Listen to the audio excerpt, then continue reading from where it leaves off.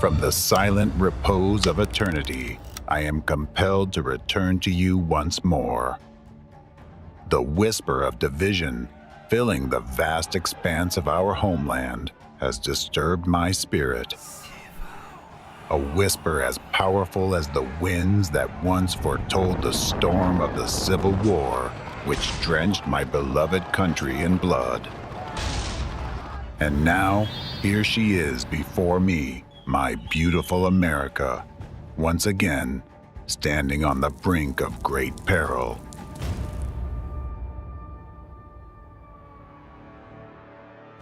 My dear descendants, I have come to you once more to warn of an impending threat.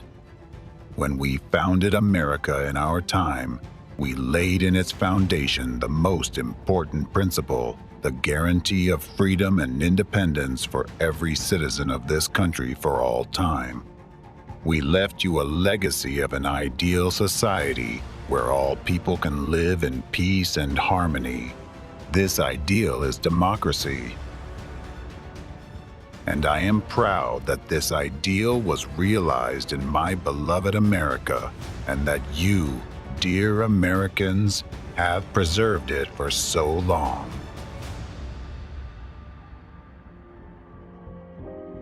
For a long time, America has been a leading example and a shining beacon of the free world for all other nations on the planet.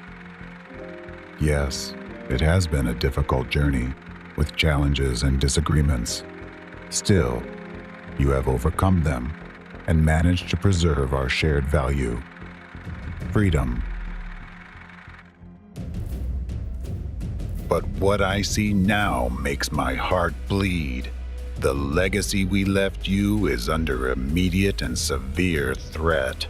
Today, our country and democracy around the world face the threat of complete destruction.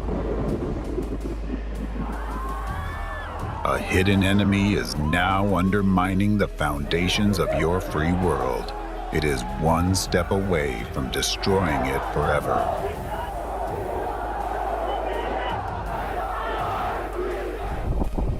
This enemy doesn't wear a military uniform. It's not confined by borders or sworn allegiance to any flag. Its weapons are invisible, but its blows are devastating.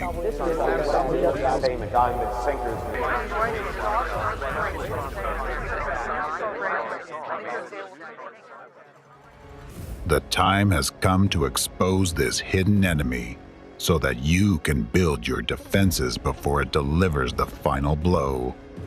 That's why I have returned, to deliver a message to the people of America and all the free world.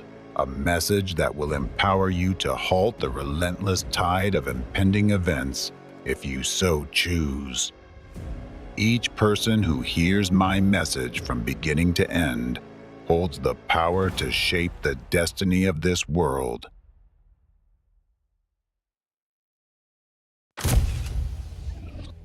In the age of information, the most dangerous enemy lurks where it can't be seen. In the shadows of lies, manipulation, and distorted realities. In the shadows of disinformation. This enemy is waging an invisible, undeclared war against humanity, with our minds as the battlefield. Infoterrorism is its weapon. Mind control is its strategy. But what if we could see through the lies and expose its true face? This groundbreaking documentary, based on an extensive independent investigation into the activities of a transnational network of terrorist organizations, will reveal for the first time the methods of mass manipulation and the connections between major world events such as the 9/11 attacks, the epidemic of school shootings, the Waco tragedy, the war between Ukraine and Russia, the looming threat of the Fourth Reich's global dominance, the creation of modern concentration camps for prisoners of conscience, and the invisible genocide happening right now. Discover the hidden truths that will forever change your perspective on the world. This is more than a film. It is the most crucial documentary since the defeat of Nazism. It's the key to understanding our times. A puzzle that brings all the pieces together. Until now, you've only seen fragments. But today, the complete picture will become clear. Prepare for a global revelation, the triumph over an invisible enemy, and the dawn of a new era. An era where freedom and democracy prevail. The Impact is a film that doesn't just talk about history, but changes it.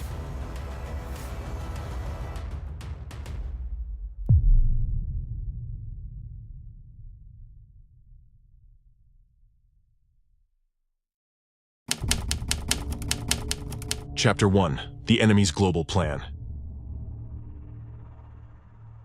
May 2nd, 2024. According to data outlined in Rasmussen reports, 41% of American voters believe that a second civil war could occur in the United States in the next 5 years, including 16% who consider such a scenario very likely. About a civil war. Civil war. It is noted that today the level of tension in American society is at its highest since the time of the first Civil War in the United States. Are we on the brink of another civil war? Rates on mortgages. Why are people still so obsessed with Is a civil war ahead? Are we really facing a second civil war? We are closer to civil war than any of us would like to believe.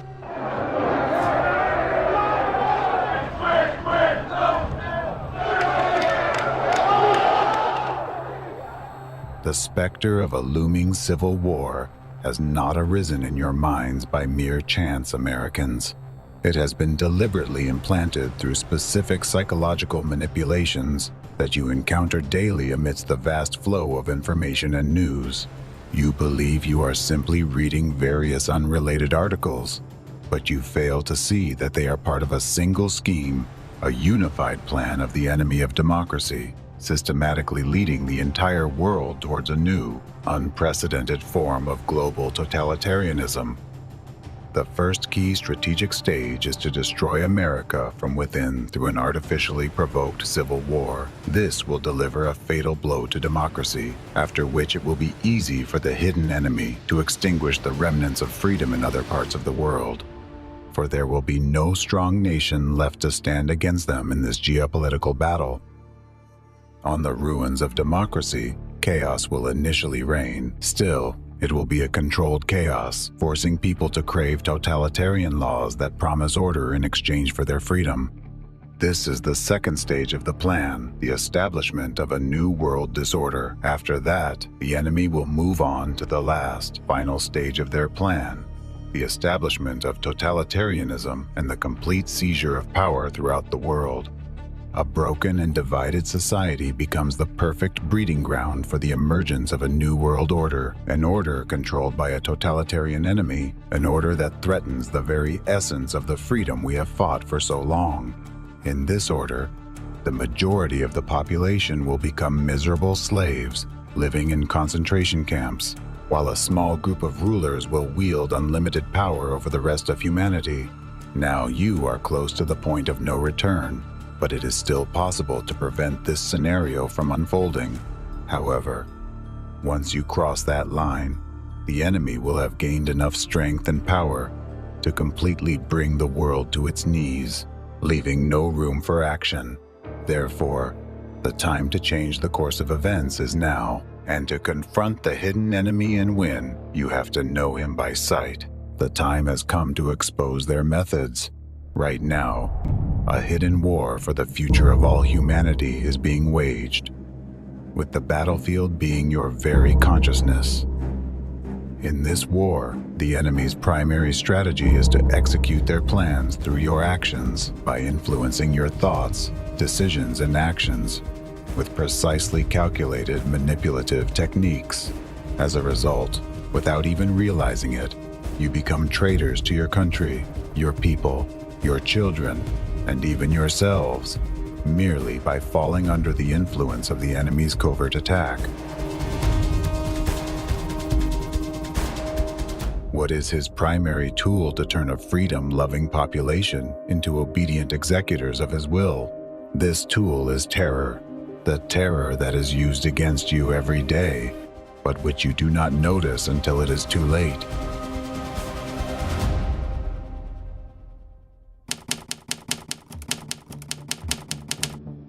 The enemy's weapon is terror.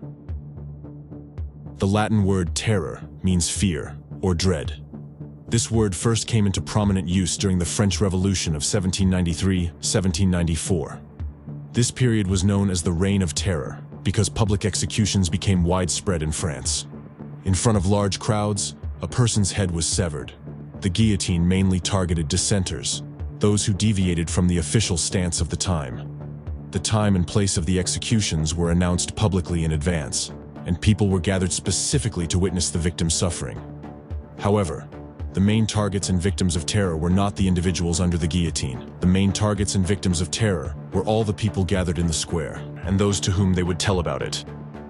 By witnessing the act, they experienced immense fear and dread. This made people even more controllable by those perpetrating the terror. In addition, alongside the fear, people felt a deep sense of oppression. They understood that the majority of those who faced the guillotine were innocent, punished simply for holding views that threatened the power of the terror regime. At the same time, society was rife with denunciations and slander. Even the spread of trivial rumors about a person's actions or statements, which could be interpreted as contrary to the interests of the ruling power, led to execution. In other words, a simple rumor or gossip could result in an absolutely innocent person being publicly beheaded. Every observer in the crowd understood that the next head under the blade could be their own, as there were no guarantees of protection from this fate. This sense of fear, helplessness, and anxiety led people to completely lose trust in the government and foster a deep hatred for the authorities. This, in turn, led to new waves of protests and mass unrest. The population, having become victims of terror, became the raw material for the creation of subsequent controlled chaos.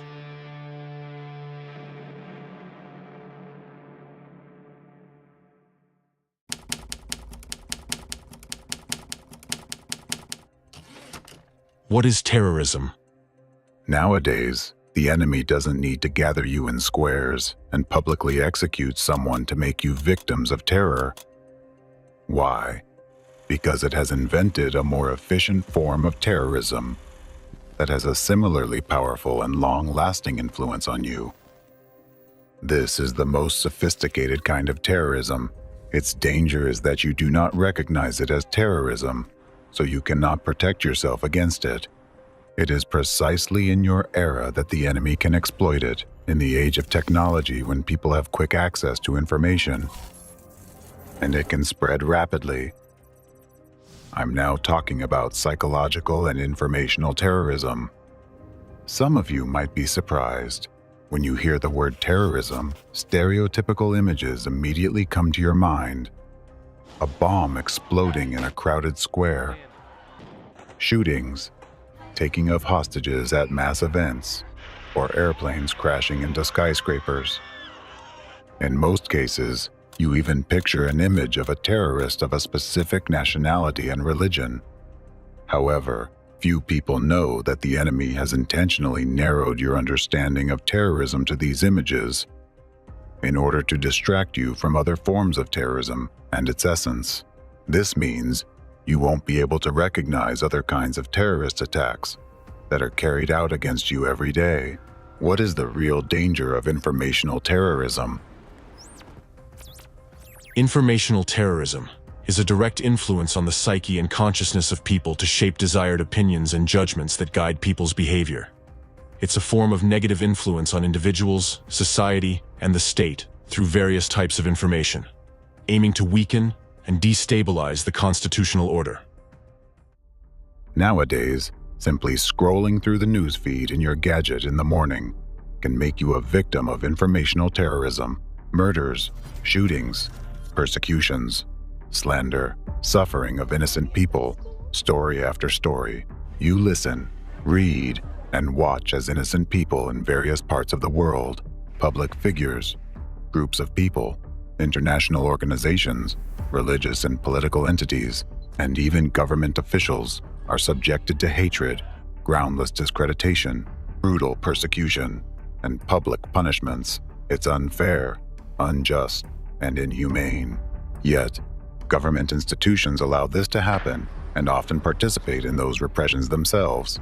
Each of such stories is an act of terrorism aimed against you and your countries. It is crucial to understand that not every negative news story or unpleasant piece of information you encounter in the media is an act of informational terrorism. Informational terrorist acts are not just a chaotic spread of negative information.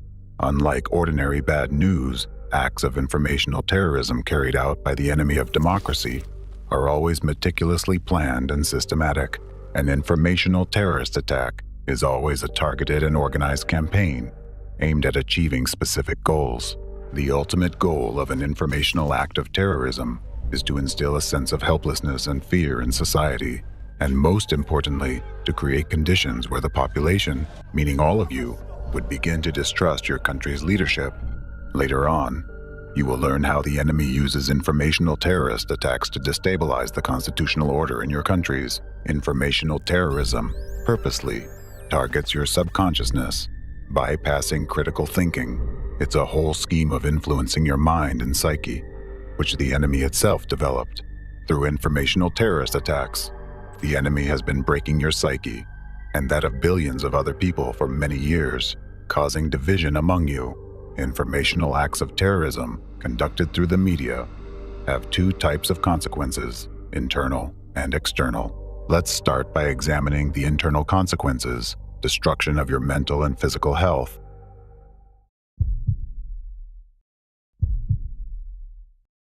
Cardiovascular diseases have been the leading cause of death worldwide for 20 years and remain at the top of the list of the 10 leading causes of death. However, they never claimed as many lives as they do nowadays. WHO has indicated these diseases to be the main cause of death globally over the past 2 decades. According to data from the Centers for Disease Control and Prevention, CDC, about 697,000 people died from cardiovascular diseases in the USA in 2020, which makes up 1 in every 4 deaths. In Europe, the European Society of Cardiology, ESC, reports that cardiovascular diseases cause about 4 million deaths annually, making up almost half of all deaths on the continent. In Russia, cardiovascular diseases accounted for over 45% of all deaths in the country in 2021. Why, despite the advancement of healthcare and the implementation of new technologies, does the problem not only persist, but continue to aggravate? While many risk factors are named, the primary cause is frequent or chronic stress. Stress is a fear for one's life and safety. In present-day society, people have become accustomed to this kind of fear as an integral part of their lives. However, what causes this constant stress? And how have people been kept in this state for more than 30 years? The root cause of continuous stress is the numerous informational terrorist attacks that people worldwide are subjected to every day through the media. The impact of the informational acts of terrorism on human health has been thoroughly studied and scientifically proven. Let's look at the facts discovered by the Department of Psychology and Social Behavior of the University of California. Allison Holman and her colleagues from the University of California, Irvine collected data on the mental state of about 5,000 Americans for their study. This data collection was completed right before the Boston Marathon bombing on April 15, 2013, where hundreds of people were injured. Mass media extensively covered the incident, repeatedly showing footage of the explosion, the ensuing horror, and people's deaths. They also published harrowing photos, blood-stained sidewalks, people who lost their limbs, and many other frightening images. A few weeks after the attack, the researchers decided to assess changes in the mental state of those people whom they had previously surveyed, following the Boston tragedy. It was no surprise that the mental health of those present at the scene of the terrorist act had significantly deteriorated. However, the researchers discovered something unexpected. The psyche of those surveyed who were not present at the tragedy site, but later watched the news about it, suffered much more. The high level of stress those people experienced wasn't related to them personally, knowing anyone who had died, had been injured, or present at the explosion site. Their stress was solely due to the constant stream of information released by the media. Another study proved that repeated media coverage of the Boston Marathon bombing caused more acute stress in those who watched and read about it, compared to the direct influence of the terrorist attack on those who were at the explosion site. Moreover, it became obvious that media coverage of such events could rapidly spread acute stress among a large number of people. A number of studies confirms that exposure to traumatic content can activate fear circuits in the brain and trigger memories, the two key processes linked to the development of post-traumatic stress disorder, PTSD. Similarly, repeated coverage of traumatizing stories in mass media can prolong acute distress. Unlike collective trauma that can fade over time, media exposure maintains an acute stress response by keeping traumatic memories active in a person's consciousness. This can contribute to continuous replaying of the same anxious or depressive thoughts or memories. These kinds of thoughts themselves can induce stress even when there is no immediate cause for concern. Such mental rumination worsens a person's psychological state and influences their physical health. Extensive media coverage makes local disasters more widely known, spreading their influence beyond the incident area and turning them into public traumas with negative health consequences. For example, television coverage of the Oklahoma City bombing, the Waco tragedy, and the events of September 11th caused widespread PTSD among people. Let's consider the findings of another study. Research on the consequences of the 9/11 terrorist attack found that acute stress reactions to the events of September 11th, 2001, caused a 53% increase in cardiovascular diseases in the following 3 years. Within a few weeks after September 11th, 2001, there was a significant rise in cardiovascular diseases in New York and surrounding areas. The same was observed in Florida, suggesting that people who experienced stress from watching the terrorist attacks in mass media developed health problems. Moreover, similarly to the Boston bombing case, people who suffered from distress were neither participants nor direct witnesses of the attack. They simply received information about the events of September 11th through the media. We're just getting reports in now that a plane has crashed into the World Trade Center. 2 planes have crashed into the World Trade Center in New York. There have been a series of terrorist attacks in the United States. All of this indicates a direct link between informational terrorist attacks in mass media and deterioration of people's health. Today, many studies focus on the influence of negative information on human mental and physical health. Research on the aftermath of numerous crises has led to the conclusion that the more manipulative news a person consumes, the higher the likelihood they will develop symptoms of stress, anxiety, and PTSD. Prolonged deep stress weakens the immune system, leaving a person without internal protection, while the decline in immunity is a trigger for subsequent deterioration of physical health. Studies have shown that continuous mental processing of fear and anxiety-inducing information from informational terrorist acts significantly affects the cardiovascular, endocrine, and immune systems. This contributes to the development of related diseases: acute myocardial infarction, sudden cardiac arrest, ischemic heart disease, heart failure, and arrhythmia. Chronic stress increases the risk of stroke fourfold, contributes to the development of diabetes and cancer, and greatly increases the risk of depression and suicide. All of these indicators have drastically surged over the past 30 years. The purpose of any terrorist act is to destabilize society as a whole. This is achieved by inducing severe stress and fear. Constant stress leads to deterioration of the mental and physical health of a huge number of people. Through informational acts of terrorism, the stability of society's life is undermined. This undeclared informational and psychological war has been going on for years and has claimed more lives worldwide than the 2 previous world wars combined.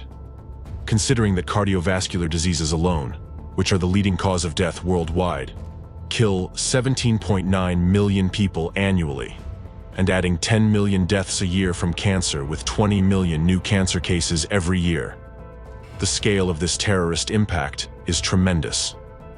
The most alarming fact is that the majority of people are unaware of the true cause of this massive genocide, of this crime against humanity. What you've just heard are well-known facts. Analysis of these facts indicates that it is the informational terrorist activities of the enemy of democracy that have caused such horrifying consequences. The only explanation for such a sharp rise in psychological and physical ailments is the actions of humanity's main enemy. As a matter of fact, America repeatedly faced political and economic stresses, even the Civil War, without seeing a similar rise in various diseases. And this trend is not confined to America, it is worldwide. Analyzing data from democratic countries, we can see a clear pattern. In regions where this enemy has been active in mass media, the health situation is just as alarming. Please note that the rise in diseases has been particularly notable in the last 30 years. That's no coincidence. It was 30 years ago that the enemy of the democratic world gained strength and began its activities. However, I'll go back to this and give you more detail later. As I mentioned earlier, the informational terrorist attacks carried out by the enemy through the media have two types of consequences, internal and external ones. Now you know that diseases are internal manifestations of informational acts of terrorism. So it is time to discuss the external consequences, civil unrest, strikes, and revolutions. I will now explain how the enemy of democracy destabilizes society and your countries through informational acts of terrorism.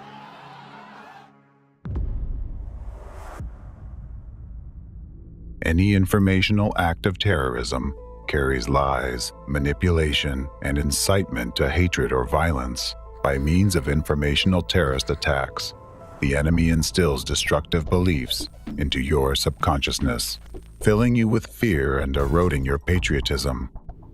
How does this happen?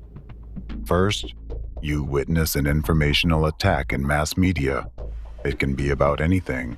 For example, a story with false accusations against individuals, whether they are politicians, business people, believers, or supporters of some political parties.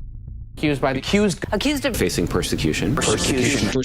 People have been arrested. It's a human rights violation. Human rights violation of our generation. Human rights violation. And systematic violation of human rights. On the one hand, you trust the media that broadcasts this story. But on the other hand, you understand that the accusations are baseless and violate the presumption of innocence. This causes an inner conflict in you, robbing you of peace and a sense of security. You start fearing that you might be the next to have your rights violated. You subconsciously realize that if the laws fail to protect someone, they won't protect you next time either. The fact that authorities either break the law or fail to respond to its violation means only one thing to you: that authorities support those violations, which generates fear and distrust. An individual who observes it all goes through several stages of reaction. First stress and rejection, and then hatred towards the authorities. The final stage is a loss of patriotism, because he doesn't understand why he should defend a state that doesn't protect him. The person decides to defend only himself. He makes the following conclusion: I witnessed a crime on national television. Authorities are idle and support this crime, which means they intentionally break the laws and are behind those violations. Authorities want to deprive me of my legal rights and freedoms, hence they are a threat to me. People always strive to eliminate the source of their constant stress and fear. As a result, when authorities become an enemy to the people, people express their distrust and protest through demonstrations and strikes, which lead to revolutions. However, even after a change in the government, the situation does not resolve, and an individual continues to experience severe stress. Because, regardless of the party affiliation of the new government, the enemy of the democratic world remains in the shadows, continuing its informational terrorist attacks, and the whole cycle begins anew. Informational terrorism will always target current authorities in order to destabilize society and weaken the constitutional order in a chosen democratic country through the actions of its own people. In addition, the enemy of democracy simultaneously carries out numerous informational terrorist attacks aimed at dividing citizens among themselves. The enemy incites hostility and hatred in society by first dividing, then pitting various groups against each other, and broadcasting this conflict through the media, manipulating human consciousness in this way. The enemy forces you to believe that you, the citizens in this country, are enemies to each other through acts of xenophobia, extremism, and terrorism. The enemy artificially generates hatred towards a chosen group of people, nationality, race, or community, embedding a lasting negative perception of them in your subconscious. Globally, the enemy's actions lead to a situation where, due to continuous internal destabilization, social order gives way to chaos, and democratic laws cease to function. Ultimately, this most often results in civil war, which completely destroys what was once a free country. This is precisely what the enemy of democracy aims for, as it thus gains more power and brings closer global totalitarianism. The most alarming thing is that the enemy accomplishes it, all through your actions, merely by instilling the necessary beliefs. For this very reason, informational and psychological terrorist attacks are more terrifying than physical ones, for they directly influence your subconsciousness, bypassing critical thinking. Thus, when destroying your own country, you will believe that you act for the benefit, consciously, and according to your inner convictions. In order to create provocative informational acts of terrorism and flood global media with them, the enemy of democracy uses its numerous branches, tentacles that penetrate various sectors of society and disguise themselves as mainstream information agendas. Today, using one of the enemy's many branches as an example, I will show you how it operates and explain why it is vital for each of you to be aware of this.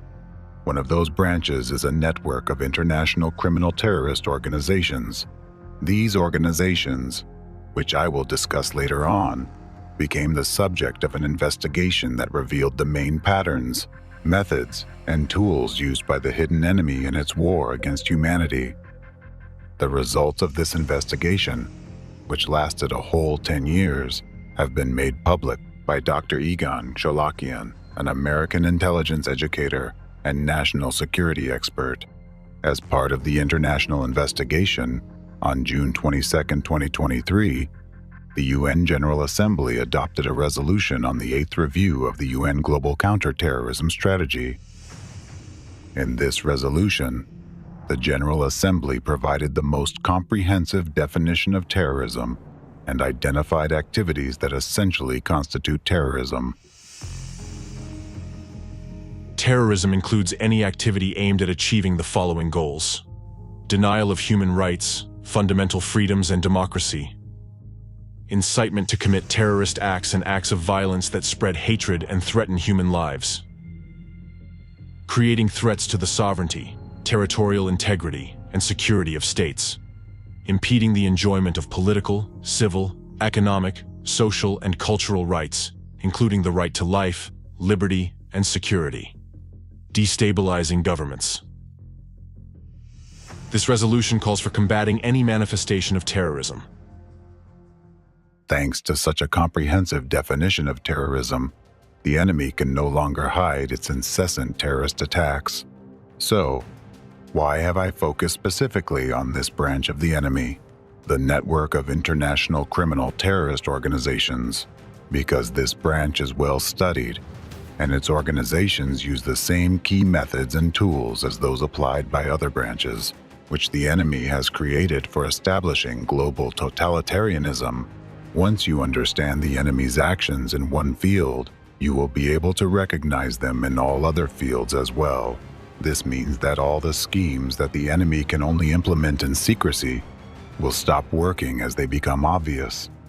This network of international criminal terrorist organizations uses methods of informational terrorism, cloaking itself with government authorities and democratic laws. Those organizations do not fear publicity since their activities are usually not evaluated by society critically. Very few people even know that those organizations exist, observing only the tragic outcome of their activities. They remain out of the public eye, yet, being a part of the enemy's unified scheme, they represent a crucial link in achieving the enemy's global goal, the destruction of democracy in America and the entire democratic world. This network of international criminal terrorist organizations is a vital component in the enemy's scheme because those organizations operate openly. They are like a litmus test for democracy. Where they operate, democracy no longer exists, and where they appear, democracy will soon vanish. I am speaking about anti-cult organizations that represent a well-organized transnational terrorist network. Chapter 2: Transnational Terrorist Network of Anti-Cult Organizations. You'll be surprised to know how many tragic events worldwide are behind the anti-cult movement. Using special manipulative methods, they are currently preparing American society for a full-scale civil war. And now you will find out how it's being done. Hidden mechanisms of inciting hatred. Dear Americans, you see and feel the presence of an unprecedented huge division in present-day American society.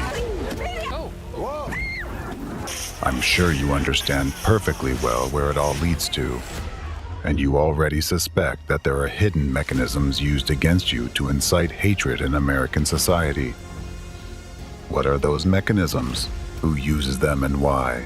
Who teaches Americans to hate and demonize each other, seeking to ignite a second civil war in our country? And how actively is this being done?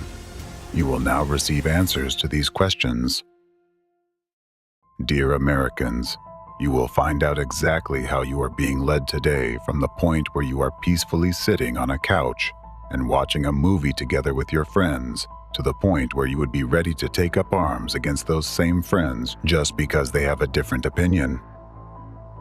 Perhaps this idea seems unimaginable to you now, but you will see how manipulative methods are already artificially guiding you towards that. One of the main methods that the enemy of democracy uses nowadays, both against you and against the whole world, provoking hatred in societies in various countries and unleashing regional conflicts and global wars, is the method of dehumanization. By deliberately dehumanizing one group of people in the eyes of another, people are turned into haters of their colleagues and neighbors, and even into their potential killers, which is far worse. In order to attain dehumanization and division in society, the enemy uses the tactics of stigmatization and labeling, and one of the labels the enemy uses in its global bloody game with human lives is the word cult. You'll be shocked to discover how much suffering the deliberate use of the degrading label cult or sect has caused to people, and how many tragedies it has brought and keeps bringing to the American people and the world as a whole. At first glance, it seems that these are just words. However, with the help of these very labeling words, America is now being driven closer to civil war, while the entire global community is being led to World War III. Who uses these labels, and why, and how are they used as weapons of mass destruction? Today, a well-coordinated transnational terrorist network operates in the international arena, the purpose of which is to incite hatred both within countries and in the global community, by labeling certain groups of people as a cult or a sect, through mass media and information space. The criminal network engaged in this form of information terrorism is the anti-cult movement. The anti-cult movement includes a number of organizations and individual activists who trigger public persecution of groups which they label as cults or sects. Based on their subjective biases and arbitrary criteria, anti-cultists can classify any existing association of people as a cult or a sect, thus subjecting it to dehumanization and public hatred. The core of their activity lies in organized influence on the media space for the purpose of generating a negative perception of a particular targeted group of people. Using the word cult or sect as their main weapon, adherents of the anti-cult movement carry out regular information terrorist attacks. They generate news stories that cause moral panic, societal division, and dehumanization of law-abiding citizens. Through their activities, representatives of the anti-cult movement incite mass hatred and violence and increase social hostility and tension in society, which actually makes their activities a brutal manifestation of information terrorism. Most often, new religious movements and ideological group entities initially became victims of anti-cult terrorism. Commercial, secular, and political organizations with a pronounced ideological basis were also regularly included in the black list, maintained by anti-cultists.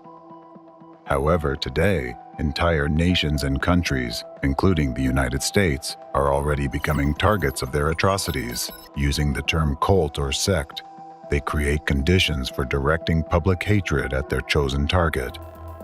The purposeful use of the terms cult and sect is part of a long-term strategy of the anti-cult movement, which resulted in the emergence of a number of destructive phenomena in American society, including school shootings. A little bit later, I'll reveal to you the chain of events where the use of the labels cult and sect led to a situation when children are now shooting other children. Why is cult a key word in the activities of anti-cultists, and why is it so dangerous? The term cult, which is more common in the US, and the term sect used in Europe and post-Soviet countries, didn't initially have a negative meaning, but rather a neutral and culturological one. However, through the efforts of anti-cultists, the situation has changed. In the course of their hectic activities, representatives of the anti-cult movement gradually endowed the concepts of cult and sect with an increasingly negative connotation. Due to their activity, today the terms cult and sect are associated in mass consciousness with such notions as brainwashing, psychological violence, sexual violence, criminal activity, and mass suicide. It is precisely with the words cult and sect that massive information terrorism begins nowadays, carried out by anti-cult organizations and their representatives. James Richardson, a prominent figure in American sociology of religion, who is regarded as one of the most outstanding experts in the field of law and religion in the world, notes that contemporary usage of the term cult has evolved into a term of contempt or humiliation, and is no longer a neutral designation of a religious group. Nowadays, the term cult carries a value-laden set of derogatory stereotypes. The use of this term leads to stigmatization, discrimination, and violence against religious minorities, as well as social and political associations. Moreover, today the words cult and sect are impregnated with negative connotations to such an extent that they become catalysts for terrorist attacks and even genocide. Richardson and a number of other sociologists and researchers of religions, such as Baron van Driel, Stuart Wright, and others, point out that the term cult or sect is disparaging and conveys a stereotype which has serious consequences when applied to groups of people. Labeling a group as a cult or a sect can be an excuse for the government to attack the group and ultimately destroy it.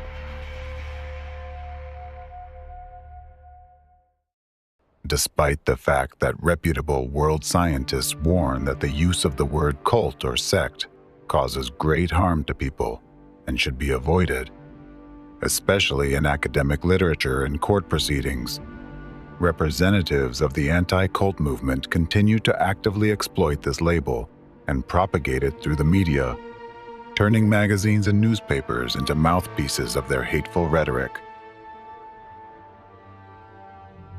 When claiming that someone belongs to a cult or a sect, anti-cultists base their accusations not on academic papers or legal investigations, but on their own dubious and abstract concept of brainwashing. This idea has no scientific ground and is extremely vague. Nevertheless, exactly on the basis of the unreliable concept of brainwashing, anti-cultists label targeted groups and organizations as cults or sects. Brainwashing is an unscientific concept where the so-called cults and sects are accused of rigidly controlling the consciousness of their participants, which is why people can allegedly turn into zombies due to manipulation of their beliefs, thoughts, and behavior. Not only is this concept untenable, but it is also extremely dangerous as it leads to dehumanization. When society believes that an individual has been brainwashed, people stop regarding him as a sane individual. Instead of a human with his own thoughts and decisions, others begin to perceive him as a zombie or a puppet. Meanwhile, with such a perception of a person or a group of people, it is much easier to use violence against them. Forensic psychologist Dick Anthony states that the concept of brainwashing and the fear associated with it are used by the anti-cult movement as a tool to justify persecution of religious minorities. The court determined that the concept of brainwashing cannot be applied as a legal charge since it is untenable and unscientific. However, despite this, American anti-cultists continue to actively promote the concept of brainwashing to justify their sadistic practice of forcible deprogramming, meaning forced renunciation of beliefs, which among other things brought them commercial benefits.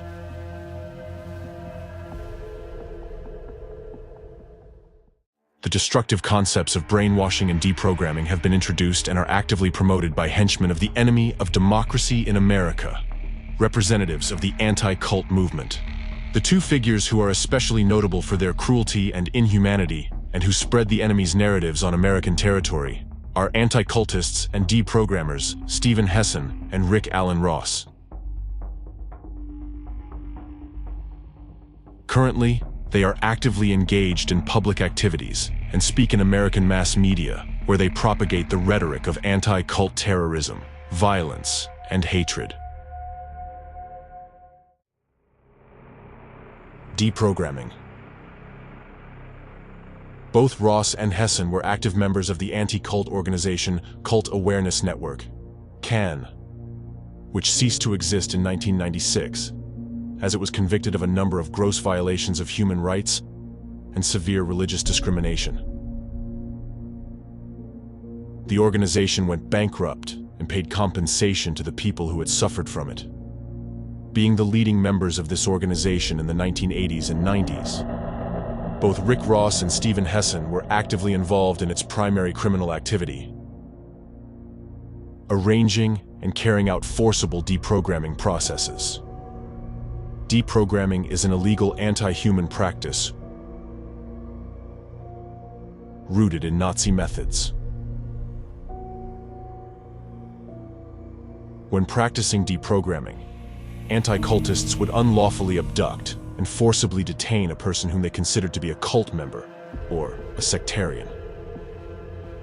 In the process of deprogramming, the victim was subjected to psychological and physical torture to force them to change their beliefs. Deprogramming was done on a commercial basis. Anti-cultists charged a fairly high fee from the victim's relatives for their forcible re-education services, during which a person usually underwent torture, torments, beatings, and various forms of violence, including sexual violence.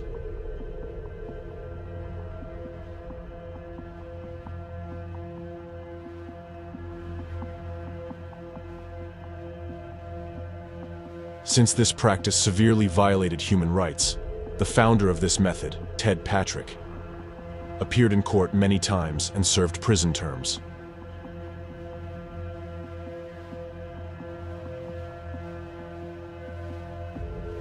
In a number of trials, courts have ruled that deprogramming is illegal. Rick Ross, the American anti-cultist, performed more than 500 forcible deprogramming sessions in his life. In 1991, Ross was charged with unlawful detention and forcible deprogramming of Jason Scott, a member of the United Pentecostal Church International, UPCI, whose mother was referred to Ross by representatives of CAN. Scott later filed a civil suit against Ross, two of his associates in CAN in federal court. In September 1995, a 9-member jury unanimously held the defendants, Ross and his accomplices, liable for conspiracy to deprive Scott of his civil rights and religious liberties. In addition, the jury held that Ross and his associates, quote, intentionally or recklessly acted in a way so outrageous in character and so extreme in degree as to go beyond all possible bounds of decency and to be regarded as atrocious and utterly intolerable in a civilized community. Ross's criminal activities in this abduction case resulted in the closure of the Cult Awareness Network, which was exposed as a criminal network for kidnappers. The story of Scott, who became a victim of brutal deprogramming arranged by Ross, is striking in its cruelty. He was abducted using physical force. They knocked him down to the ground, dragged him into a van, handcuffed him, taped his mouth, and tied his legs. During the abduction, a 300-pound man sat on Scott's back. Scott's legs, upper body and back, suffered multiple bruises and abrasions when he was being dragged into the van by stairs, on the floor, and through a patio. Scott was detained in a specially equipped prison house under constant supervision. For 5 days, he was subjected to psychological pressure. They insulted his faith and threatened him. Ross regularly hit Scott on the head when they argued about religion. Scott was promised freedom only if he would give up his beliefs. A detailed study of the effective cases of deprogramming carried out by Rick Ross reveals the terrible truth. Many of those cases were accompanied by destruction of families and complete dehumanization of the victims. The people whom he allegedly helped in this way were subjected to coercion, deception, and humiliation. They were deprived of their right to free choice and forced to renounce deeply rooted religious beliefs. These people who were broken and lost faith became living evidence of the cruelty and treachery of Ross's methods. His demonstrative successes in deprogramming were covered with a shadow of ruined destinies and irreparable psychological traumas. Ross used people's fears and weaknesses with cold logic in order to profit from their troubles, demonstrating complete indifference to the suffering he caused. His actions are clearly characterized by violence, cruelty, and cold-bloodedness that turn people's misfortune into a source of his own benefit. The second figure and henchman of anti-cult movement in America is deprogrammer Steven Hessen. American mass media give him a platform to speak as a cult expert, but they do not mention that Steve Hessen's expertise is violent abuse against American citizens and their civil rights. Hassan was an accomplice in the Cult Awareness Network. This anti-religious hate group served as a national referral service for so-called deprogrammers. They ran a racket to kidnap, assault, and traumatize law-abiding men and women for profit, all to coerce them into recanting their religious beliefs. And Steve Hassan is a notorious deprogrammer. Hassan led the squad that traumatized one adult victim, Arthur Roselle, for 2 weeks to try and break the man's faith. In sworn testimony, Roselle recounted his physical and mental assault. Hassan's team threw him to the floor, cutting and bruising his face. They bound his hands and feet and held him captive for days on end. They deprived him of sleep and violated his privacy and basic dignity. When Roselle refused to recant his religious beliefs, Hassan threatened to inject him with shots. And to add insult to injury, Hassan tried to induce his victim to lie and commit perjury about the crime. Then there was the testimony of Lauren Sala. Hassan's team broke into her motel room, threw her from the bed, and threatened to break her leg if she called for help or tried to escape. They took her hostage and drove her to a remote hideaway, where they imprisoned her for 8 days, trying to break her faith. When Hassan's thugs failed, he tormented Salah for 3 more days, until she managed to negotiate her release. Another of Hassan's victims, Claire Kelly, also testified that Hassan unlawfully held her captive. He had her held in a room with no knobs on the windows, kept her under 24-hour guard, and violated her privacy. Hassan pawned himself off as a, quote, expert on religions in court cases, bilking unsuspecting families for his so-called expert testimony, until courts caught on to his crackpot theories. Hassan would continue his anti-religious assaults, now under the name of intervention. It is excessively alarming and suspicious that despite documented evidence that both Hassan and Ross are violent individuals prone to sadism, who lack empathy and have an unhealthy desire to harm people and incite hatred in society, they continue to appear on America's mainstream TV channels. There, their articles are published in leading periodicals, and mass media are guided by their opinions.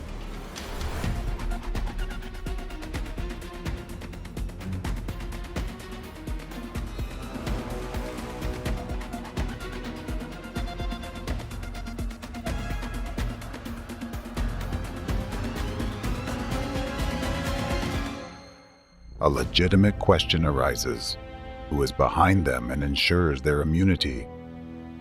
What is the force that manipulates and supports them? After all, in the beginning of their work before the early 90s, neither Rick Ross nor Stephen Hassan were of much interest with their theories. However, starting from 1993, the media and even the FBI suddenly began to turn to them for advice. Did they conduct their destructive activities and perform deprogramming sessions simply because they were maniacs? Or did their actions contribute to implementation of a clearly defined plan of the enemy of democracy, which has brought America to the current state of panic and division? Both statements are true. The global enemy regarded the manic potential of these two fellows as a suitable material for turning them into its pawns, who are easy to manipulate and whose hands can destroy America from within. Activities of American representatives of the anti-cult movement are part of a planned strategy.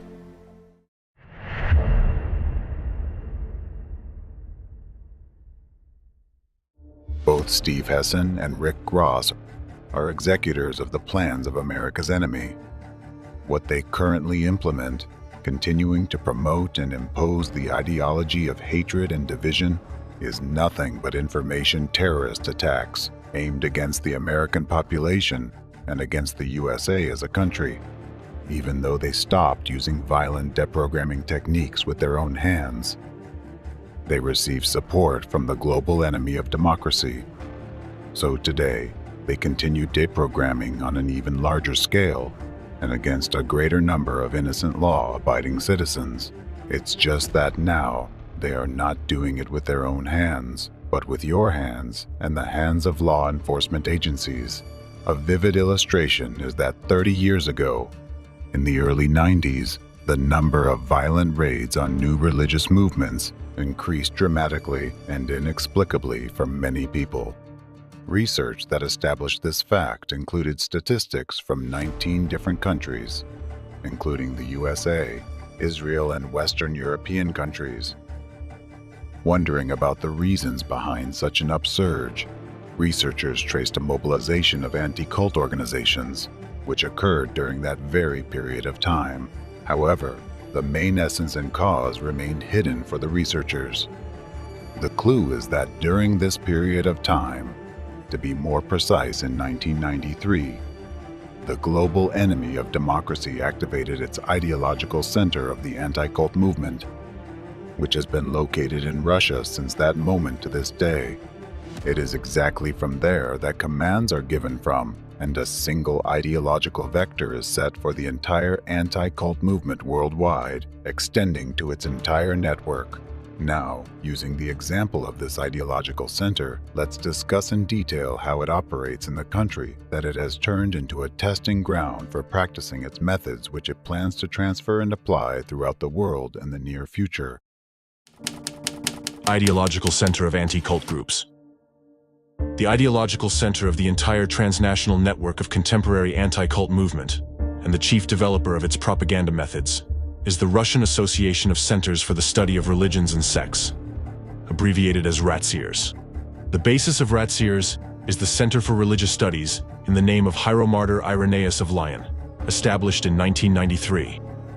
This center was founded by the anti-cultist Alexander Dvorkin with the blessing of the then Patriarch of the Russian Orthodox Church, Alexei II. Ratseers representatives cover their activities under the guise of an allegedly noble mission of defending the interests of the country's titular religion, namely Orthodox Christianity. However, the real situation is far more complicated.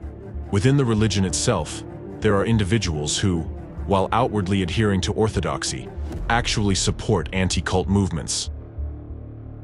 These individuals act in unison, pursuing their own goals and benefits, which have nothing to do with religion itself. Therefore, it's crucial to distinguish between religion as a system of values and beliefs, and those who have infiltrated it with malicious intent to use it as a cover for their destructive activities.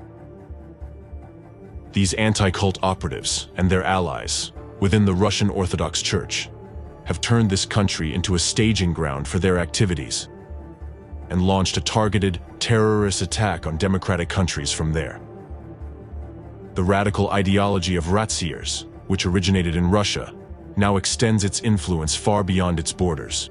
Anti-cult organizations hold particularly strong positions in China, France, and Germany, where they have secured significant support from authorities or individual representatives. This support allows them to exert influence over legislative, judicial, and law enforcement bodies. One of the prominent representatives of this international terrorist network is the European Federation of Centers for Research and Information on Sectarianism, FECRIS, headquartered in Paris. France, a country with a long tradition of democracy, has unexpectedly become part of the criminal anti-cult movement scheme, with 90% of FECRIS's activities funded by the state budget. Additionally, anti-cult activities are institutionalized in France through the Interministerial Commission Miviludes. However, the actions of this commission, as well as those of FECRIS, have repeatedly faced criticism from the international community, including for employing violent deprogramming methods, forcing individuals to renounce their beliefs through literal tortures, against members of various religious groups. Both FECRIS and Ratseers comprise a number of organizations. The FECRIS and Ratseers networks are closely interconnected. They operate under a unified policy, use identical methods, and maintain close relationships.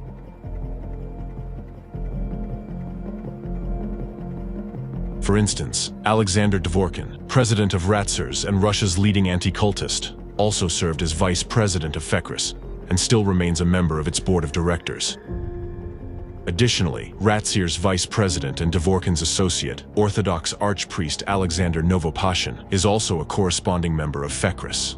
Currently, the participation of Ratseers representatives within FECRIS has been officially suspended. This was done to conceal the influence of Russian participants on FECRIS's ideology and to avoid accusations of active support for Russian propaganda against Ukraine during the escalation of the military conflict between these two countries.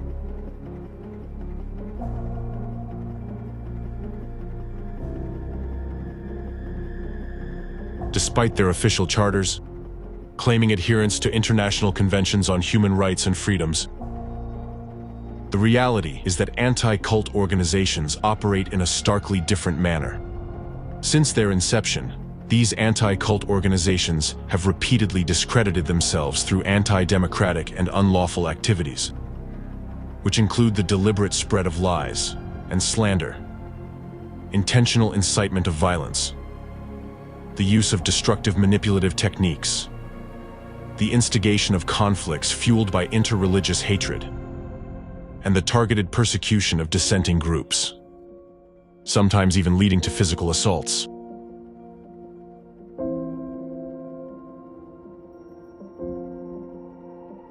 Officially, the anti-cult umbrella organization FECRIS includes groups based in Europe, while Ratseers encompasses organizations in Russia and the CIS countries. Both associations actively collaborate with anti-cultists from the United States. American anti-cultist Stephen Hessen has attended conferences organized by FECRIS. Hessen was also a guest lecturer at one of educational clubs in Russia, where the anti-cultist Alexander Dvorkin is a regular lecturer too. Moreover, Hessen has repeatedly traveled to Russia with his lectures at the invitation of Russian anti-cultists. Dvorkin published a book titled 10 Questions to an Obtrusive Stranger, which entirely mirrored a chapter from Hessen's book. Moreover, Dvorkin actively recommends Hessen's books, and their rhetoric about the dangers of cults is identical, often echoing each other word for word. This synchronization of narratives indicates regular information exchange and collaboration, suggesting a direct and close relationship between Hessen and Dvorkin. A closer examination reveals the influence of the anti-cult ideological center on both social and political processes in the United States. This will be discussed in more detail later. Another fact pointing to the influence of the anti-cult ideological center on the U.S. is that in the 1990s, American newspapers, including prestigious outlets like the New York Times, suddenly began actively quoting Alexander Dvorkin and his subjective assessments of so-called cults, not only in Russia, but in other countries as well. Doesn't it seem odd that the comments of a Russian cult expert suddenly appear in such well-known newspapers as the New York Times? It's noteworthy that the views and comments of a relatively unknown Russian cult expert were featured in the New York Times. Despite the usual difficulty of achieving such exposure, even for top-level experts. This could be the result of financial investments, or bribery of the media, or even the presence of certain influence agents within the media. Regardless, this indicates the existence of a coordinated force to integrate the opinions of Russian extremist anti-cultists into American publications. Now, using the activities of the umbrella organizations FECRIS and Ratziers and their leaders as examples, let's examine the criminal methods of their operation, which might qualify the activities of anti-cult organizations as terrorist acts. How do anti-cult organizations operate, and what is their role in executing the enemy's global plan to destroy democracy? In the flood of news, many of you have come across terms like destructive cults, totalitarian sects, or even killer cults. Dangerous and abusive cult. Totalitarian cults. Cults. The word cult. The cult. Cult. Shocking cults. Representatives of anti-cult organizations label selected groups without relying on factual evidence, police investigations, or thorough complex theological analysis. Instead, they follow entirely different playbooks, which have no relation to theoretical science or even to objective reality. While the term cult is a key stigmatizing term in the United States, in Europe and the post-Soviet countries, this role is played by the term sect, especially totalitarian sect, which also carries a strong derogatory and stigmatizing connotation. Since 1993, anti-cult movement ideologue Alexander Dvorkin has widely introduced the term totalitarian sect into post-Soviet media. The term totalitarian, borrowed from political science and propaganda language of the Cold War era, evokes associations with oppression, camps, imprisonment, barbed wire, forced labor, and meager food. Thus, this term is used to incite fear, anxiety, and a biased attitude toward the members of organizations labeled as totalitarian sects. The vagueness of the terms totalitarian sect and destructive cult allows anti-cultists to baselessly categorize any organization under these labels. However, the use of terms such as sect, cult, totalitarian sect, and destructive cult is not supported by the laws of most countries or international legal documents. These terms lack legal justification, and their use contradicts the legislation on freedom of conscience and religious associations. Nonetheless, anti-cultists continue to use these terms as weapons of accusation and incite the media to use them. the illegal activities of the anti-cult movement do not go unnoticed both internationally and within Russia, where representatives of academic and legal circles highlight the fraudulent and criminal nature of anti-cult organizations in general, and their chief ideologue, Alexander Dvorkin, in particular. Alexander Dvorkin's activities are also condemned in the United States, where a legal assessment of him was provided in a special report for the U.S. Commission on International Religious Freedom, USCIRF. The main responsibilities of this commission include reviewing the facts and circumstances of universal religious freedom violations and making policy recommendations to the President, the Secretary of State, and Congress.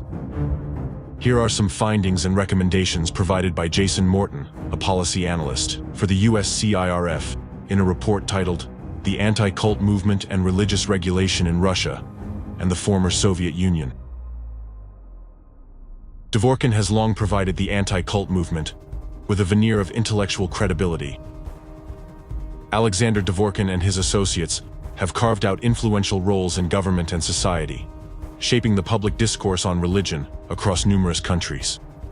Claiming to be experts in academic fields like religious studies, psychology, and sociology, they are rarely qualified in any of them, and often rely on discredited theories and methodologies to promote their ideological agenda.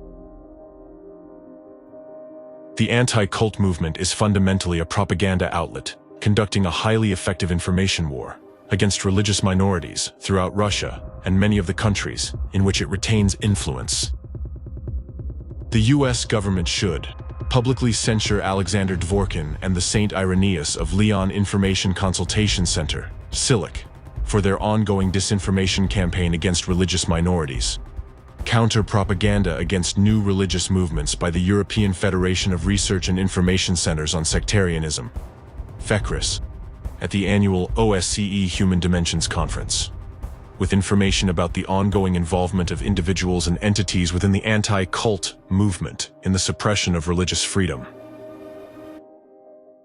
Thus, representatives of the anti-cult movement do not hold a scientific position or have research motives, although they often disguise themselves as such.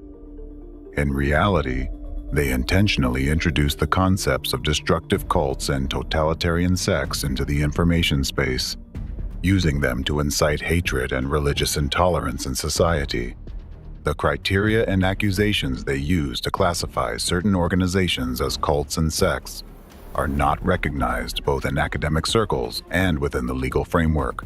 Attaching a harshly negative label is the first step in a systematic scheme of conducting information terrorist attacks. The goal is to transform followers of peaceful organizations and law-abiding citizens into objects of hatred and hostility without any factual basis. Dehumanization. The process of dehumanization is the first step in the actions of anti-cult organizations aimed at eliminating those they find undesirable. This method is used to push the victim out of the social field, making them highly vulnerable. After all, if a group of people or an individual is labeled a cultist or cult member, the victim immediately loses his or her human image. This stigmatization creates the conditions for further violations of human rights and freedoms. Dehumanization serves to justify future crimes, dull the conscience and critical perception among the population. Dehumanization is the processing of society to accept and participate in future crimes. Presently, anti-cult terrorists have managed to implant the following mindset in the masses: cultist equals non-human. To achieve their goals, representatives of anti-cult organizations utilize the media, propaganda, the dominant religion in their country, law enforcement agencies, and even governmental structures. Totalitarian sects are dangerous. They pose a significant social threat. When most people use the word cult to define a group, they mean a destructive cult. Cults that hurt people through abuse. This could be physical, mental, emotional, sexual, or financial exploitation. Often deceptive, coercive, abusive, and relentlessly authoritarian. a myriad of different types of mind control cults. There are religious cults and therapy cults and business cults and political cults, cults of personality with Any cultic structure always fights against society, demonizing and speaking negatively about it, which is natural. And studying the history of any given cult organization, we understand the serious threat they pose on a personal level, at the family level, societal level, and even at the national security level. The goal of any cult is power and money. Each totalitarian sect that is a cult has global plans. Each totalitarian sect strives for power and control over the world and over everyone. That's what makes them cults. They may temporarily cooperate with each other as long as they have a common enemy. And this common enemy for them is primarily orthodoxy. Right now, while you were listening, some of you might have had thoughts in the background like, what's wrong with what the anti-cultists are saying?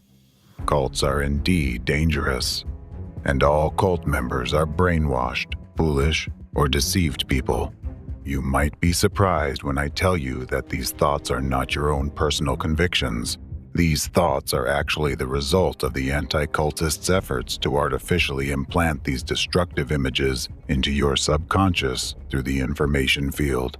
Many of you, when hearing the words cult or sect, recall real examples of dangerous cults you have heard about in the media, whose activities have caused harm to people and society.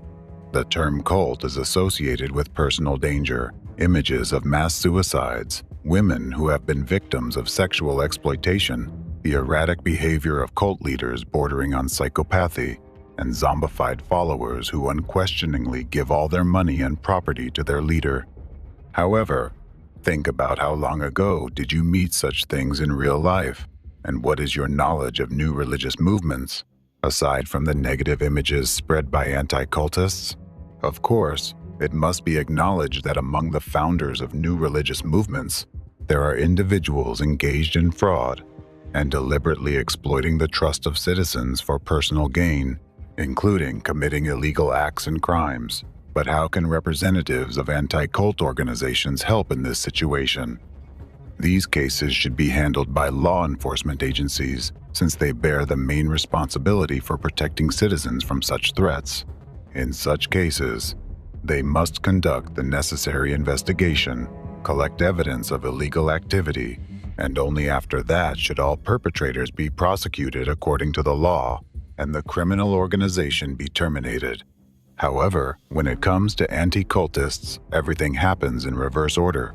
First, they make baseless accusations and attach labels comparable to accusations of committing grave crimes, and only then do they seek the involvement of law enforcement agencies and the initiation of criminal cases. However, the majority of such cases are based not on facts or results of objective investigation, but on rumors, slander, false testimonies, and labels affixed by anti-cultists.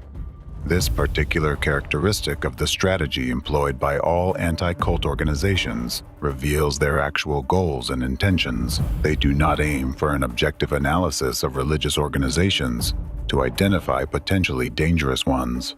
Instead, they are focused on discrediting and shutting down any groups they choose as targets. They achieve this by violating basic rights and freedoms, employing a range of manipulative methods, smear rhetoric, and hate speech. Because their true goal is not the stigmatized groups they've discredited and persecuted, but the entire society that will be watching this public execution. Their goal is to carry out acts of information terrorism aimed at undermining society, destabilizing the situation in the country, and ultimately destroying democracy. One of the tactics used by anti-cultists is to justify the unwarranted persecution of modern religious organizations by citing historical examples where certain extremist groups, labeled as cults, committed real crimes. From these isolated cases, a false conclusion is drawn about the danger of all new religious movements without exception, regardless of their origin, goals, or values. The method of guilt by association is a manipulative tactic where the targeted organization is intentionally linked or associated with negative images of extremist groups, terrorist organizations, criminals, and dictators who are already viewed negatively by the public.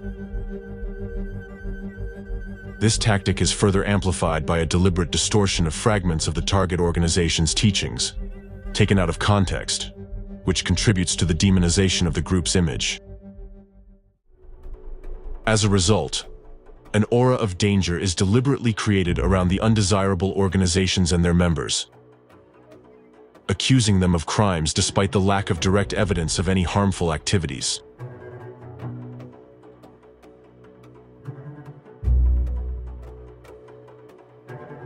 Such actions by representatives of anti-cult organizations denote a complete violation of the presumption of innocence, as proclaimed by Article 11 of the Universal Declaration of Human Rights, which states that every person has the inherent right to be presumed innocent until proven guilty according to law.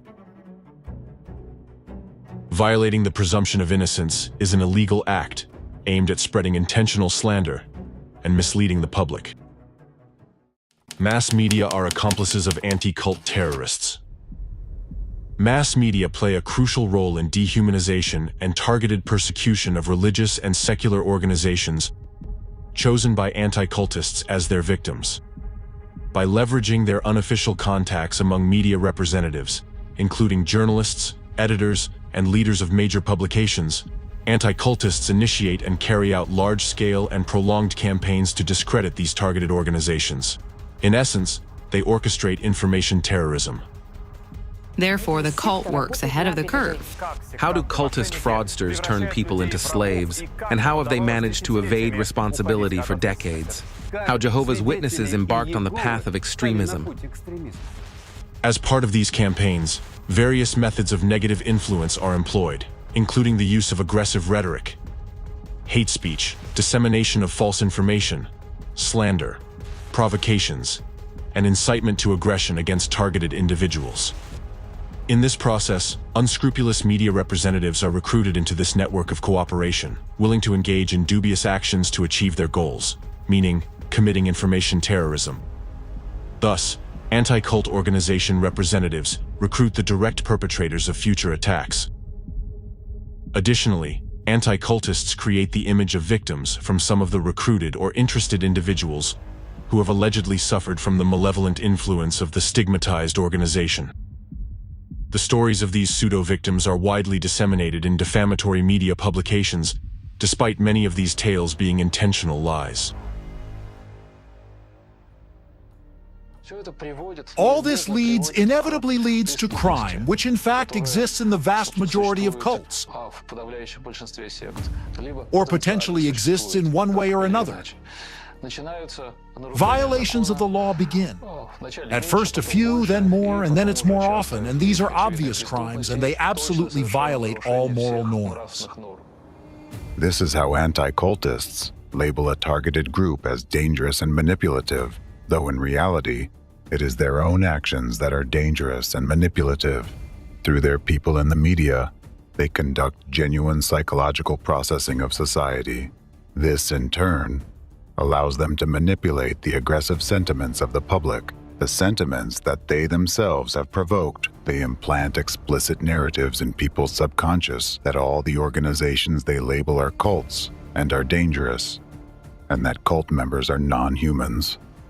This simple formula plays on the basic instincts of every person, evoking fear for their own lives and the lives of their children, creating an image of a constantly looming threat. Naturally, the reaction to this stimulus is self-defense, with only two options: fight or flight.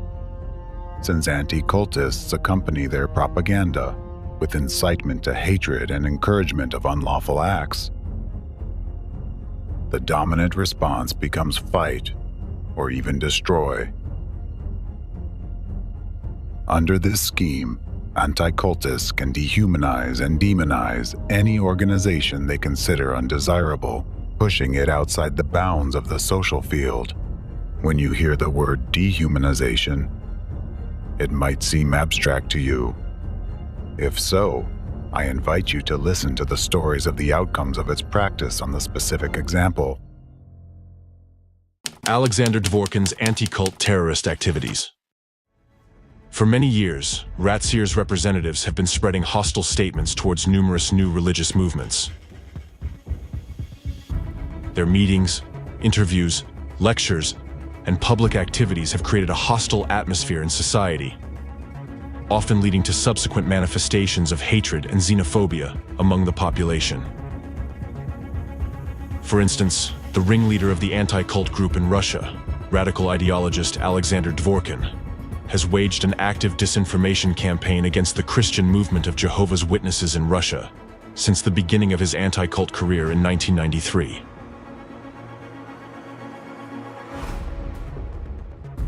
Dworkin used all forms of propaganda against the followers of this organization, from defamatory articles in newspapers, magazines, and internet portals, to media appearances where he gave highly negative assessments of this religious group,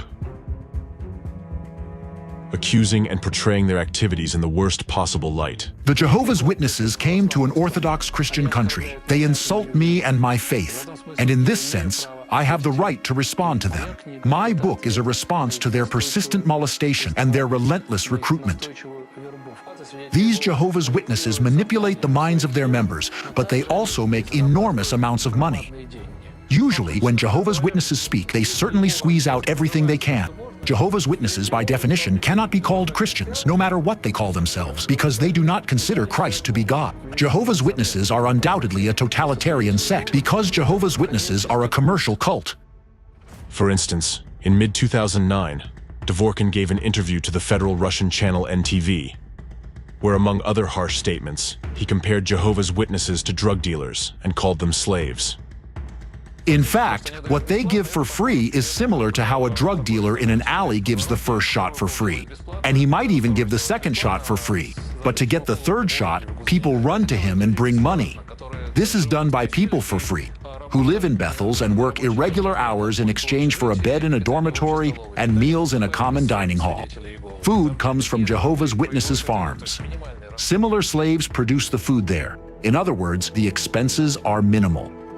This interview, which was clearly propagandistic, contributed to a surge of hatred and aggression against Jehovah's Witnesses and caused a drastic increase in religiously motivated crimes in Russia, including attacks on prayer houses and private homes of believers, as well as threats and brutal physical violence. Here's a far from complete list of acts of violence against Jehovah's Witnesses, committed by Russian citizens in 2009-2010 following Dworkin's speeches. An attack was carried out on the home of an elderly Jehovah's Witness couple, with their windows being shattered by stones. A schoolboy whose parents are Jehovah's Witnesses was attacked. 2 female Jehovah's Witnesses were assaulted, with one being struck on the head and losing consciousness. 2 female Jehovah's Witnesses were brutally insulted and severely beaten. 2 female Jehovah's Witnesses were attacked, one being pushed down a flight of stairs and the other kicked in the back. An attack on a Kingdom Hall of Jehovah's Witnesses resulted in the beating of the security guards and the building being set on fire. The Jehovah's Witnesses cult doesn't hold up because of their ridiculous, absurd, self-contradictory faith.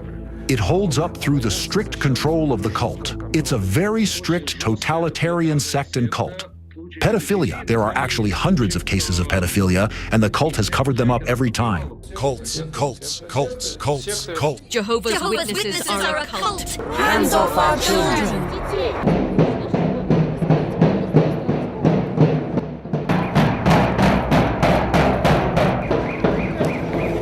Belgorod is a cult-free territory.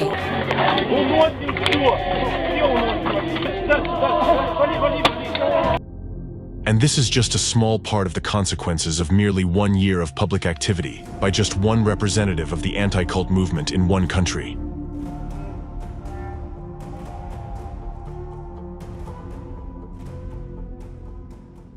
Dworkin's public, extremist, and baseless statements led to a series of attacks and acts of violence against Jehovah's Witnesses and other religious groups in various regions of Russia in 2009-2010.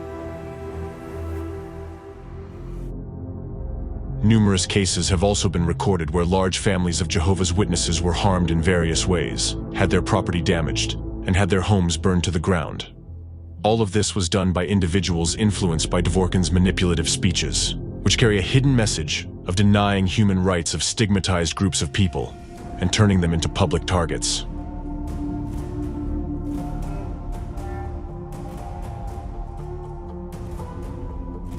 That's right. Persecuted. You must be persecuted. Because it's just a nightmare. It's a cult. Why put people in prison? You have your truth. We have our truth. But there are more of us than you. If they cross the red line, not only the line, red line? In the past, Well, these were religion. stoned to death. Again, raising the issue of destructiveness, totalitarian sects may be compared to a circle of scorched earth that constantly expands, leaving only scorched earth and ruins inside. Such spiritual casualties, crippled individuals, remain outside. They are cast out and then thrown back into society, for society itself to somehow rehabilitate them and deal with their problems.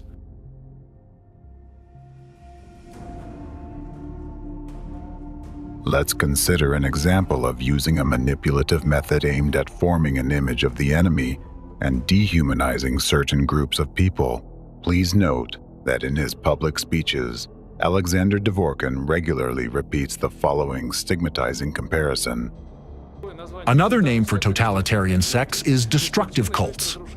Destructive meaning ruinous, like cancerous cells that enter the body and spread metastases throughout the organism until the body dies.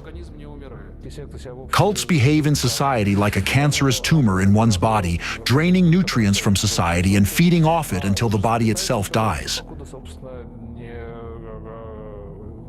Just as a cancerous tumor destroys the body, a cult similarly destroys society from within. Dworkin's use of such metaphors as scorched earth and cancerous tumor in relation to people who are labeled sectarians or cultists is not accidental. Dworkin deliberately voices these vivid negative figurative comparisons in order to bypass your critical thinking and dehumanize representatives of those communities in your eyes, intentionally associating them with something extremely dangerous and harmful, something that requires immediate elimination.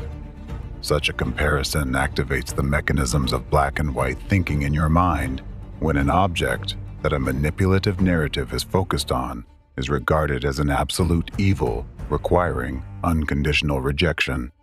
At the same time, Dworkin himself is perfectly aware that his radical rhetoric is a blatant violation of human rights and a manifestation of extremism. So, in order to avoid direct accusations of inciting aggression towards people, from lecture to lecture he plays safe by voicing another manipulative statement. We don't fight cultists, we fight cults. We are often asked a standard journalistic question. Tell us, how do you fight cultists? And I always have the same answer to that. I don't fight cultists, I fight cults.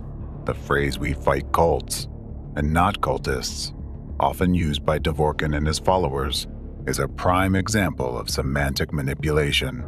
This statement contains a dichotomy that creates an illusion of differentiation between the concept of a cult as an organization and the real people who are its members. However, in reality, such a differentiation is impossible since any organization consists of people and cannot exist without them.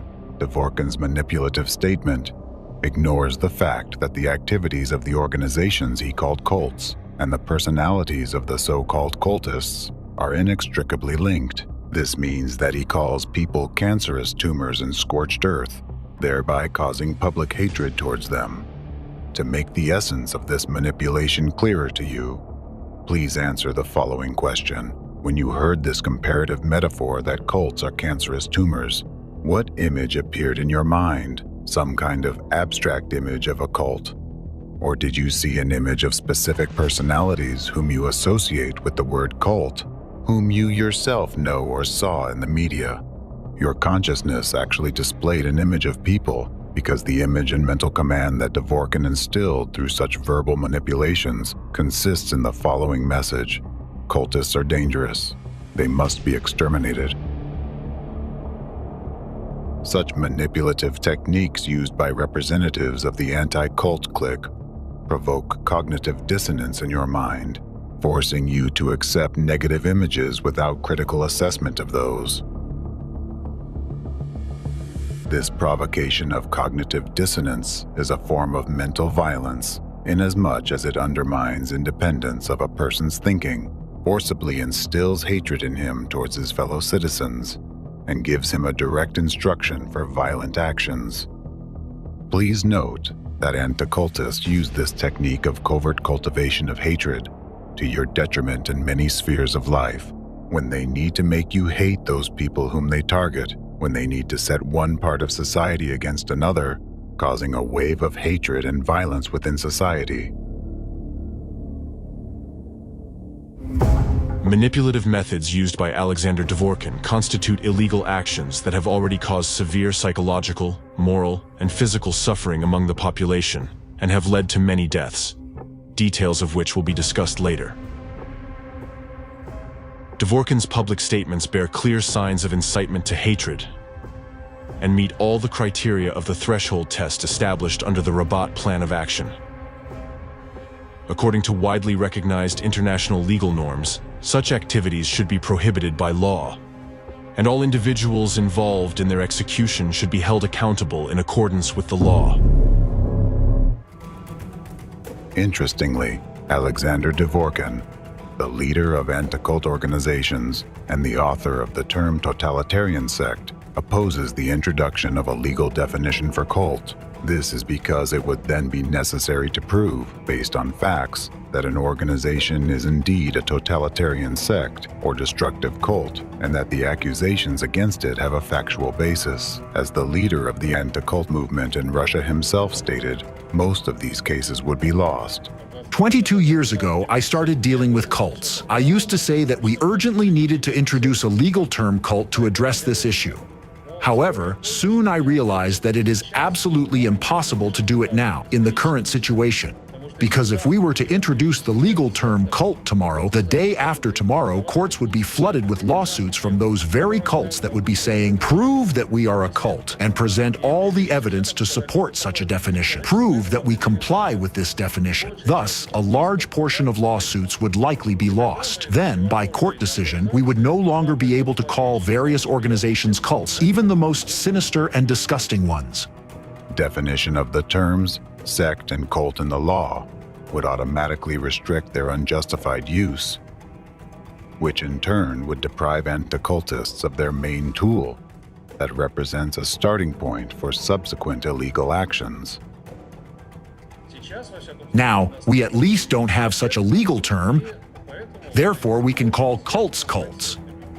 And I personally withstood 5 legal proceedings. In fact, any person can call an organization cult with no fear of punishment if he considers it to be a cult, and there is nothing that can be done. This is what I'm expressing. It's a religious science term, it's a theological term. I'm expressing my opinion, and they won't be able to do anything about it. It is worth remembering that using the term sect or cult in an accusatory or demonizing way is a direct violation of the constitutional rights of citizens in a democratic society, in particular, freedom of conscience and freedom of religion. Through such actions, anti-cultists, who decided that they are entitled to pass such a sentence on any individual or group of people, basically seek to supersede law enforcement agencies and the law. At a time when anti-cult terrorists carry out their destructive activities in various countries, introducing the mindsets they need among masses of people, the number of hate crimes against religions and beliefs is growing proportionally. A huge number of people across the world who became targets of purposeful persecution have been facing abuse, physical violence, and forced isolation for many years and decades. They experience mental violence, moral oppression, fear, and humiliation. When someone tries to label you as a cultist, it's extremely dangerous. Essentially, such a label in society marks you as a target that can and should be destroyed. This is similar to how the Nazis once forced Jews to wear yellow stars. This mark created a chasm between Jews and the rest of the population, highlighting their difference. marking them as others and non-humans, and making them easy targets for aggression on the part of people influenced by propaganda. The yellow star signaled that its wearers could be treated as less than human. Using the yellow star was one of many ways the Nazis dehumanized Jews and prepared the ground for their mass extermination. Ultimately, this labeling led to one of the most tragic chapters in human history, the Holocaust.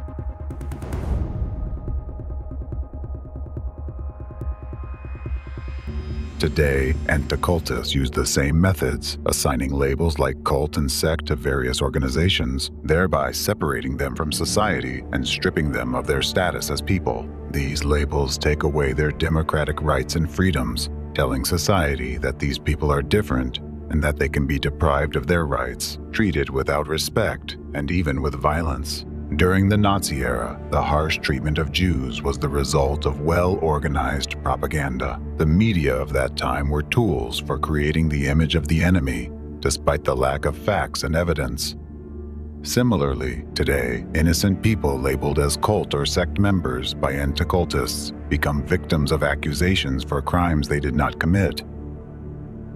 Because a cultist, a member of a totalitarian sect, if required to lie, steal, kill, and so on, he simply doesn't think twice but follows the order.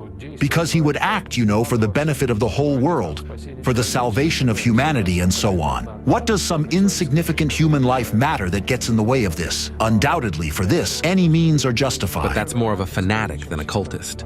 Any cultist is actually a fanatic by definition. You use the term war, saying we need a war. I mean, these are different kinds of people. Doesn't it bother you? This is just an emotional question.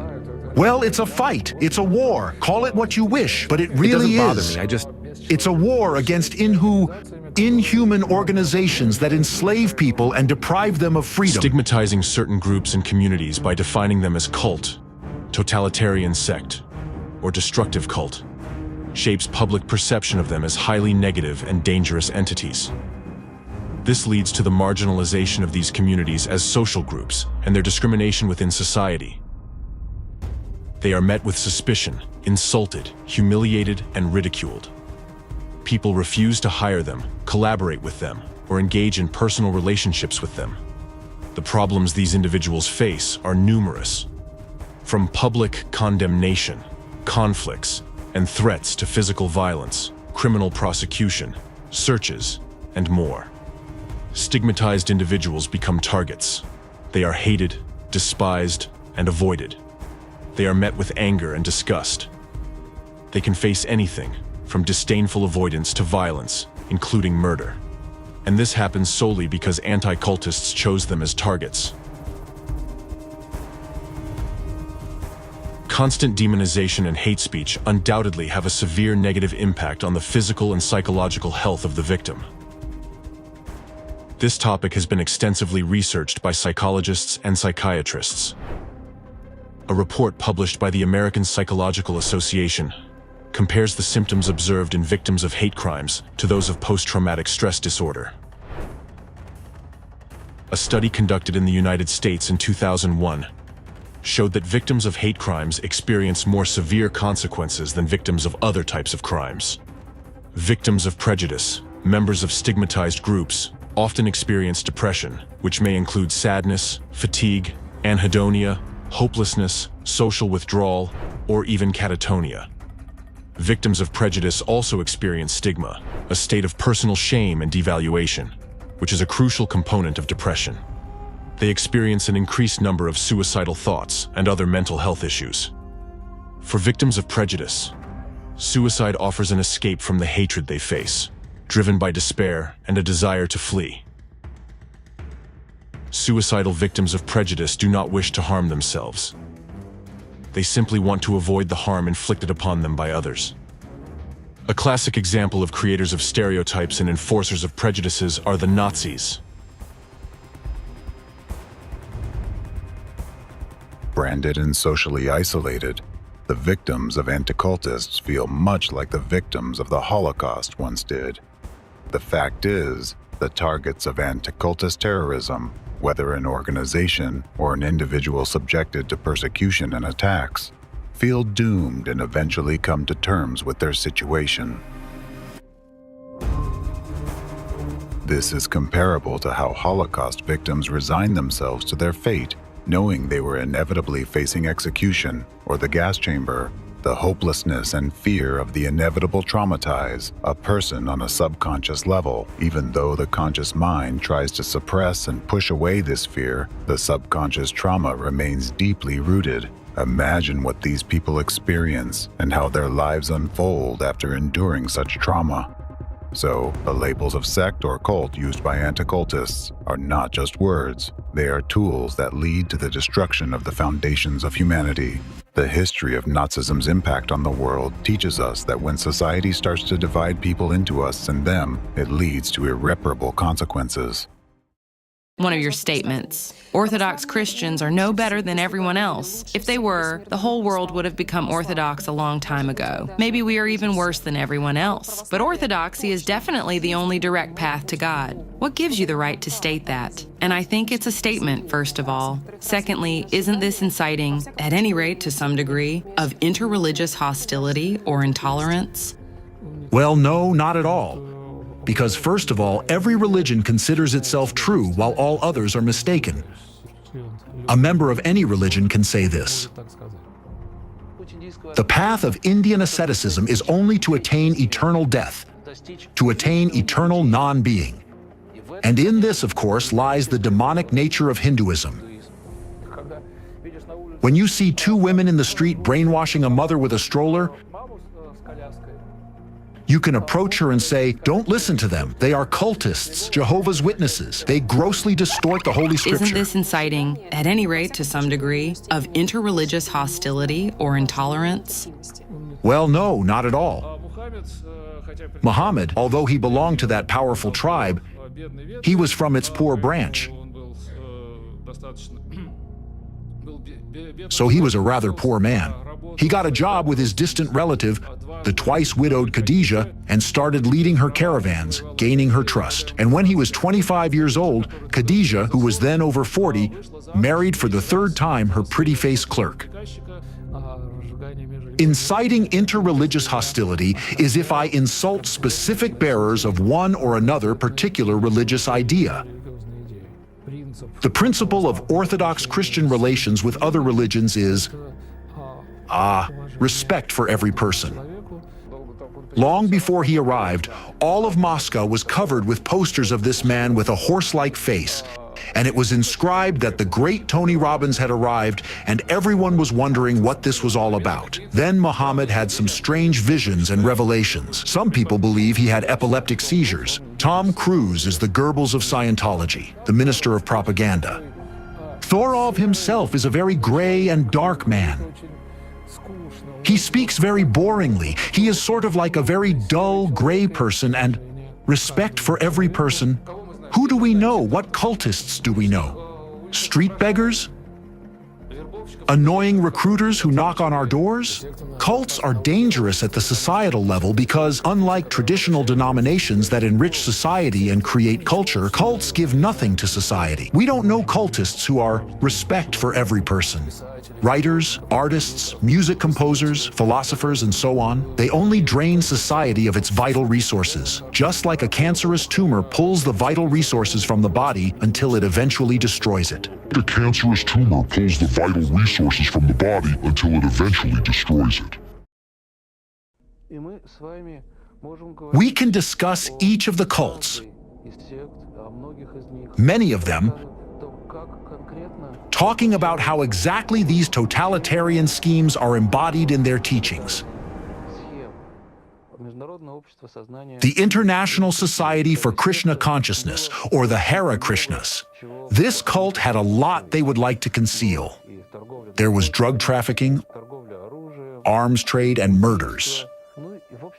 Overall, it is quite obvious that the International Society for Krishna Consciousness is a ruthless group aiming to seize power. It is built on strict totalitarian principles and dreams of spreading those principles to the entire global population. It seems clear that this is one of the attempts of the impending Antichrist.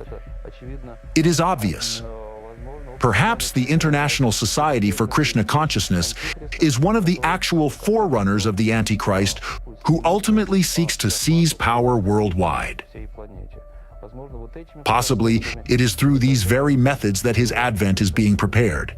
There can be no equality between Orthodox Christianity, which has existed in Russia for 1,000 years, and a tiny marginal cult like the International Society for Krishna Consciousness, which appeared here just a couple of decades ago, but loudly demands to be recognized on a par with Orthodoxy and given preferential treatment.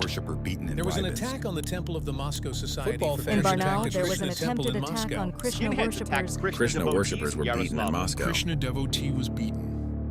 Scientology is one of the most dangerous totalitarian sects, and Scientology surpasses many cults in its destructiveness.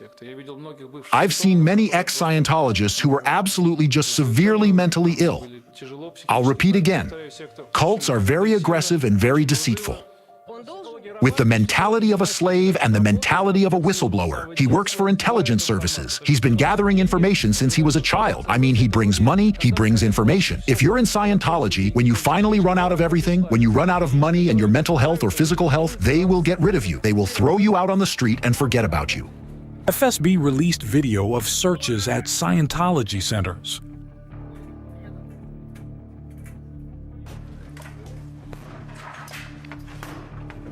Searches in Moscow in connection with the case of Scientology. Court sentenced 5 Scientologists. White Scientologists are Scientology organizations have been declared undesirable. Among neo-Pentecostals, there is a tithe, but again, no one counts it. Yet, there is such an ordinary elementary principle of extortion. It's an alternative version of Christianity created by the enemy of the human race, which is called Christianity, and from which the entire essence of Christianity has been hollowed out. Neo-Pentecostals are 300,000 plus activists who will go where they are told and do what they are ordered to do. This is not a figure of speech. On the Pentecostal Oman church. attacked In Pentecostals. Searches conducted at the homes of leaders of the new generation Residents disrupted a Pentecostal worship service. Charge. Thus, public activities of the ringleader of the Russian anti-cult clique, Alexander Dvorkin, exhibit signs of crimes associated with terrorist activities. Hostile statements that create an atmosphere of intolerance, resulting in verbal abuse, threats, and physical attacks on people, as well as attacks on buildings, including arson. This is incitement to commit terrorist acts that spread hatred and endanger lives. It also hinders the enjoyment of human rights, including the right to life, liberty, and security. Therefore, according to the definition in the UN General Assembly resolution adopted on June 22, 2023, this activity constitutes terrorism.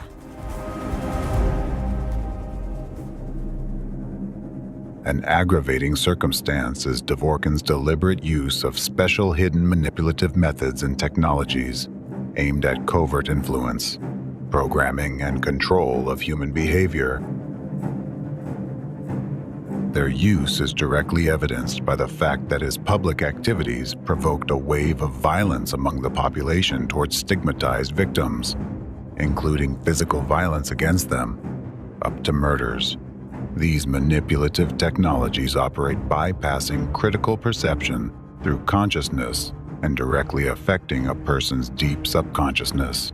It is exactly the destructive mindsets and commands implanted into people's subconsciousness without their knowledge that force people to subsequently commit acts of violence and hatred against targeted individuals, chosen not by themselves, but by Dvorkin.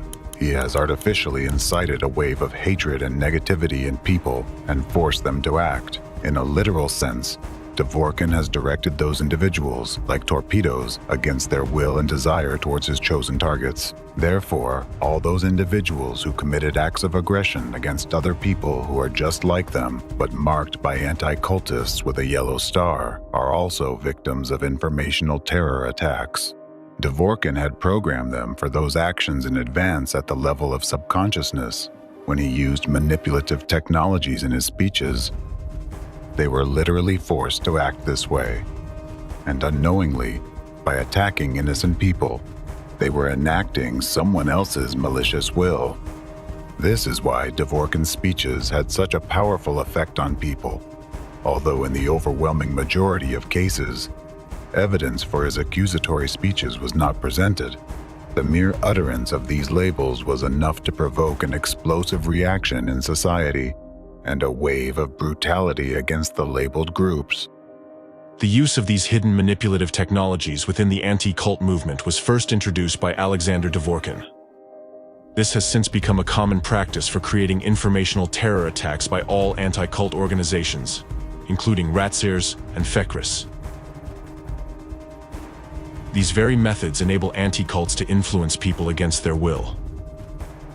Moreover, it doesn't matter if this happens directly through personal contact or remotely through media messages. The power of influence remains unchanged. More details about the technology itself, as well as about the source where Dvorkin received it from, will be provided a little later. Representatives of anti-cult organizations use foul techniques of manipulative psychological influence on the masses to carry out real acts of terrorism. Until recently, it was believed that informational and psychological terror attacks were not as frightening as physical ones because they supposedly did not kill anyone directly like a bomb explosion would. But in reality, informational terror attacks are much more dangerous and destructive, most of all because they are conducted covertly, operating at the subconscious level, easily penetrating the critical thinking barrier of the conscious mind and infecting people with destructive beliefs, thereby creating new terrorists. The impact radius of such attacks is much larger than physical ones because by acting through the informational space, they are not limited by space or time. The most terrifying aspect of this situation is that for a very long time, up to today, a vast number of real terrorists have remained unpunished. However, while their methods of influencing the depths of the subconscious can go unnoticed by the masses, the demonization and groundless accusations of groups of people stigmatized by representatives of anti-cult organizations and systematic violation of the presumption of innocence are always in full sight.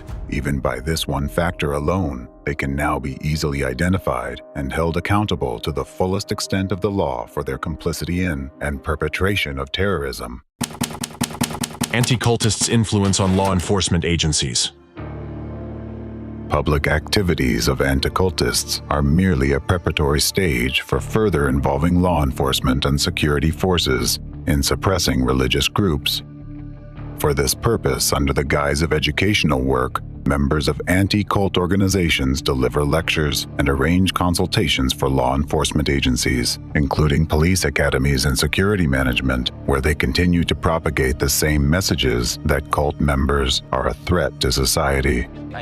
Anti-cultist Alexander Dvorkin gave a lesson to students in Chelyabinsk. Cults lure people in through deception, withholding information, and dishonest advertising. Cults are dangerous to individuals because they enslave personality and turn a human into an obedient tool in the hands of cult leaders. Such activities are not only unacceptable, but also dangerous, as they aim to instill radical ideology in the minds of security officials, which can have far-reaching consequences for society and the state as a whole. Several eyewitness stories will help illustrate the seriousness of the problem and serve as examples of what terrorist anti-cult propaganda is capable of in the modern, civilized 21st century. First-person account from Andrei in Belgorod. Requested anonymity. There were actions taken against us. For example, in the fall of 2012, we held a Congress.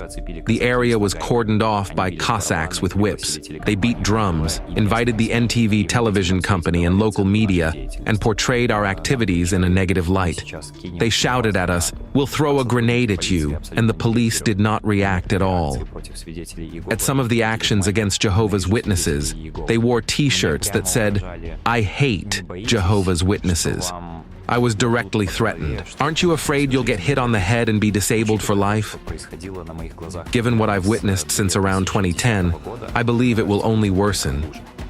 My dear ones, please, if you carry your faith, carry it with peace and kindness. We've never stabbed anyone, and we're not going to stab anyone. In 2014, an elderly fellow believer was killed in Stary Oskol. She was on her way to a meeting, got into an elevator, and was found with multiple stab wounds, and her eyes gouged out. The local media wrote that she was a member of one of the cults, which is how they often refer to us. The perpetrators were never found. Our sister was beaten in her own apartment building by a man who then dragged her around the building. Funeral wreaths with inscriptions to victims of the Watchtower were placed at our Kingdom Hall in Belgorod, and swastikas were painted on the building's walls. I believe that the persecution of Jehovah's Witnesses is orchestrated by the FSB. In their view, Jehovah's Witnesses do not fit into the political framework of today's Russia. The 5th Directorate of the KGB used to persecute dissenters. Today, it is the Directorate for the Protection of the Constitutional Order of the FSB. This is the political police. Jehovah's Witnesses refuse military service and do not support any political forces, which does not align with the ideology of modern Russia. I think the Russian Orthodox Church, ROC, plays the role assigned to it by the FSB. If we look at the history of the ROC as it exists today, it was created by Stalin's order in 1943. Since then, this religious organization has been a structural subdivision of the State Security Committee, which is now the FSB of Russia. Experienced police officers have told me that they don't understand why they are being forced to persecute people for their religion. One even said that under the current government, it has become embarrassing to work in the police force because they are detaining elderly women for talking about the Bible, apprehending people on the street for unclear reasons, breaking into apartments, and so on. What is happening to Jehovah's Witnesses in Russia today can happen to anyone, to any political or religious movement, such as Baptists, Pentecostals, or the autonomous Russian Orthodox Church. They are already under pressure and are at risk. The broad definitions of anti-extremist laws allow for the persecution of anyone. We know that people can be imprisoned for reposting something on the internet or for making a simple statement deemed extremist, using the law to force this into the so-called legal framework. In 2017, due to lobbying by Dvorkin and members of his group, Jehovah's Witnesses were declared an extremist organization, and their activities were banned in Russia. From that moment, the repression against them intensified and continues to this day. Members of this religious organization face arrests, searches, and prosecutions, as well as cruel treatment and even torture. Some of them, including elderly people and retirees, have been sentenced to long terms in penal colonies and imprisonment for their beliefs and religious activities. The editorial collegium of the Supreme Court of the Russian Federation has determined the decision of the Supreme Court of the Russian Federation dated April 20th, 2017 remains unchanged, and the appellate complaint of the religious organization Administrative Center of Jehovah's Witnesses in Russia is dismissed. Freedom of conscience in Russia has been crucified. There is no doubt that what happened to Jehovah's Witnesses will affect other denominations as well. A little bit later, religious persecutions will begin in Russia. There will be prisoners of conscience. The very term cult is certainly used as a stigma, as a label intended to turn people away from Jehovah's Witnesses, as well as from other organizations that are also labeled as cults by anti-cult activists or other opponents. If we assess the contribution of the anti-cult movement to the persecution of Jehovah's Witnesses, I believe it plays an overwhelmingly negative role and largely contributes to the expansion of persecutions against peaceful believers who simply seek to satisfy their religious needs, guaranteed by the Constitution of the Russian Federation. The right to satisfy their religious needs, including the right to collectively profess their religion. Believers are already facing persecution, attacks, and physical violence in places where meetings and gatherings used to take place. They are subjected to acts of vandalism. We fear that this will become widespread. People who are guilty of nothing other than adhering to certain religious beliefs will find themselves targeted by those who consider them enemies of society. As for liquidation of the Jehovah's Witnesses organization, in this regard, I have no disagreement with it. The ban on the organization is undoubtedly helpful. Primarily, we no longer see Jehovah's Witnesses in the streets, and consequently, people are protected from their intrusive propaganda and recruitment. When we talk about Jehovah's Witnesses, I certainly hope that their ordinary members will at least receive administrative penalties, but I understand that I'm not a lawyer and the law is the law.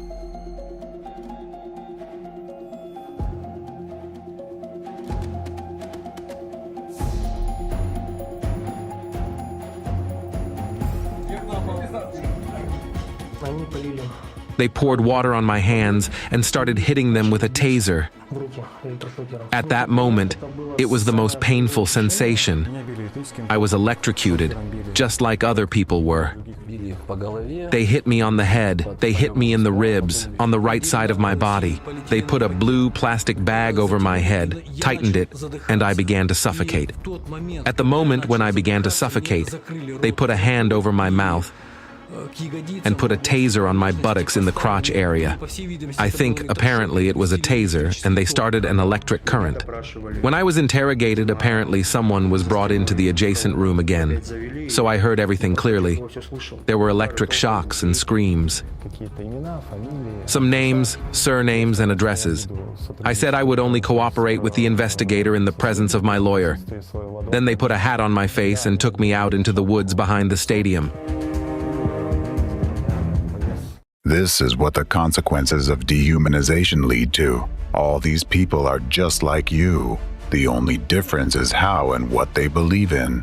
They harm no one and infringe on no one's rights. All they do is express their views on the world and life differently. For this alone, they are publicly stripped of their humanity, slandered, and targeted by society, law enforcement, and security agencies. Even some law enforcement officers bound to follow orders understand this is absurd. They are ashamed to carry out these orders but cannot disobey. As a result, ordinary people branded by anti-cultists, along with their families, children, and loved ones, suffer immense hardships. I'm now talking about citizens. Surely they are being taken care of by banning this cult, first and foremost, right? But we'll discuss that further. At this very moment, when they exist somewhere out there, we see them only on the internet, appearing in some news stories. So they... Actually, we neither see nor hear them precisely because there is this persecution. Hence, they are now hiding, sitting quietly, and waiting to see how it will all end. Because if it weren't for that, you would see them everywhere now.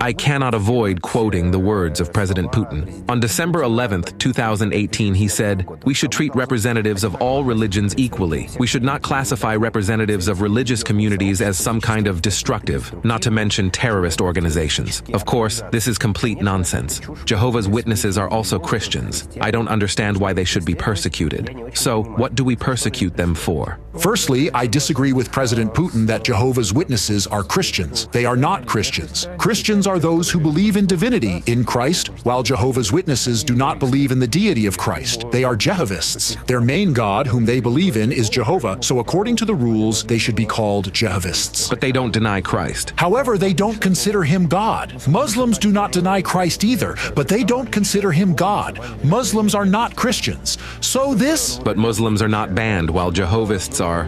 Muslims are not, but Jehovists are banned. This is my position. You might ask, why do law enforcement officers who are supposed to protect people uphold the law and safeguard the democratic rights of everyone, openly exhibit hatred towards innocent people, insult them, and cause severe physical harm? Because just like in the times of Nazism, the leaders of the anti-cult movement have subjected these law enforcement and security personnel to propaganda, deliberately warping their thinking, imposing the image of an enemy, and manipulating their perceptions. The new presidential decree is changing the situation. We are not abandoning our mission of presence that has proven to be very effective in missionary work. But now, under the new strategy, we will act more openly, without fearing external persecution, which, I must admit, does happen. There are people in power structures who find our activities irritating and unacceptable. Now, Such an attitude towards us and our work will be seen as opposition to the presidential decree. I've been collaborating with law enforcement and military agencies for many years, giving lectures to their personnel about the essence of modern cultism, which is poorly understood in society. This is despite the church paying very close attention to anti-cultist activities. I've been dealing with this issue for 30 years myself. In my presentations, I have to explain a lot to cadets, law enforcement officers, and military personnel. I call the new presidential decree a real gift to us, Orthodox missionaries. In the section Expected Results of the Implementation of this strategy, it is stated that this strategy should contribute to stabilization of the social and political situation in our country, as well as to the spiritual and civic unity of the peoples of the Russian Federation, including through the activities of the Russian Orthodox Church and the broad Orthodox mission that enlightens and educates all peoples. Tuck your feet, down on the floor, down. According to the Memorial Human Rights Center, as of April this year, at least 635 Jehovah's Witnesses have been persecuted in Russia, with no fewer than 568 people facing criminal charges. I hoped he would leave for an hour or two. However, by evening, I realized he wouldn't return either today or probably even tomorrow. I couldn't sleep for several nights. It was terrifying for me when evening came.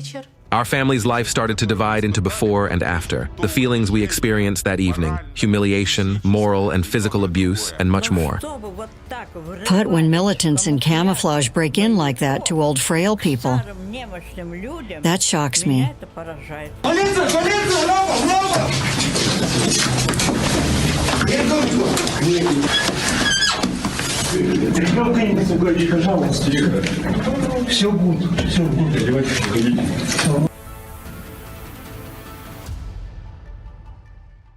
Think about it.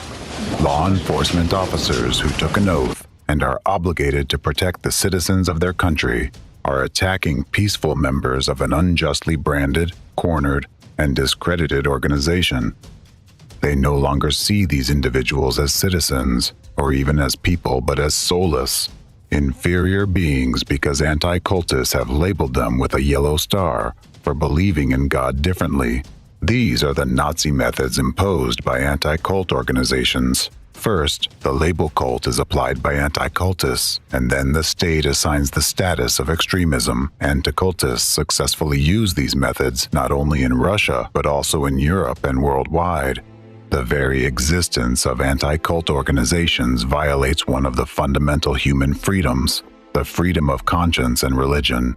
To deprive someone of the ability to believe in what they choose is to strip them of a basic need, similar to the need for food or drink. It's as if you were forbidden to eat bread because a bunch of radical extremists decided you aren't even human. And if you're not considered human, you can't behave like one. This means you don't deserve humane treatment and cannot have human rights and freedoms. To help you understand what these people branded as cult members by anti-cultists and no longer protected by the law feel, let me give you a simple example. Imagine you're at home, sitting down for dinner. Suppose you have a habit of eating bread in a particular way. Maybe you prefer to separate the crust from the crumb and eat them separately, meaning you simply eat bread differently than most people. Now, because of this, the police forcibly break into your home, turn your personal belongings upside down, damage your property, scare your children, eat you, and arrest you. How would you feel in such a situation? That is precisely how those targeted by anti-cultists feel today. What wrong have these people done? They did not break into others' homes. They did not violate the law, and they did not force their beliefs on anyone. Unlike the way the dominant religion is imposed in some countries, they did not infringe on others' rights. They simply ate bread differently because it suited them better. But someone didn't like that, so they were stripped of their humanity. The persecution of Jehovah's Witnesses in Russia has been widely condemned both by the general public within Russia and internationally, by representatives of human rights organizations and officials from various countries. The European Court of Human Rights, ECHR, ruled that the persecution of Jehovah's Witnesses in Russia violates human rights. However, the persecution continues to this day, and instigators of hatred and informational terrorism, such as Alexander Dvorkin and his associates, have not been held accountable or received the punishment they deserve. Charge: dehumanization. The denial of individuals in any religious or ideological group their status as human beings is an activity aimed at denying human rights, and is qualified as acts, methods, and practices of terrorism. The stance of leaders of anti-cult organizations, such as Fekris and Ratziers, that the members of what they call cults or sects are not considered to be humans, directly violates the rights of such people to legal capacity, which guarantees that every person is regarded as an individual with rights. By their statements and actions, representatives of anti-cult organizations deny the principles of pluralism, one of the most important democratic pillars. Accordingly, under the definition in the resolution adopted by the UN General Assembly on June 22, 2023, this activity is considered terrorism.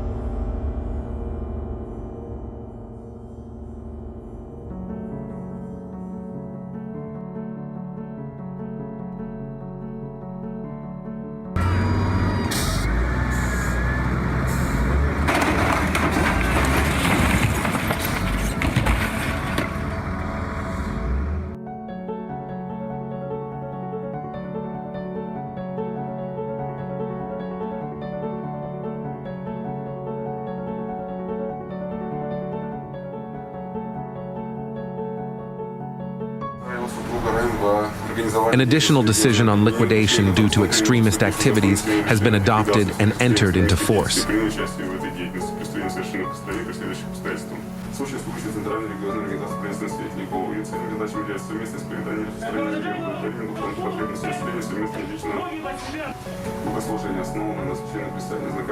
They put a submachine gun right to his forehead, pushed him back, and started shouting, "Where's the family?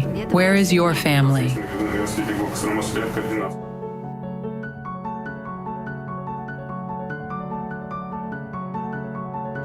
Tell me, what are you detained for? For my faith in God. Lift your head. Look here. And what kind of literature did they find at your home? Bible and other Christian books.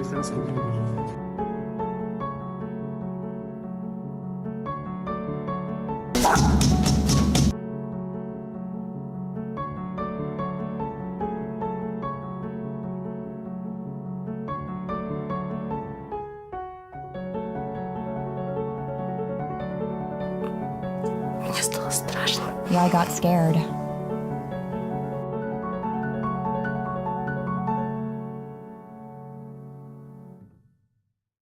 Criminal scheme by anti-cult terrorists. So, let's summarize. The typical scheme of terrorist actions by the anti-cult movement against a targeted group follows universally precise steps. It begins with labeling the group as a cult or a sect, continues with stigmatizing the group in public opinion, fabricating accusations and criminal cases, and ends with discrimination against members of the targeted group, persecution, and the use of physical violence, up to murders.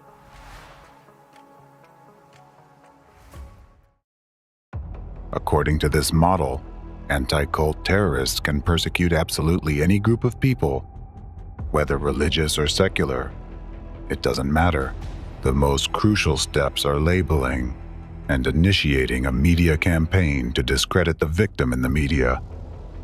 Once this is achieved, implementing the remaining steps is only a matter of time.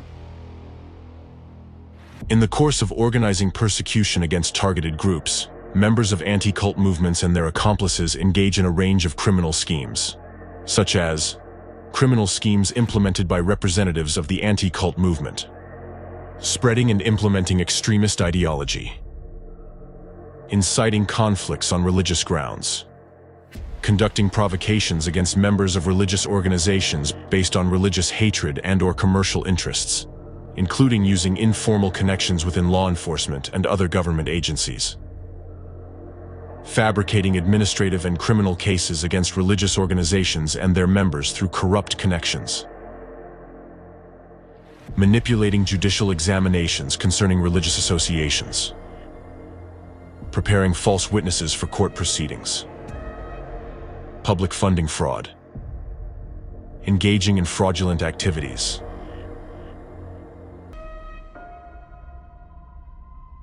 Leaders and members of anti-cult organizations have repeatedly been found guilty by courts of violating human rights and freedoms. Numerous facts and cases have accumulated where European courts in Germany, France, Canada, Spain, the United Kingdom, Switzerland, and Austria have found participants in organizations affiliated with the Fekris network guilty of numerous offenses, including defamation, discrimination, and unlawful restriction of freedom. The violations they committed have had significant consequences for religious groups and their members, including social ostracism, job dismissals, denial of employment and medical examinations, educational problems for their children, and other issues. However, despite the clear violations of laws, anti-cult organizations continue to operate, receive state funding, and conduct their anti-democratic and inhumane criminal activities. The activities and rhetoric of anti-cult organizations violate universally recognized human rights and freedoms protected by international law and enshrined in international documents such as the Universal Declaration of Human Rights, the European Convention on Human Rights, as well as the constitutions and national laws of various countries. Specifically, the right to freedom of thought, conscience, and religion, the right to freedom of speech, the right to equal protection against any form of discrimination, the right to life, liberty, and personal security, the right to the presumption of innocence, to be considered innocent until proven guilty according to the law, and so on.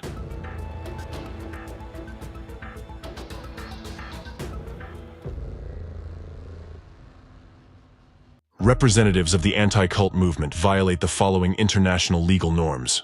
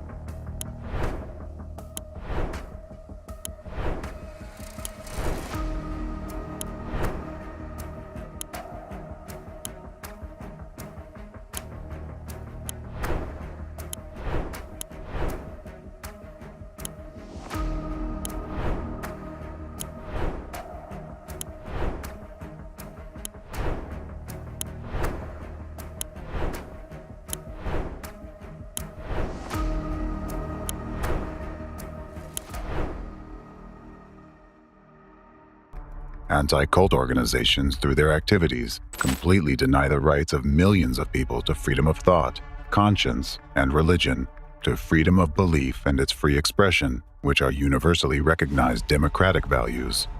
However, to accuse them only of this is akin to giving a fine to a terrorist who stormed a building and shot people just for improperly parking his car before doing so. All members of anti-cult organizations and their accomplices should be held criminally responsible for their deliberate terrorist activities. In their charters, anti-cult organizations declare a noble mission to combat potentially dangerous, destructive religious movements to protect society from them. However, their actual goals differ significantly from the stated ones. By accusing the innocent of potential danger, they actually commit numerous heinous crimes. If the true goal of anti-cult organizations were indeed to protect citizens, they would not violate their rights or resort to illegal methods and informational terrorism. Instead of spreading interreligious discord in society, they would approach state authorities with requests to investigate a particular organization, adhering to the principle of the presumption of innocence.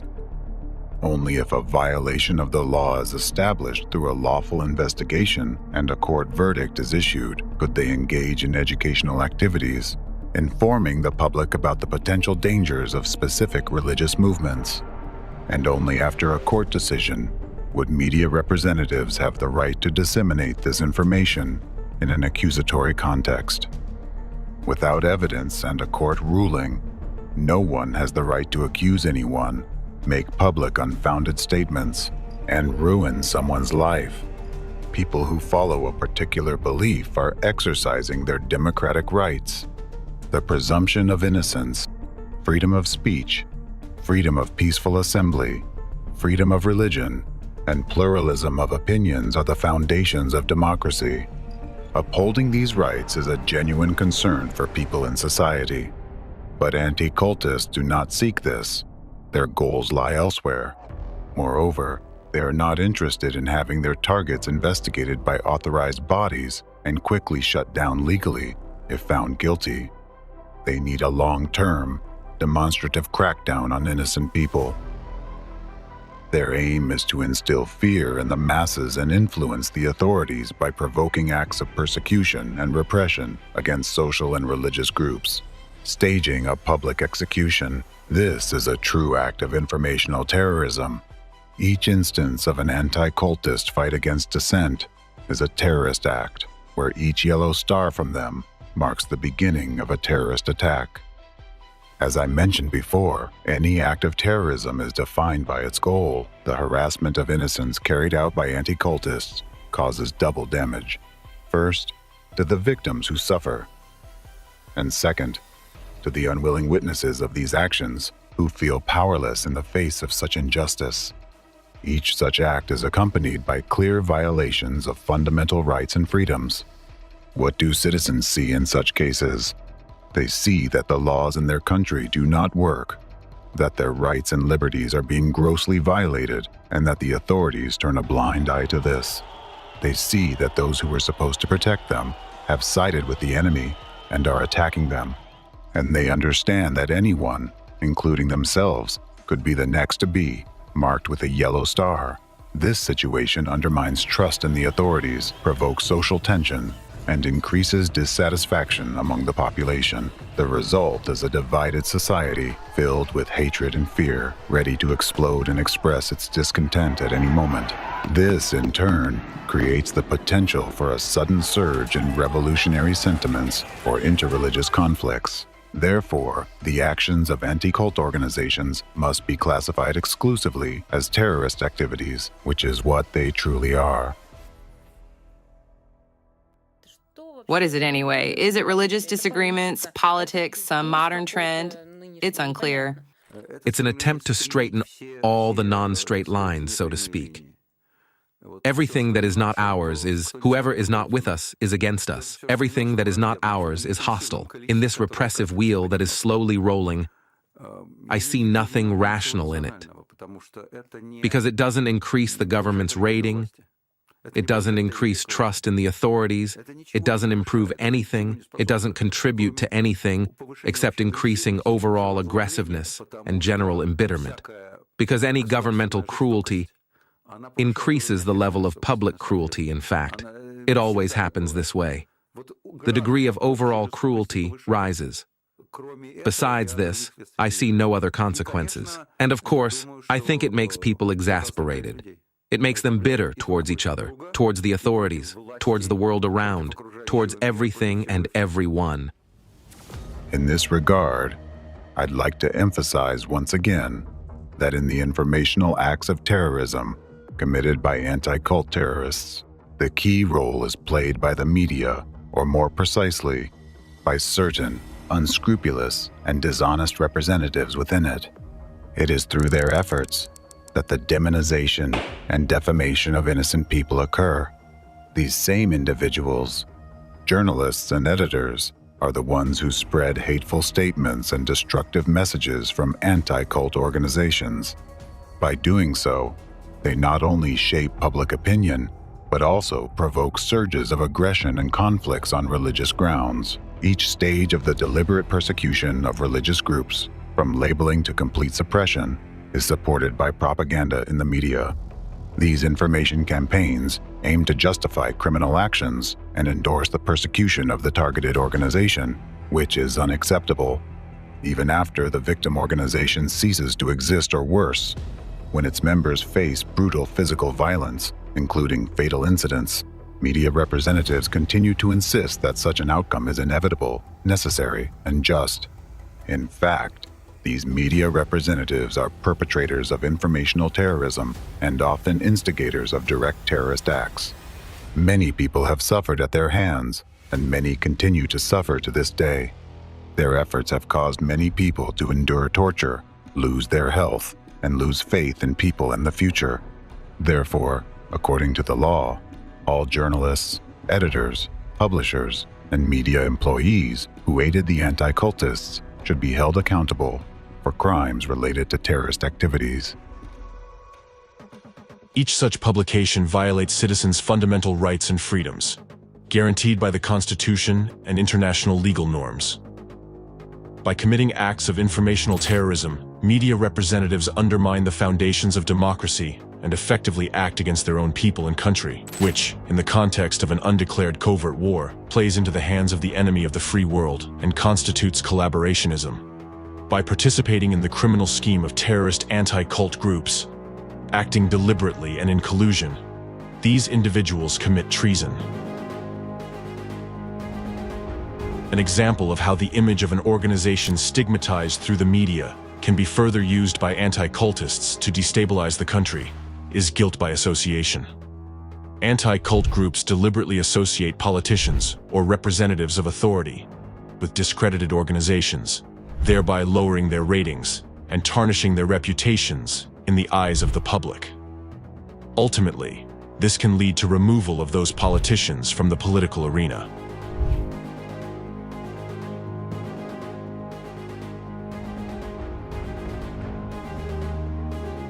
As a result, in countries where anti-cultists wield significant influence, their activity undermines and destabilizes the state. Such actions benefit the enemy, the hidden forces behind the anti-cultists, because they facilitate the achievement of their strategic objectives, the destruction of democratic laws, and the creation of conditions for totalitarianism. Thus, media representatives bear full responsibility for their actions, just as all participants in this criminal scheme do. The anti-cult movement representatives, those behind them, and all who abetted them are equally guilty of a range of offenses and must be held accountable under the law.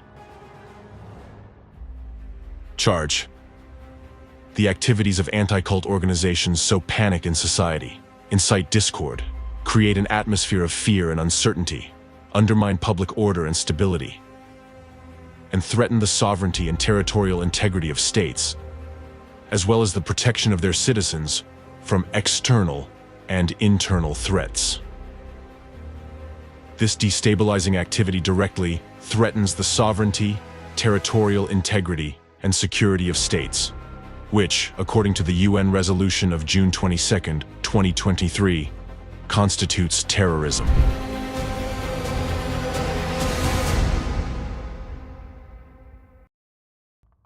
It is well known that the more religions and freedoms of opinion exist in a state, the more stable and democratic it becomes. People feel freer and more courageous. They are ready to defend their country, serve it, and contribute to society. Pluralism of opinions ensures safety and stability by preventing the concentration of power in one set of hands. This is precisely why the First Amendment was added to the U.S. Constitution. However, the actions of anti-cult organizations threaten this diversity and endanger states themselves by provoking the destabilization of the democratic system, which, according to international acts, is also a form of terrorism. The long-term nature of such terrorist acts and the use of secretive manipulative technologies has made their execution inconspicuous for a long time. It has complicated the proof of guilt of their organizers, but now the time has come when all individuals involved in such actions, representatives of anti-cult organizations, the media, law enforcement, security forces, those engaged in persecution, searches, arrests, falsified trials, as well as politicians and individual officials, must be identified, held accountable, and punished to the full extent of the law for treason, creating an international terrorist network, complicity in terrorist activities, and the systematic execution of terrorist acts. Charge. The activities of anti-cult organizations represent a new, dangerous form of terrorism. Therefore, the international network of the anti-cult movement must be recognized by the global community as a network of terrorist organizations. The UN resolution of June 22, 2023, clearly established this by providing a comprehensive definition of terrorism. Terrorism are activities aimed at the denial of human rights, fundamental freedoms, and democracy, and actions impeding the enjoyment of political, civil, economic, social, and cultural rights, including the right to life, liberty, and security. In other words, these are actions or practices that directly or indirectly undermine or violate fundamental human rights and freedoms and the principles of democracy. How to defend your rights and freedoms. The public must be informed about the potential dangers of informational terrorism and possess the necessary knowledge to recognize it in the daily flow of news and information from social media and other media platforms. Right now, every citizen who is aware of the signs of informational terrorism can take active steps to prevent it.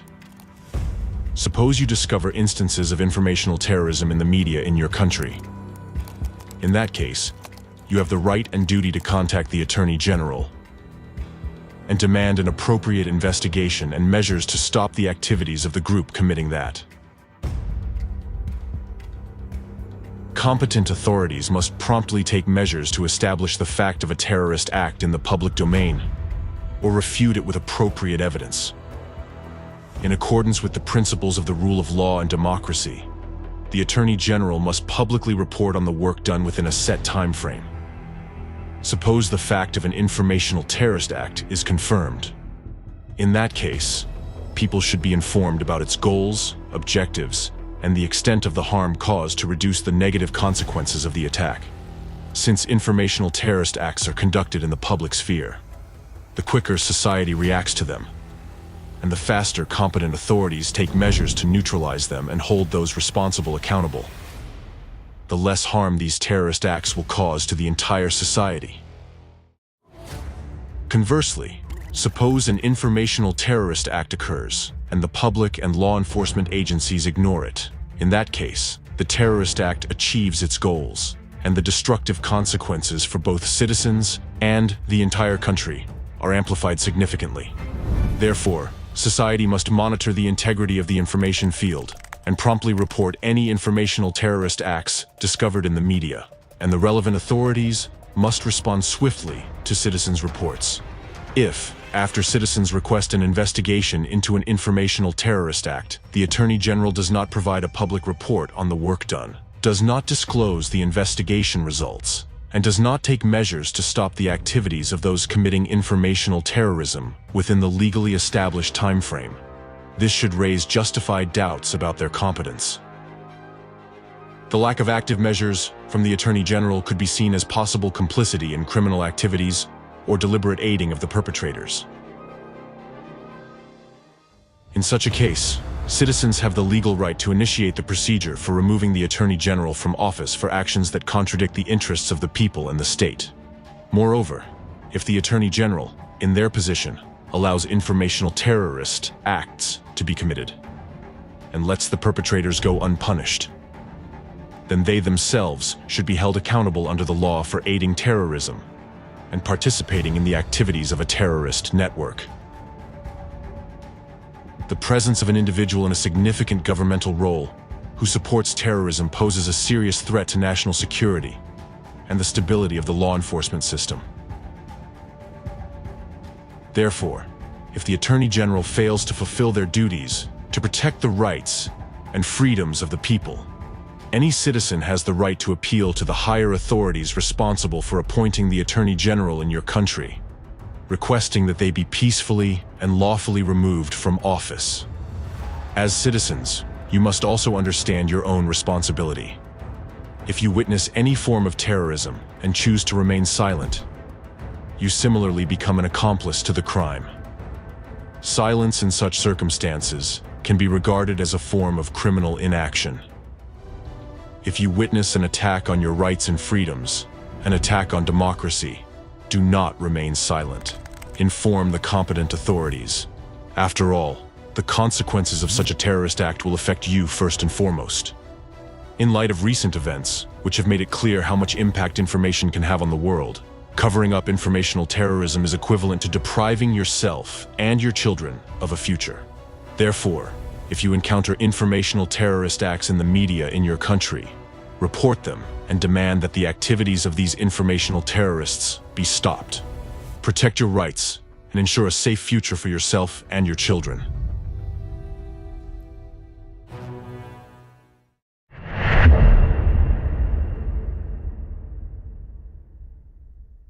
In a democratic world, anti-cult organizations should not exist at all, as their very essence contradicts democracy and the pluralism of views on which a free and equal democratic society is built. Nevertheless, this criminal international terrorist group not only exists, but also openly engages in inhumane activities in full view of the global community, posing a real danger to society. You might ask, why haven't anti-cult organizations been held accountable for their actions? And why do they still exist? Because for many years, this transnational terrorist group operated in the shadows, using sophisticated manipulation techniques to conduct informational terrorist acts. It took 30 years of observing their activities and a 10-year investigation to uncover their tools and methods, and to establish their true goals.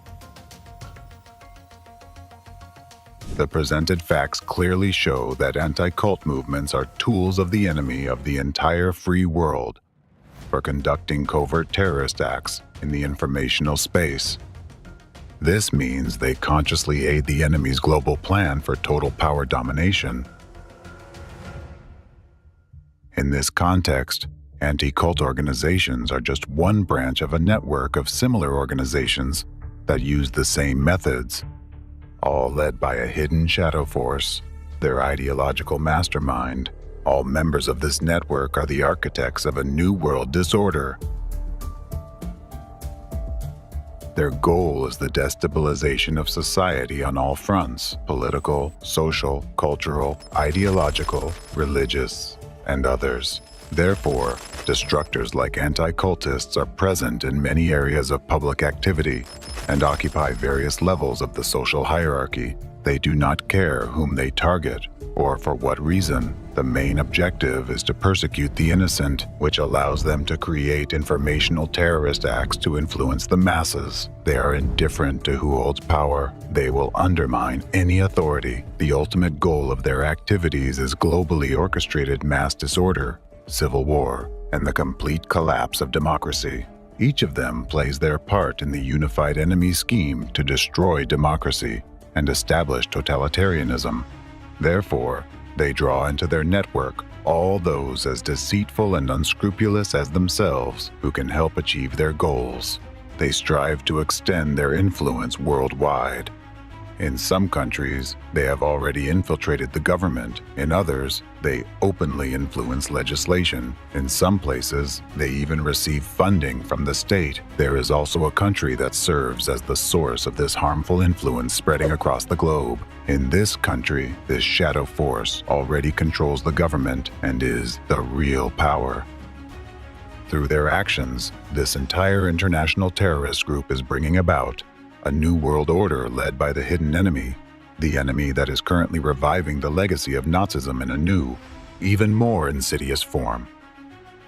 For convenience and understanding, let's call this new form of Nazism global anti-cultism, after that branch of the unified network, on the example of which it became possible to study the methods and schemes of the hidden enemy through years of investigation, monitoring, and study of its activities.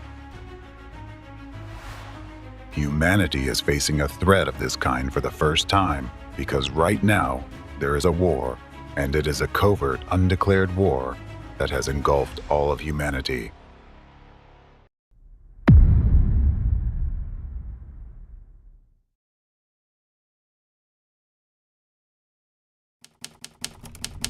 Chapter 3. Anti-Cultism as a New Form of Nazism.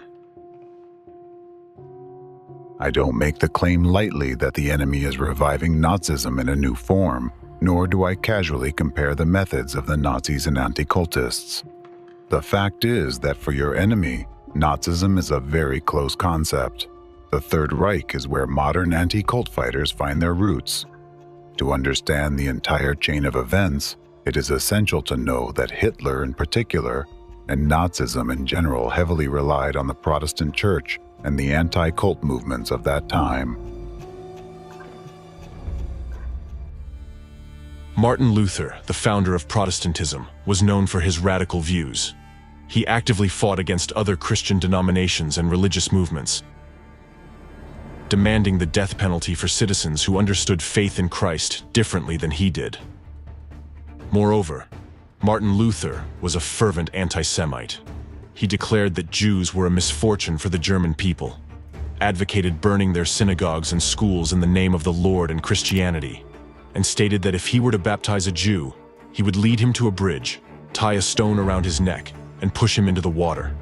These radical views of Martin Luther, which became the foundation of Protestantism, later played a role in the growth and spread of Nazism. Hitler admired Luther and called him the greatest German genius, and Protestant ministers, in turn, began to support Hitler's ideas. German Protestant pastors infected with anti-cultism on the territory of Germany are largely responsible for the spread of Nazism among the German believers. The rise and development of Hitler's ideology was based, among other things, on the Protestant and Catholic religions.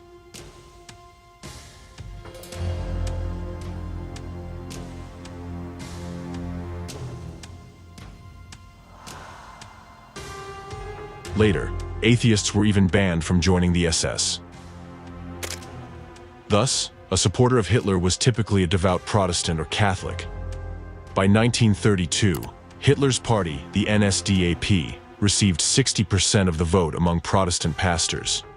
Support ranged from 90 to 100% in small Protestant communities, especially in Bavaria. Historians assert that the Third Reich began in Bavaria as early as 1932. As early as in 1921, in the Protestant Church, the Apologetic Center was established, a prototype of modern anti-cult organizations. Officially, the Apologetic Center was supposed to monitor the activities of other religious movements and inform the Protestant church community about them. In reality, the Apologetic Center began collecting data on various cults, movements, circles, and other associations. In 1932, Pastor Walter Kunneth, an anti-Semite from Bavaria and the chief editor of the Protestant publication Word and Deed, became the head of the Apologetic Center. This marked the beginning of a campaign against non-Christian movements such as anthroposophy, Darwinism, Maoism, spiritualism, and occultism. Movements that the Protestant Church viewed as competition. Lectures and articles were produced on this topic, with many ideas and methods inheriting an inquisitorial approach. On April 26, 1933, Walter Kunneth presented a report titled "The Church and the Jewish Question" to the Federal Church Administration in Berlin. In it, he called for the swift eradication of Judaism, which he described as a foreign entity within the body of Germany. This report had a profound influence on the final adoption of anti-Semitic policies. On December 16, 1933, the Gestapo noticed and appreciated the work and methods of the Apologetic Center. Thus, Walter Kunneth united with Adolf Hitler in the mission to eliminate Jewish influence on the life of the people. At the same time, Kunneth sought to permanently rid society of other religious and political minorities. Kunneth was really pleased with the Gestapo's interest in his work. This is what he wrote in his report to the leadership of the Reich's Protestant Church. The Gestapo has expressed great interest in the cult archives of the Apologetic Center, as well as our work in combating free thought, Marxism, and Bolshevism. The Gestapo has expressed a desire to lead the fight against illegal free thought alongside the Apologetic Center in the future. The exchange of materials between the Gestapo and the Apologetic Center has already begun. From this point on, the staff of the Apologetic Center began intensively supplying the Imperial Ministry of the Interior, the Ministry of Propaganda, and the Gestapo with materials about the political positions of various religious communities. The Apologetic Center also collaborated with the Reich Ministry of Propaganda, headed by Goebbels, and the Reich Ministry of the Interior. This work focused on developing materials to combat Jews and cults, lists of the so-called cults and sects, that is, any groups the Apologetic Center deemed dangerous to state ideology, were maintained and constantly expanded. As a result, representatives of the Apologetic Center, led by Walter Kunneth, produced numerous slanderous pseudo-expert reports. This defamation turned these groups, along with the Jews, into targets for the Nazi dictatorship and subsequent brutal persecutions, including the deportation of their members to concentration camps. Historian Horst Junginger writes, if in 1931 they counted about 150 religious and non-religious ideological communities for which data were collected, and 2 years later about 250, then by 1936 the archival lists recorded about 500 groups and cults considered dangerous. It is also important to note that violent methods that were later demonstrated by the Gestapo both before and during World War II were borrowed from anti-cult organizations, particularly the Apologetic Center, organized by the radical part of the Protestant Church. Prototypes of the anti-cult movement have existed since remote antiquity. Persecution and execution of Jesus Christ, establishment of the Inquisition, all of this, and much more, was practiced by the ancient predecessors of modern anti-cultists. Throughout the centuries, they adapted to external circumstances and changed the form, but always maintaining their essence. Their weapon was, and still is, genocide in its various forms. Thus, the radical views of the Apologetic Center were formed long before the radical views of Adolf Hitler himself. Researchers note that Hitler followed Luther's instructions against the Jews precisely. Historians also emphasize that the pre-existing anti-Semitism on the part of the Church determined the character of the German national movements. In other words, it determined Nazism itself. It means that the radical vector against Jews and dissenters was determined long before the Gestapo emerged. It is interesting that in 1933, immediately after its foundation, the Gestapo began to adopt the experience and exchange documentation, precisely with the anti-cult Apologetic Center.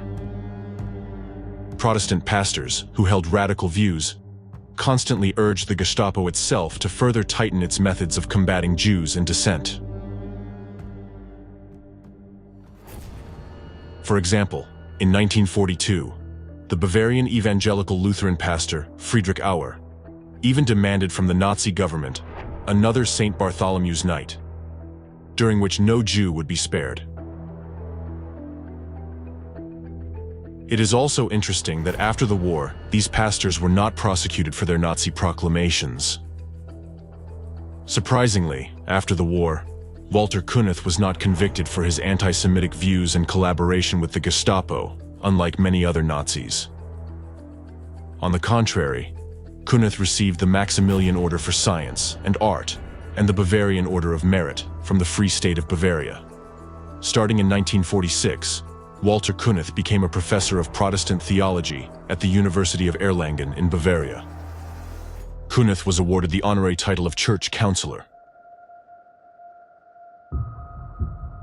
Now you know that it was the anti-cultists who were responsible for making Nazism so violent. They made Nazism such as the world knows it nowadays. Moreover, it was with the hands of the anti-cultists of the past that Nazism was revived after World War II.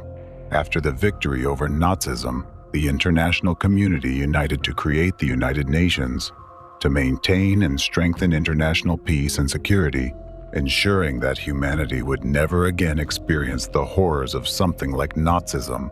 At that moment, many believed that Nazism was gone forever. However, in 1964, the Protestant Church of Germany officially reinstated the position of Commissioner for Sects and Ideological Questions of the Evangelical Lutheran Church of Bavaria, appointing Pastor Friedrich Wilhelm Hack to the role. He became the successor to Kunith's Nazi legacy and the leading ideologue of anti-cultism in Europe. In his studies of sects and cults in Bavaria, Hack referred to the Sektenerhebung, study of sects, conducted by the Evangelical Lutheran Church in Bavaria in 1930. Here's an interesting fact. Hack studied Protestant theology in Bavaria at the University of Nuremberg, during the same years that Kunith was a professor of Protestant theology there. At Hack's initiative, the name Working Group on Religious and Ideological Issues from the Nazi regime was revived in the early 1970s.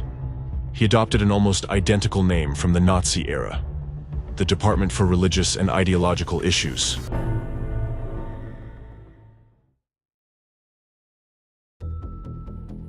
All this happened at a time when the world and Germany were trying to live a new, free life, respecting everyone's rights. The flames of Nazism that had engulfed Germany had been extinguished, leaving behind smoldering embers that would have eventually died out on their own, leaving Nazism in the past forever, if not for Hack. He thoroughly rejected the Universal Declaration of Human Rights. He rejected what countries, even those that had been enemies, had united for. He rejected the core values accepted by the entire world, values of unity and equality. In his works, Hack declared, if we understand our faith correctly, we have no right to allow the others to continue in their faith. It was on Hack's initiative that lectures and sermons about sectarians and cultists began again in Bavaria, where Nazi ideas had always been powerful. Hack provided instructions that Protestants or Catholics should treat sectarians as subhuman. This reignited the flames of Nazism, and in 1988, 43 years after the fall of the Third Reich, cries were heard once again in Bavaria towards dissenters. Hang them, shoot them all, Heil Hitler. In 1990, the anti-cultist Hack compiled a blacklist of new religious movements, the so-called sects or cults. Only 16 years later did the Federal Constitutional Court of Germany rule that defamation was being used in the fight against these groups. But it was too late, as in those 16 years, the efforts of anti-cultists had already rekindled and spread the flames of Nazism further.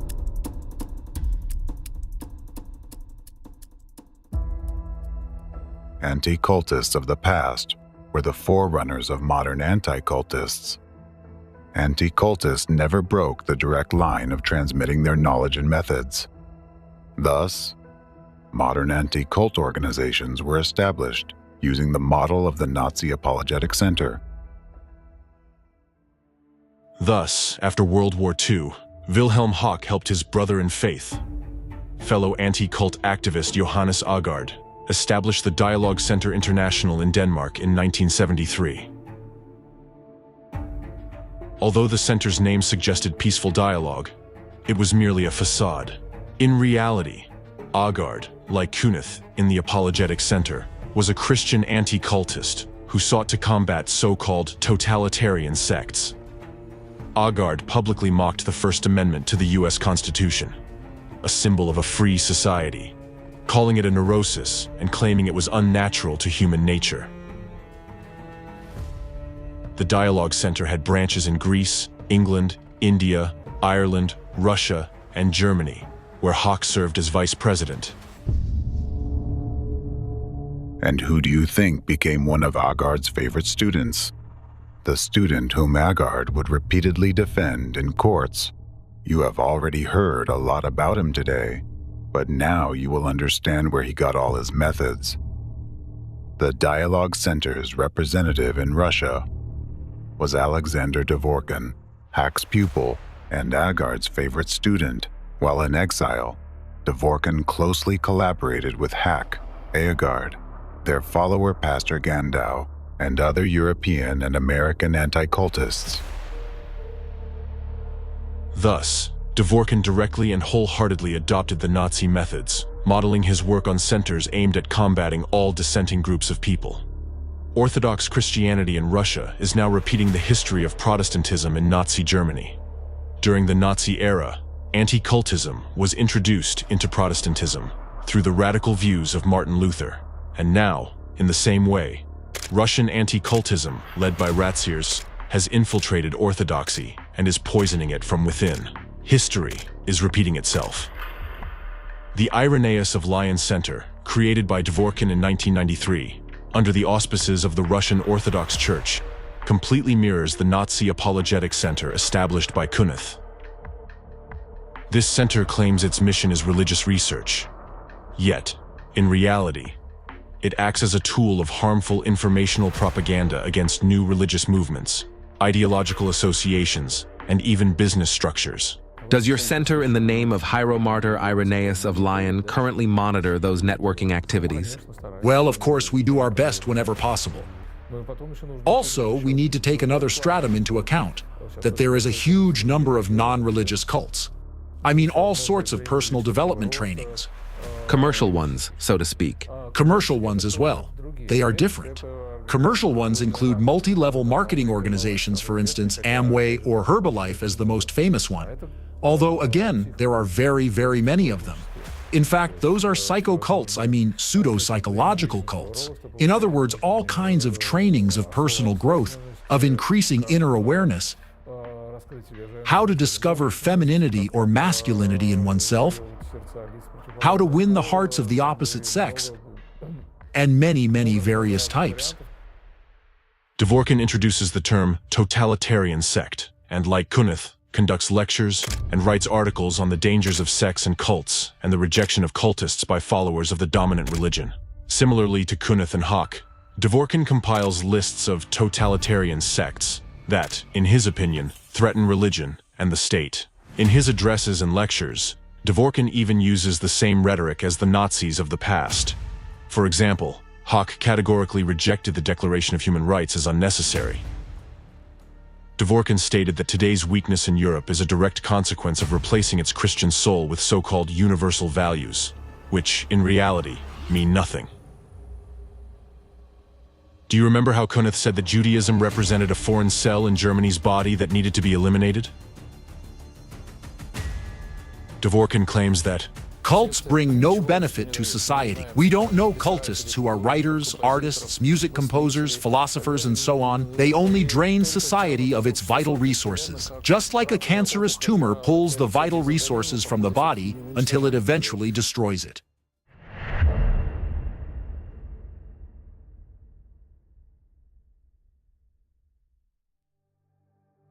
Another method that modern anti-cult groups have incorporated from Nazism into contemporary practice is the creation of blacklists of organizations and groups which they have labeled as sects or cults, and which, in their opinion, should be eradicated.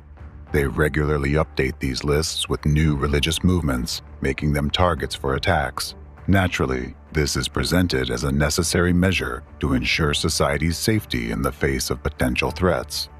Yet, let's go back to the Nazi times so as to draw one more parallel. When the NSDAP seized power in Germany, and anti-cultists joined forces with them to fight against religious movements that supposedly posed a threat to the nation, the situation for religious minorities began to deteriorate significantly. In 1938, the Guidelines to Combating Sects was published. leading to extremely dire consequences for many dissenters.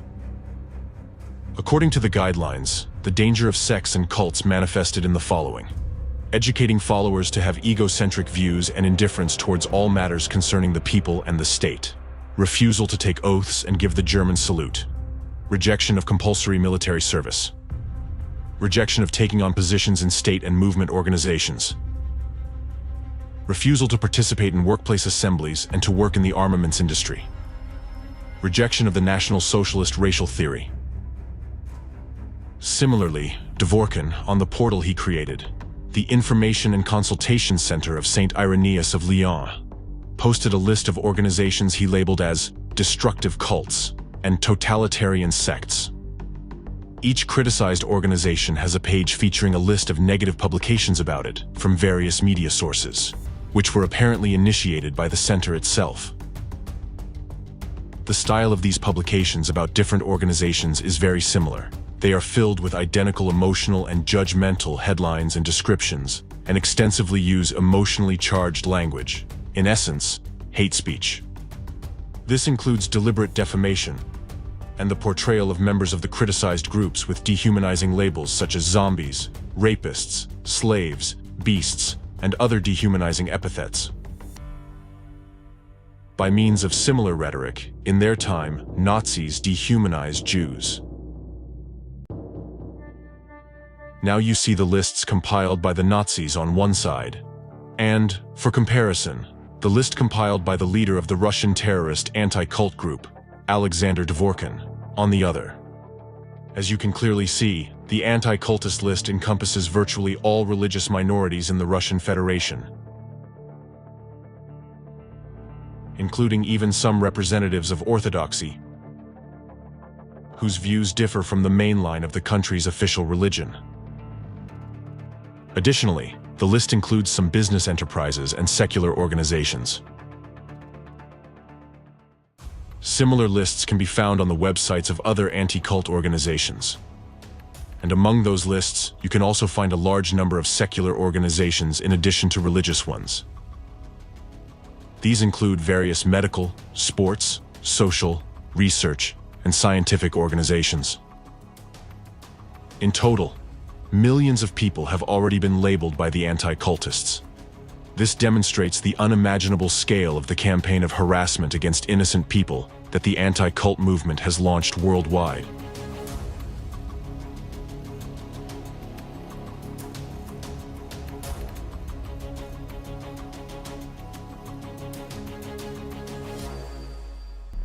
The primary objective of the lists of the so-called sects is to precisely identify to society, law enforcement, and authorities the so-called dangerous antisocial elements that must be fought against, even to the point of complete eradication. We can see the consequences of creating such lists in the rise of Nazism in Germany.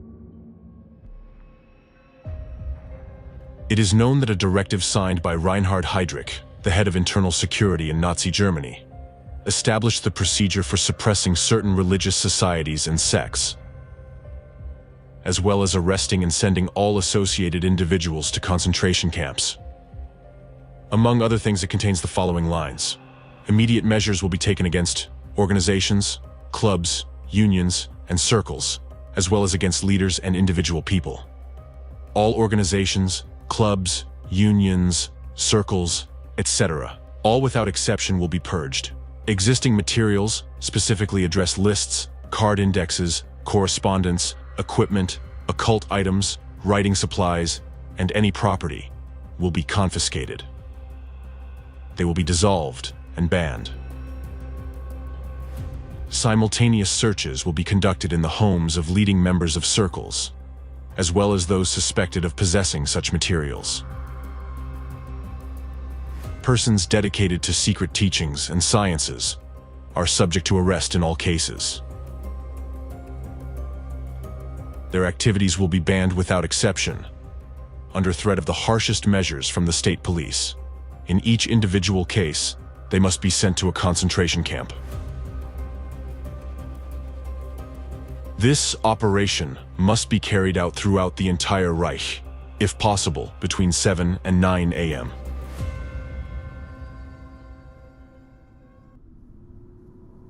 just as anti-cultists did in Nazi Germany. Dworkin and his network of anti-cult groups provide authorities with materials about representatives of the so-called cults and sects. Dworkin's center issues defamatory expert opinions on the nature of various groups, prompting authorities to investigate and prosecute them. This slander against innocent people in Russia, just as in the Third Reich, already results in brutal persecution and physical reprisals against citizens. The ideas promoted by Dworkin reflect the same Nazi stance expressed by Hack, Kunert, and Hitler: hatred of dissent, intolerance, rejection of pacifism, and justification of violence. And this is just one example of many anti-cultists, but it is enough to see their direct connection to Nazism. These are direct proofs that Nazism never disappeared. It has merely changed its form and adapted to new external circumstances. Yet, we can observe a direct line of transmission of knowledge, experience, and methods for combating dissenting groups of people with the aim of their complete eradication.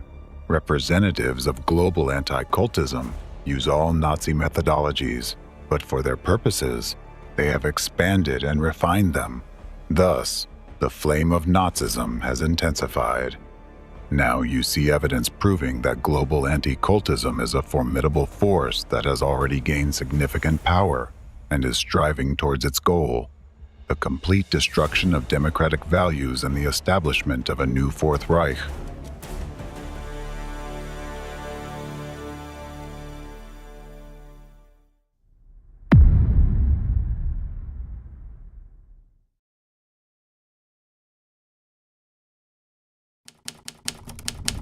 Chapter 4: Anti-Cultism Crimes Against Humanity.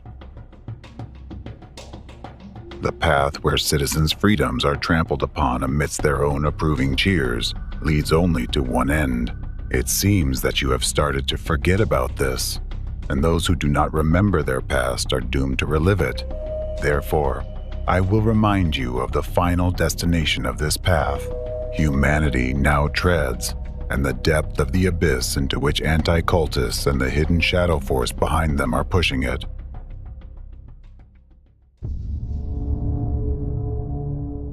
One person once said, with frightening prescience, that where they burn books, they will ultimately burn people as well. And shortly thereafter, all of humanity witnessed firsthand the embodiment of this prediction. Or rather, just logical reasoning in the horrors brought by Nazism.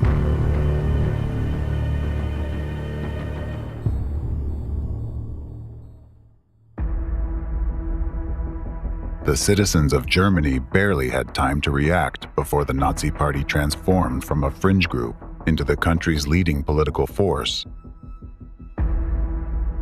bringing with it terror, war, and genocide.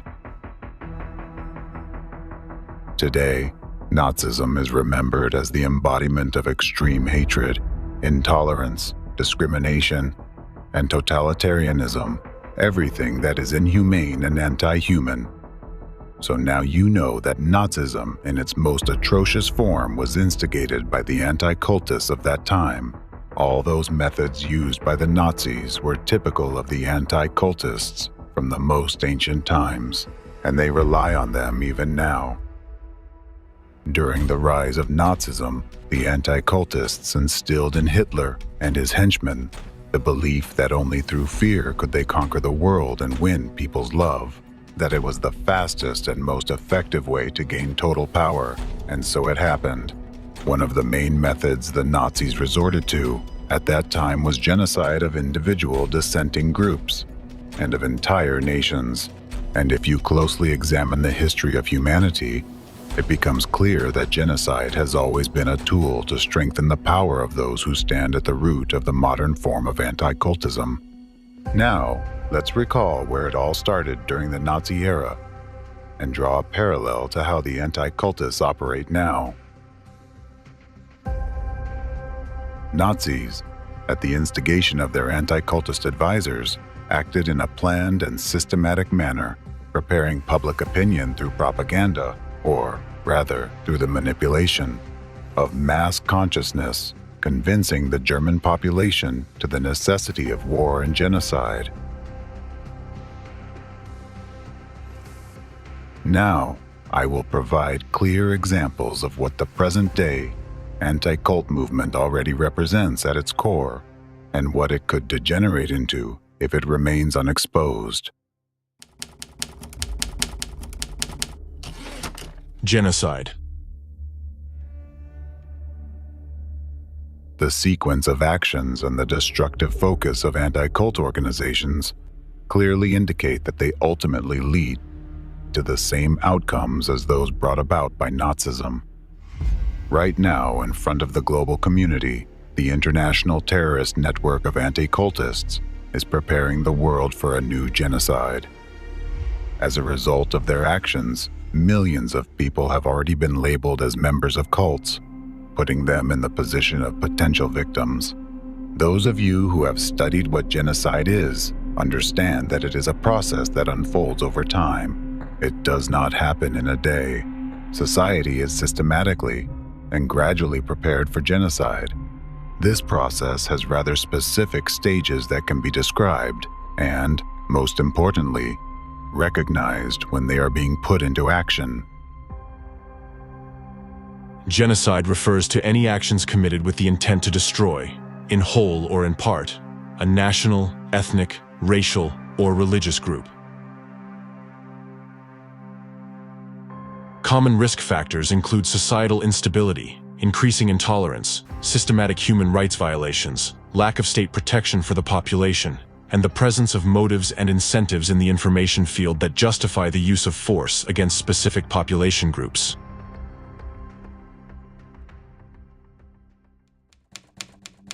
The first stage of planned genocide is the dehumanization mentioned above.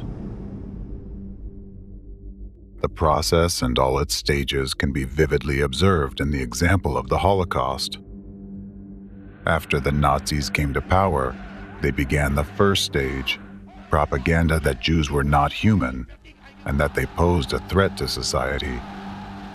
Caricatures and articles demonizing Jews started to emerge. The myth of a global Jewish conspiracy was actively promoted. Gradually, people, the German population, became convinced that Jews were indeed a threat to them and their children.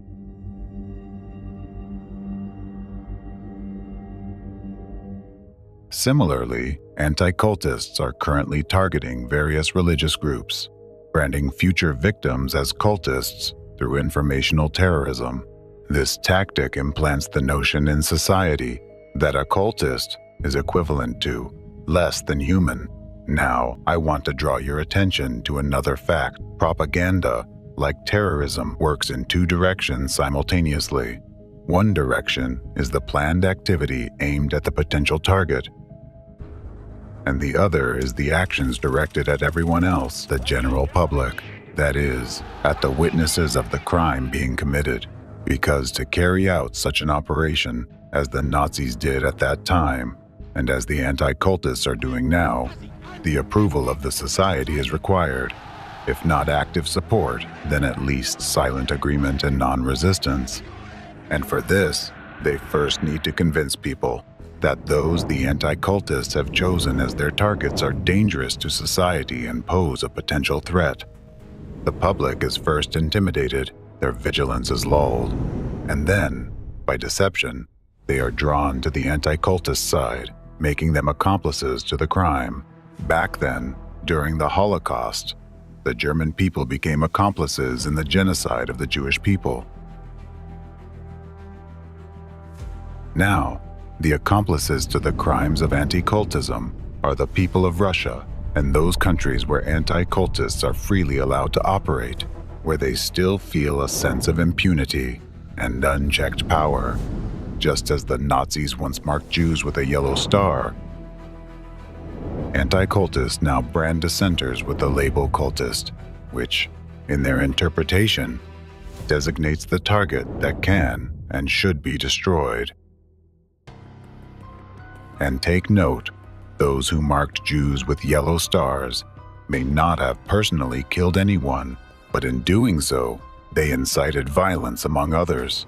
This is precisely what anti-cultists are doing now, opening a hunt on individuals and organizations they deem undesirable through covert manipulations. They incite all others to commit acts of violence while remaining on the sidelines themselves.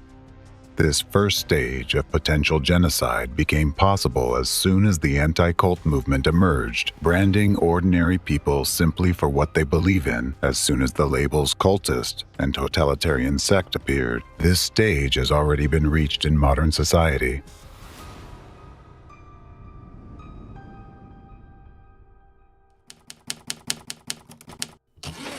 The second stage of a planned genocide is discrimination. This is when a branded individual or group is stripped of their human status as full membership of society, effectively ousting them from the social sphere. In Nazi Germany, Jews were initially prohibited from holding certain positions. They were banned from working as doctors, serving in the military or police, and teaching in higher education institutions. There were too many Jewish doctors, too many Jewish lawyers, too many Jewish businessmen, too many Jewish journalists, too many Jewish bankers. The Nazis then could play upon this broader sense that the Jews had overstepped, the Jews had become inordinately influential. Gradually, they were excluded from all professions. After the so-called Nuremberg race laws were enacted in 1935, Jews were further restricted in their freedom of movement. From then on, they could only live in designated areas, the ghettos.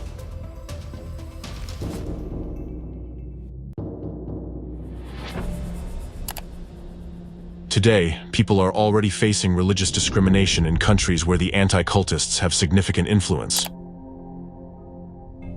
For instance, leading European Union countries, Germany and France, have faced criticism for reviving practices that can be seen as religious purges.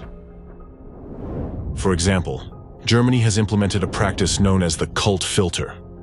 This procedure requires individuals seeking employment or conducting business with government institutions and companies to confirm that they are not members of the Scientology Church, and do not apply methods developed by Ron Hubbard. Suppose the answer is yes, and the person does affiliate with the Church of Scientology, or has attended their lectures in the last 3 years. In that case, they will never be hired by a government agency or even a private company or association that has contracts with a government agency. Such measures apply to a wide range of professions, such as tennis coaches, gardeners, IT experts, instructors, trash bag suppliers, web designers, translators, etc.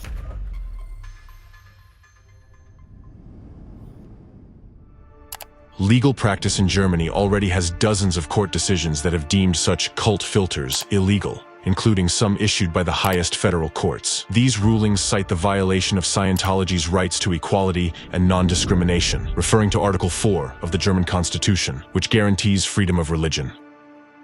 However, sanctions and penalties resulting from these court decisions seem to have no effect on some federal states, such as Bavaria, where the practice of cult filters continues to be applied today, despite judicial prohibitions. Thus, it can be asserted that the second stage of genocide, the stage of discrimination, is already being implemented in several countries right now, where groups of people labeled by anti-cultists face social isolation, job dismissals, prohibition to freely express their views, forceful persecution, and imprisonment.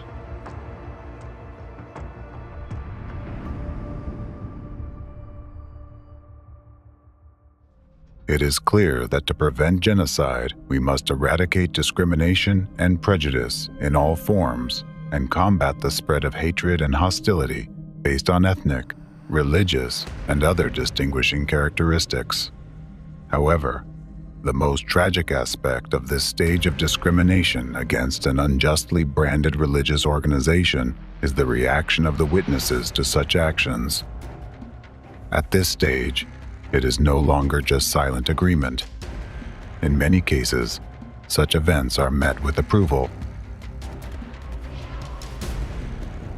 By this point, the preliminary psychological conditioning of the masses has convinced them that these cultists deserve their fate, viewing them almost like carriers of a contagion that could infect others. The fear of being associated with cults, the fear of public condemnation, shame, and the fear of being isolated from society, just like the victims, compels people to approve of the discrimination against innocent individuals. Therefore, with each new wave of escalating tension around the targeted organization and each new information attack, fewer people remain who can objectively assess the situation and contribute to preventing genocide. Similarly, once the German population was convinced that if the authorities treated Jews in a certain way, it meant they deserved it, what was the reaction of the German people to the new discriminatory laws? People openly supported them, and public support for Hitler significantly increased. Similar laws are now being implemented in Russia, modern Germany, France, and other countries regarding representatives of religious minorities, whom anti-cultists have labeled as followers of totalitarian sects. These people are subjected to persecution, raids, forcibly coerced to abandon their beliefs, deprived of their freedom, and placed in labor camps. Notice that this kind of discrimination against individuals labeled as cultists in your modern society is already perceived as something quite logical and even natural. Mostly, these people are left to fend for themselves, and only these religious movements targeted by anti-cultists take care of protecting their interests. However, their efforts, all attempts to defend themselves against lawlessness and deliberate persecution, are not supported by other people, that is, society. The image of a cult prevails in people's minds over simple human qualities, conscience, and empathy for others' suffering. If you see something like this in your mind, know this: you are a potential victim of genocide. I remind you of the expression that accurately reflects the situation you are currently in. First they came for the socialists, and I did not speak out because I was not a socialist. Then they came for the trade unionists, and I did not speak out because I was not a trade unionist. Then they came for the Jews, and I did not speak out because I was not a Jew. Then they came for me, and there was no one left to speak for me.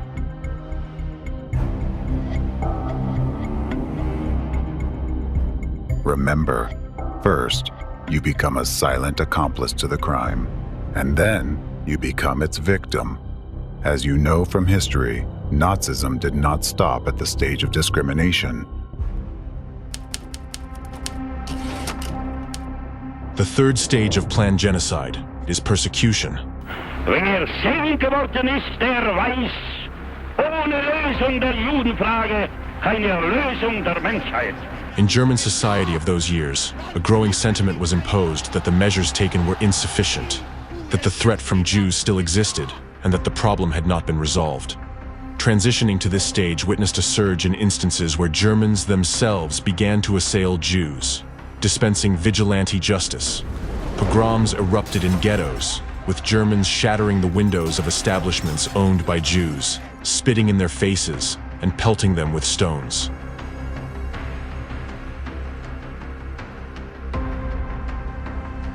And mind you, Nazi propaganda didn't rely on facts and logic. Its aim was to evoke maximum emotion, to intimidate, to instill a perpetual sense of alarm, and to direct people toward an enemy upon whom they had every right to vent their fury, to release the pent-up tension. The Nazi propaganda machine managed to convince the German people so effectively that Jews posed a threat to their personal well-being and the well-being of the country. As a whole, that Germans themselves began to appeal to the government to take action to rid them of the fear of the threat supposedly posed by Jews.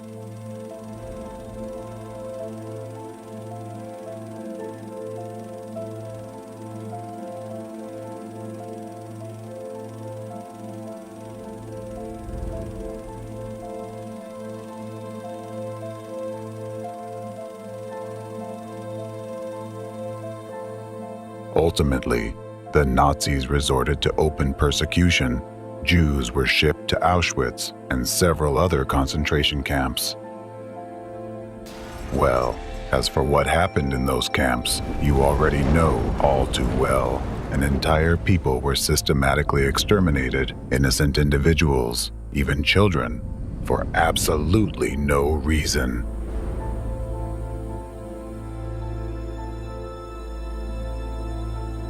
And just as unjustly, millions of dissenters are now under threat, because until the final stage, the climax of events, there remains just one step. And when that step will be taken, it's a matter of time. The entire process from the rise of Nazism, from the first acts of discrimination against Jews, to the first mass execution in a concentration camp, did not take much time.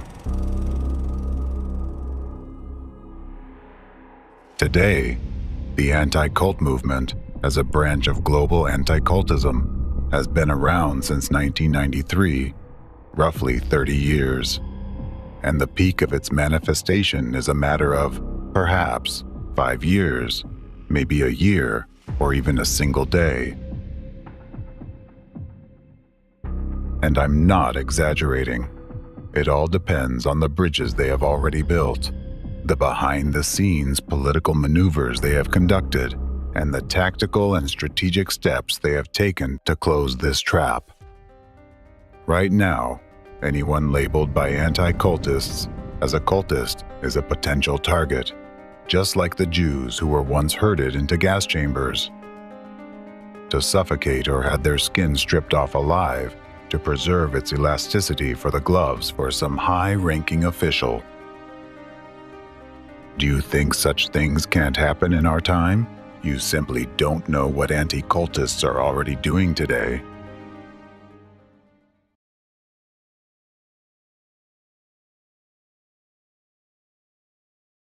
In China, what the anti-cultists in Russia and Europe aspire to is already happening: legislative bans on alternative religious movements, and the transition to the third stage of persecution involving brutal physical reprisals against stigmatized victims. For instance, the Chinese authorities, with the involvement of anti-cult organizations, initiated a ruthless campaign of persecution against followers of Falun Dafa. The Falun Dafa case. Terror in China. Falun Dafa, or Falun Gong, is a religious movement that emerged in the early 1990s, based on traditional Chinese Qigong health exercises, and quickly became very popular in China. The number of practitioners grew rapidly, and by 1997, it numbered tens of millions of people. The practice of Falun Gong was independent of party control, which is an unprecedented phenomenon in China. This led to tense relations between the Falun Dafa movement and the Chinese government. State media and the propaganda apparatus were mobilized to demonize Falun Gong, turn public opinion against it, and legitimize further persecution of its members.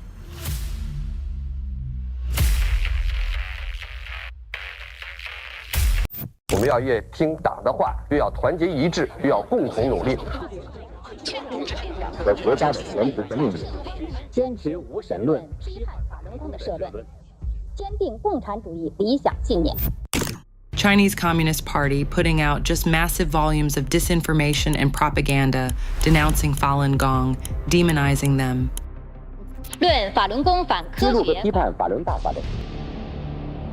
Just as Dvorkin introduced the term totalitarian cult into active usage, the Chinese authorities of that time incorporated the terms cult and evil cult into their discriminatory rhetoric. In these regions, such terms carry very negative connotations and are associated with a specific negative historical context. This seemingly insignificant yet very effective tool allowed them to initiate one of the most brutal hate campaigns in their history. This is that very first stage, the same one the Nazis started with. For a long time, Falun Gong practitioners believed that the media writing defamatory articles about them simply did not understand the essence of their movement. However, It soon became apparent that this was an organized and deliberate campaign of harassment. The events that followed took a tragic turn. In 1999, the Chinese parliament passed the resolution on banning heretical cults. This decision meant that the Falun Dafa movement and any other unofficial religious movements were now prohibited by law. The law also stipulated that those who allegedly committed especially serious acts within cult organizations would be subject to imprisonment for 7 years to life, or even the death penalty. Although the law did not explicitly mention Falun Gong, it was clearly aimed at its practitioners. After the resolution was passed, a wave of repression began in the country. Falun Gong practitioners were arrested, imprisoned, and sent to labor camps where they were subjected to cruel treatment, beatings, torture, and as it was later revealed, forced organ harvesting for subsequent transplantation in Chinese clinics. This was conducted on a scale comparable to industrial production. The doctors instructed him to take out the eyeballs. And I said, I can't do it. I can't. There are 41,500 transplants which have no other explained source. I'm absolutely convinced that over a long period from 1999 onwards, organ harvesting from prisoners has been taking place, especially with Falun Gong. And when someone comes into the country that needs a heart, a liver, a kidney, they find a match, they take the Falun Gong practitioner, extract their organs, of course killing them in the process. Investigator. So on your side, can you guarantee that there will be enough live organs from prisoners, for example, Falun Gong practitioners? Receptionist. Yes, we can. You can come over and we can talk about it in more detail.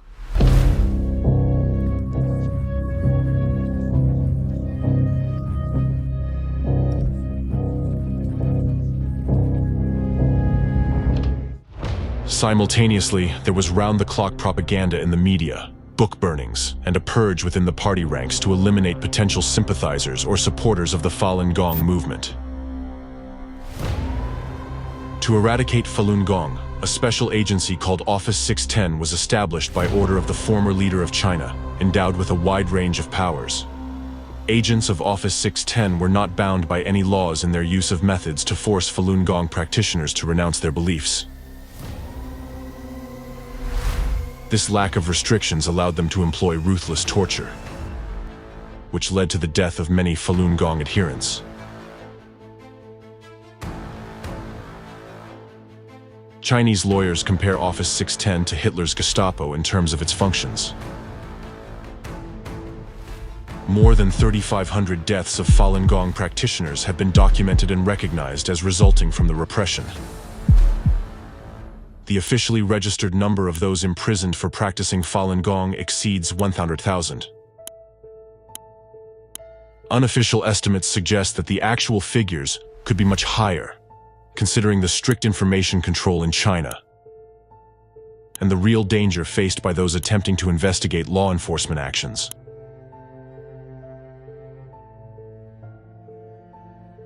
Policewoman beat me. Yeah, this my friend, Sun Suxiang. She was persecuted, died in China. Was taken in the middle of the night into a labor camp. And they started dragging my dad away. They arrest my grandma, torture her. They burn her back so much to the point she couldn't stand up straight anymore. Around 10 people holding me, and then they had people like stick the very thick tube into my nose. I was vomiting the food and blood, everything coming out of my mouth.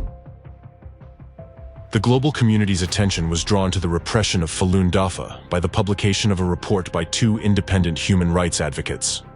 After conducting an investigation, they confirmed cases of mass forced organ harvesting from Falun Gong practitioners in prisons, with the organs subsequently sold for transplantation. We have concluded that the government of China and its agencies in numerous parts of the country, in particular hospitals but also detention centers and people's courts, since 1999, have put to death a large but unknown number of Falun Gong prisoners of conscience. Their vital organs, including hearts, kidneys, livers, and corneas, were virtually simultaneously seized involuntarily for sale at high prices, sometimes to foreigners, who normally face long waits for voluntary donations of such organs in their home countries. To convey the full horror of what these people face, here is an excerpt from an interview with a police officer who witnessed the murders of Falun Dafa practitioners, published by the World Organization to investigate the persecution of Falun Gong. Witness: We had been interrogating and severely torturing her for about a week. She already had countless wounds on her body. Also, we used electrical batons to beat her. She had already become delirious. However, we didn't know at this time. It was possibly a certain office in the Public Security Bureau of Liaoning Province anyway. It was a very secretive office that sent 2 people over. One of them was a military surgeon from the General Hospital of Shenyang Military Region of People's Liberation Army PLA, and the other one was a graduate of the 2nd Military Medical University. Specifically, one of them was relatively old, and the other one was young. They were doing something to her in an operating room of the mental hospital she was sent to. No anesthetics were used. They cut her chest with a knife without shaking their hands. If it were me, I would be shaking. Although I am an armed police, I held guns, I participated in live ammunition maneuvers, and I had seen many corpses, but when I saw these military surgeons, I was really impressed. Their hands didn't shake at all. They put on their surgical mask and started cutting immediately. At that time, we armed policemen were standing on guard, each with a pistol in hand. It sounded like something was being ripped apart. And then she continued. Since then, she always had her mouth wide open, with both her eyes wide open. Her heart was carved out first. Next were the kidneys. When her cardiac vessels were cut by the scissors, she started twitching. It was extremely horrible. Can you imagine that all this is happening today in the 21st century? This is no longer just propaganda. These are concrete actions. Looking at this example, you can see the ultimate fate of a person branded as a cultist, stripped of their legal rights and freedoms, and deprived of their human status. These horrific things occur when people allow their rights and freedoms to be trampled upon, are intimidated by a series of psychological terror tactics, and remain silent, thinking it does not concern them.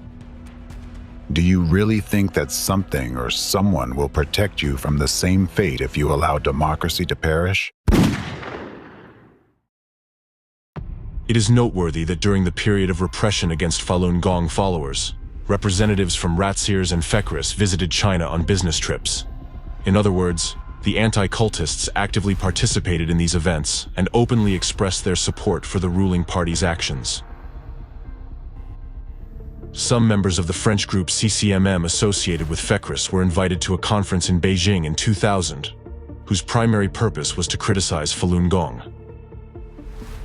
At that time, human rights violations were already widely criticized by Western governments, the UN, and human rights organizations such as Amnesty International and Human Rights Watch.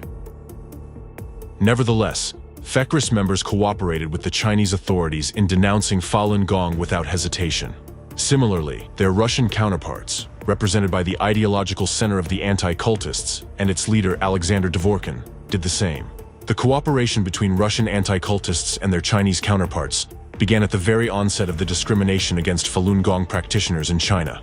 In 2001, Zhang Baichun, a Chinese specialist in cults, visited Nizhny Novgorod. He participated in an anti-cult conference organized by Alexander Dvorkin and the Nizhny Novgorod diocese. One of the official purposes of his visit to Russia was to exchange experiences. However, what occurred during unofficial interactions and what instructions Dvorkin might have given to his Chinese colleague remains a mystery. In 2008, Alexander Dvorkin himself visited China on a working trip at the invitation of the Chinese Association for Research of Cults. During this trip, he appeared in Chinese media and spoke about the allegedly destructive and aggressive nature of the Falun Dafa movement.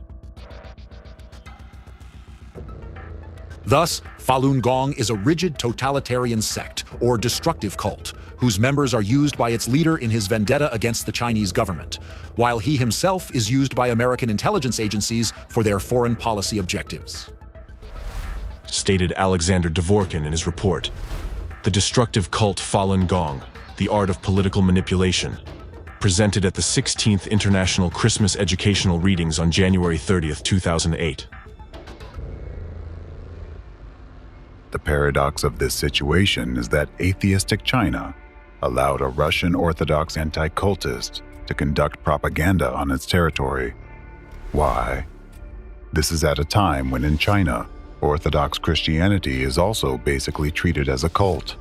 However, this did not prevent the Chinese authorities from openly inviting an Orthodox researcher of cults and letting him speak on local media. By what principle was he chosen for this mission? How did he earn such authority among the Chinese Communist Party? Additionally, during the time when a new wave of accusations hit China for organ harvesting from Falun Gong practitioners, Orthodox archpriest and Russian anti-cultist Alexander Novopashin was invited to China for a conference on combating Falun Gong in the city of Harbin.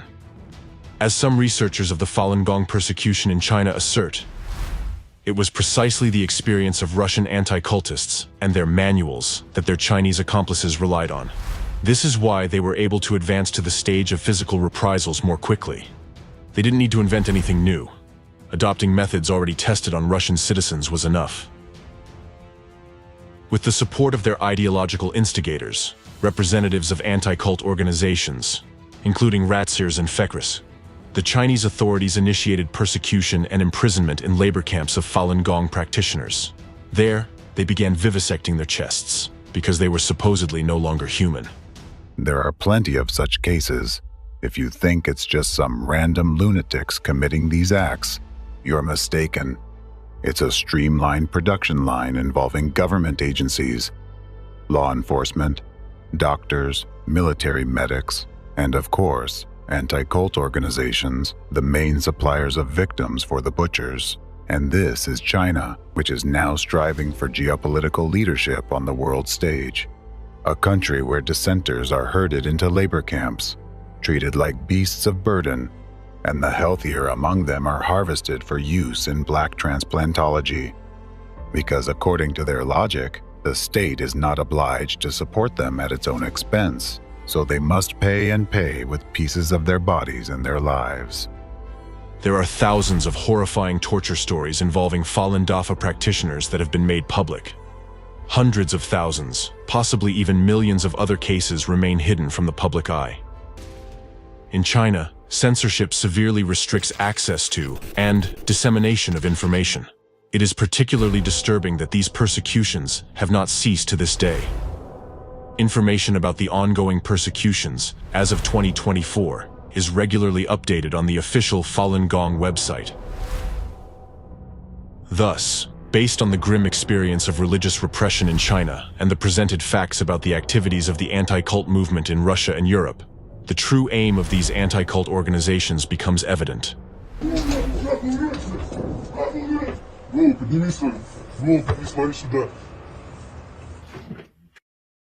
It is not by chance that the mass organ harvesting cases involving Falun Dafa practitioners became known to the public.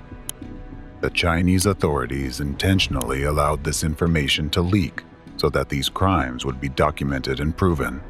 This is their guillotine in the central square. It serves as a warning of what will happen to anyone they perceive as a threat to their power.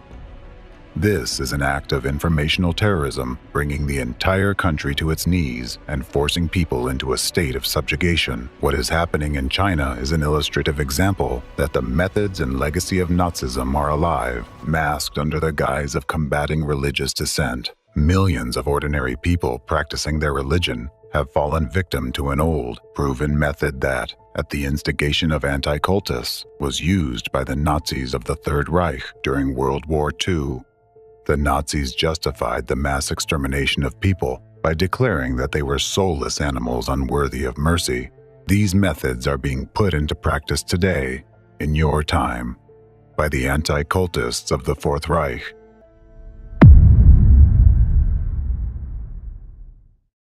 What do you think they have planned for those already marked with a yellow star?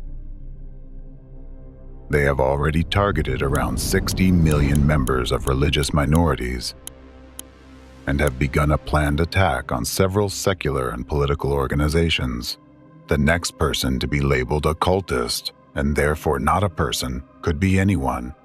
And God help you if you find yourself in their victim's place.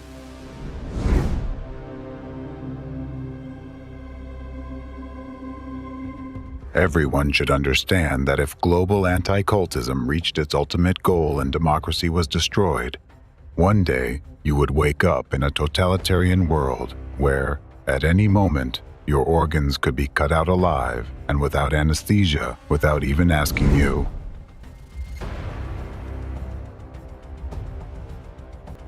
I have said it before and will say it again. If the freedom of speech is taken away, then dumb and silent we may be led, like sheep to the slaughter. Now is the time to regain your sanity and examine what is happening right before your eyes.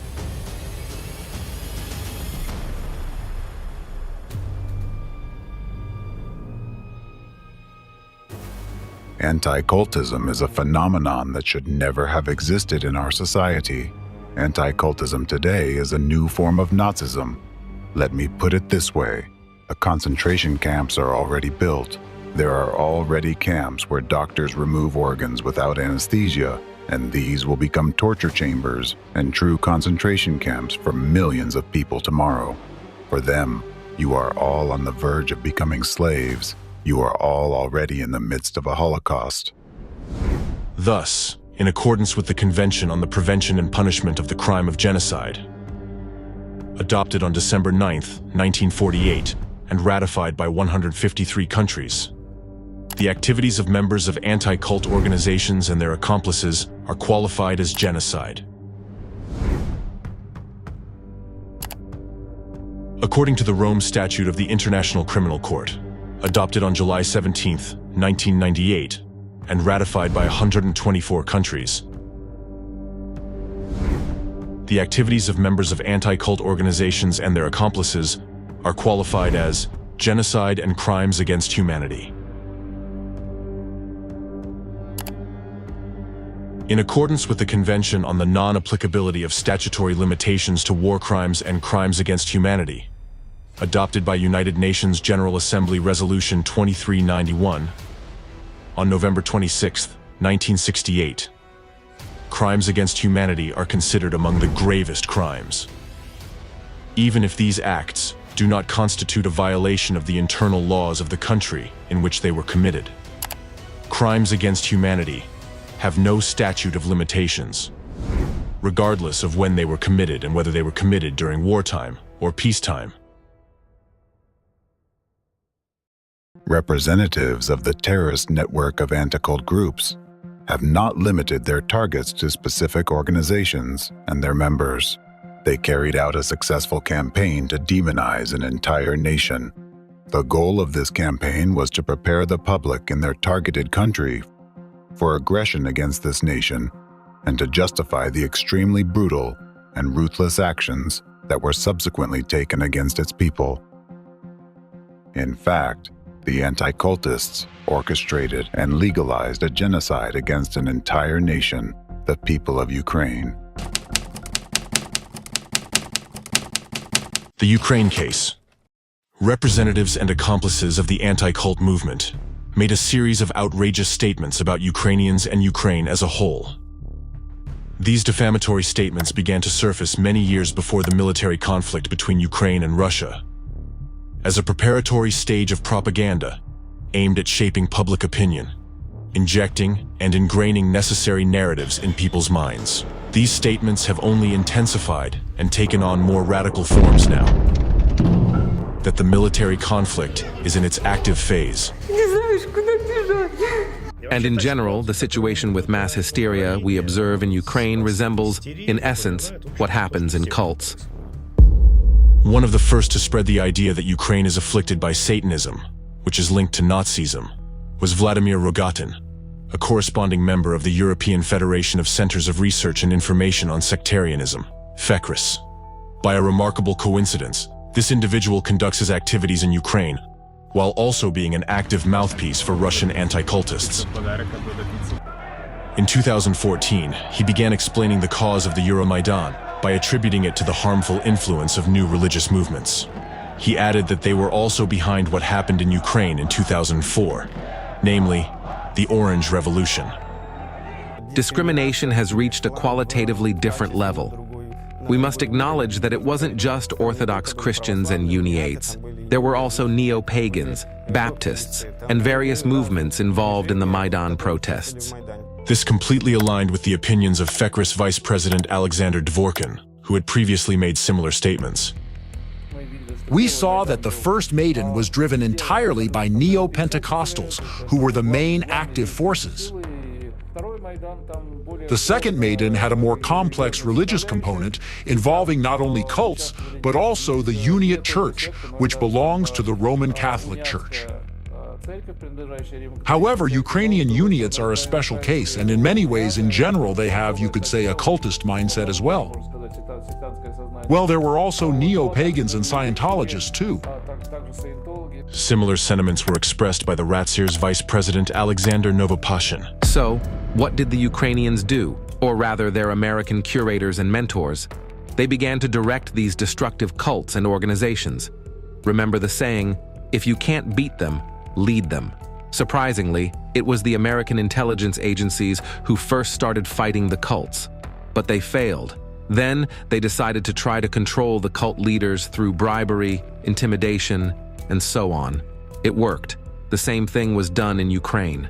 Now, totalitarian sects, that is, destructive cults, while continuing their main destructive activities, have also started working for the Ukrainian regime.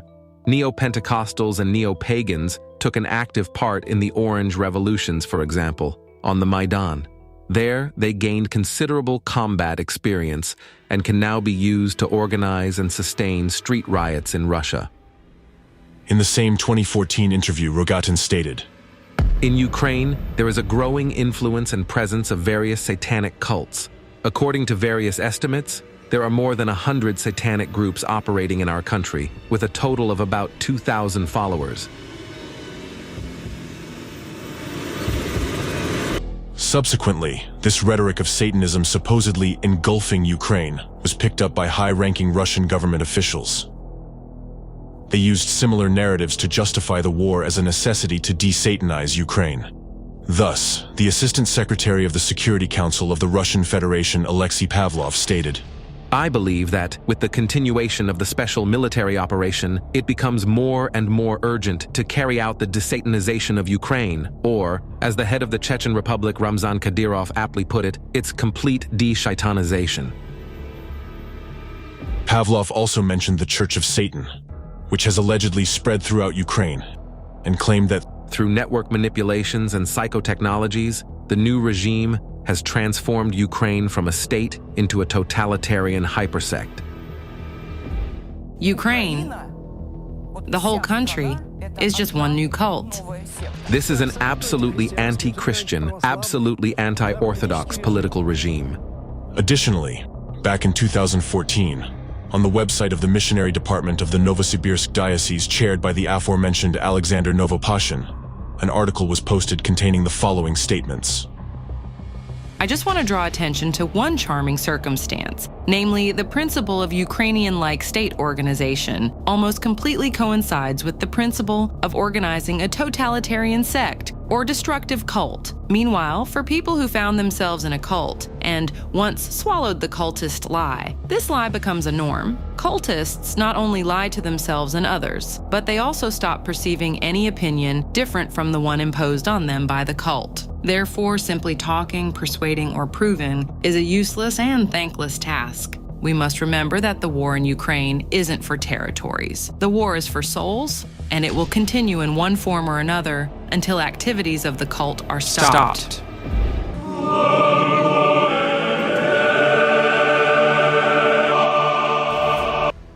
All this rhetoric is aimed at instilling in the minds of Russians the idea that the current military conflict is not just a war, but a holy war. It is clear that loving Ukraine, the Lord is now punishing it. And I'll repeat once again, in order to understand what is happening, you need to understand why the Lord is punishing Ukraine. Why exactly Ukraine? Ukrainians now hate Russians because Russians are merely God's tool. It's like a belt with which a father punishes his child. It's a holy war. It's a war for what we believe in. So I wouldn't be surprised if calls are voiced in churches and mosques. The rhetoric of a holy war is necessary for the state to justify its aggressive actions, in order to make people believe that their country and they themselves are fulfilling some sacred duty. The purpose of these narratives is to convince the public that a war leading to the destruction of the victim state, the deaths of countless people, and the destabilization of the entire democratic world is acceptable and even necessary. Most importantly, this global anti-cultism seeks to divert citizens' attention from how their own country, which initiated this war, is turning into a totalitarian state. In Ukraine, the disease is so advanced that it's no longer possible to cure it with any persuasion, negotiations, or anything like that. Only surgery is possible there. So the only response to those Nazi speeches may be the Soncepek weapon. It should all be burned down, absolutely. Someone may tell me, oh, that's not a Christian way. It is quite Christian. It's just the ethics for those people. They position themselves as pagans, excuse me. So let them get what pagans should. Not the New Testament ethics is applicable there, but the Old Testament ethics, that of Elijah the prophet who himself cut the throats of 300 servants of Balaam. With these ones, we should do the same. Destroy them without any doubt. Just the Old Testament ethics, and they actually understand this language only. Be this vehicle sanctified. In the name of the Father, the Son, and the Holy Spirit. Amen.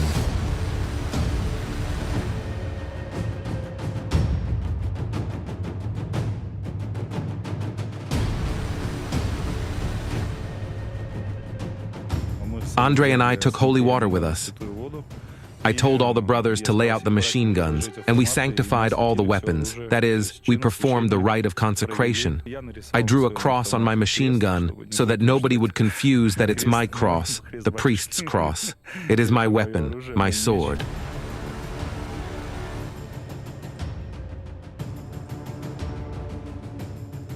Моя мама 18-го похоронила Берлера из этой войны. Be these weapons, blessed and sanctified by sprinkled holy water.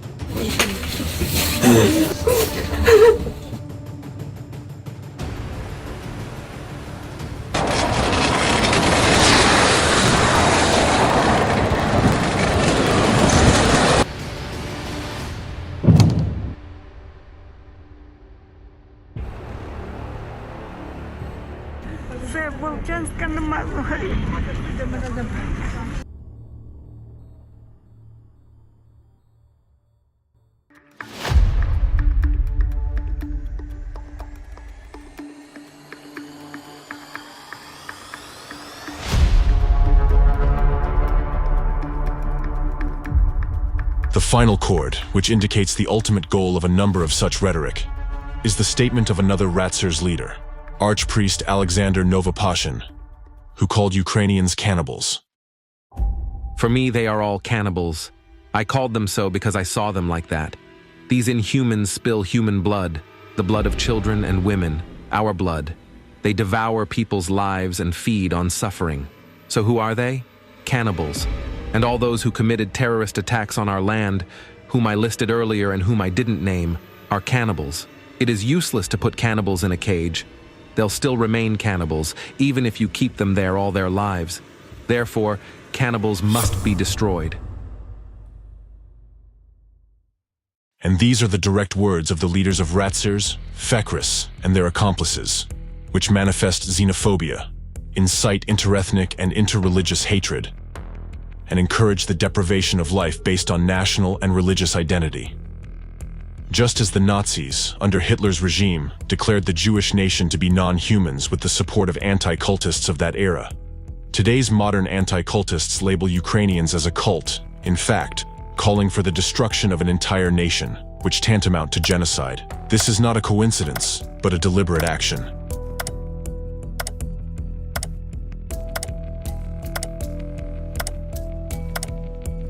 What we are seeing now is a war, primarily a spiritual war because the Antichrist is attacking the Holy Rus, the Orthodox Christianity. I'd like to teach you to load cartridges correctly, so that the cartridges hit the target, precisely destroy the enemy, and not fly aimlessly in the air. Thus, Holy Fathers teach us this way. When you take a bullet, you load it, and say the following words: Holy Mother of God, save us. Holy Father Nicholas, pray to God for us. Holy Mother of God, save us. Holy Father Nicholas, pray to God for us. Holy Mother of God, save us. Holy Father Nicholas, pray to God for us. Tsar Nicholas II, pray to God for us. What does the Bible say? You shall not kill. Do not load a grad rocket without prayer. For each of these, as you load it, say, Lord, have mercy, Lord, have mercy, and so on, and so on, and so on. And then, whoosh, boom. Jesus said, "You have heard that it was said to your ancestors, you shall not kill, and whoever kills will be liable to judgment." The Moscow Theological Seminary is fighting against NATO. Christ is risen. Jesus said, "A new command I give you, love one another. As I have loved you, so you must love one another." If a person dies when fulfilling this duty, then he, undoubtedly, commits an act equivalent to sacrifice. He sacrifices himself for others. Therefore, we believe that this sacrifice washes away all the sins that this person has committed. After everything you have seen, tell me, how should the public perceive these people? Representatives of Russia's front religion and their faithful anti-cultist proponents? Who are they in essence, when even at the highest level, the leadership of this organization, calling for hatred, violence, and killing, violates God's commandments just as the Nazis once did?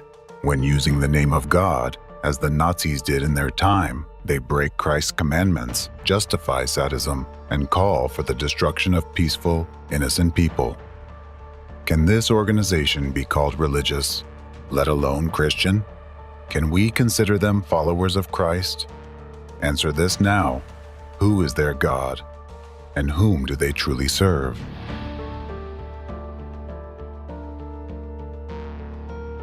You have just seen a small part of what is actually happening, and this is only the beginning. In labeling certain groups and individuals as cults and cultists, the ideological center of terrorist anti-cult gangs did not limit itself to specific organizations, citizens of their own country, and Ukrainian citizens whom they believe need to be destroyed. The anti-cultist narratives have long extended beyond Ukraine. Today, they have already labeled the United States, all of Europe, the entire Western democratic world as cults and have declared them to be Satanists.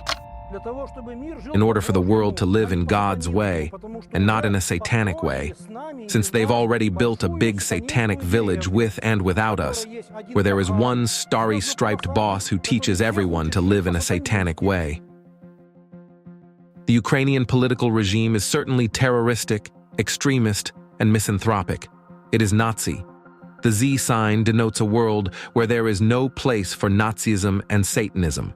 Ukraine is rapidly rolling downhill, according to the plans prepared by Western and American experts. The special operation on denazification is carried out not just to destroy the Hydra in its lair. We defend the whole Russian world, we defend our civilization, we defend Russia from this evil, from the anti-system. Because if we don't do that, This infection might spread very widely, like a cancerous tumor. There are no societies that have developed 100% immunity against it. We can see that in the West. The complete denial of a human, faith, and traditional values. The suppression of freedom takes on the characteristics of an inverse religion, outright Satanism. And the war is not yet lost. It is very important that our country, which relies on its centuries-old spiritual and cultural tradition, having formed its own code of moral values, be capable in some sense also of leading this resistance. I will say an incredible word now, against the Antichrist. Today, I believe that I am acting in accordance with the will of the Almighty Creator. By defending myself against the Jew, I am fighting for the work of the Lord. Adolf Hitler, 1925. Mein Kampf. As you can see, the public actions of anti-cult organizations' representatives lead to tragic events that occur sometime after their information injections. The rhetoric of anti-cult organizations' representatives, besides being filled with manipulative techniques, contains numerous hidden meanings. Anti-cultists do not simply make public statements. They serve as the mouthpiece for the enemy of the democratic world, who openly announces its plans through them. Additionally, their statements exert a covert influence on authorities, providing them with directives for action. In announcing their future plans, the hidden orchestrators of the global anti-cult network have already designated the entire democratic world as their next target. And notably, it is the anti-cultists, as heralds of this covert force, who dictate the rhetoric that is later adopted by Russia's top leadership, including President Putin, who embodies authority for millions of Russian citizens. To understand what the hidden enemy has already prepared for each of you, listen carefully to what this person, echoed by President Putin, has to say. But if the question, when will all this end, is asked of me as a priest, then my answer is never. Once Ukrainian Nazism is dealt with, another aggressor country will emerge through which the USA will begin to threaten Russia. So the civilizational war is inevitable.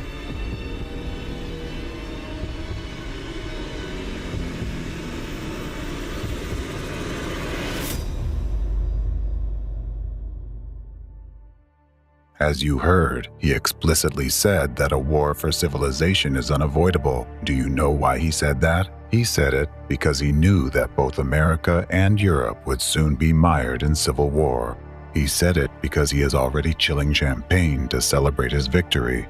And this was said by a seemingly inconspicuous person, but he is one of the leaders of anti-cult organizations that are part of global anti-cultism, and he is echoed by President Putin himself. Now, here, any intelligent person would ask, who truly holds power in Russia?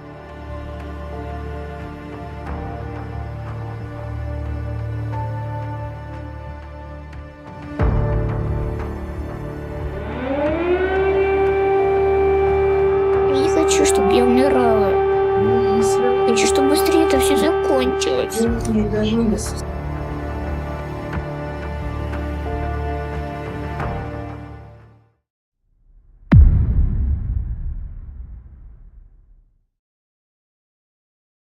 Chapter 5. Abode of Anti-Cultism.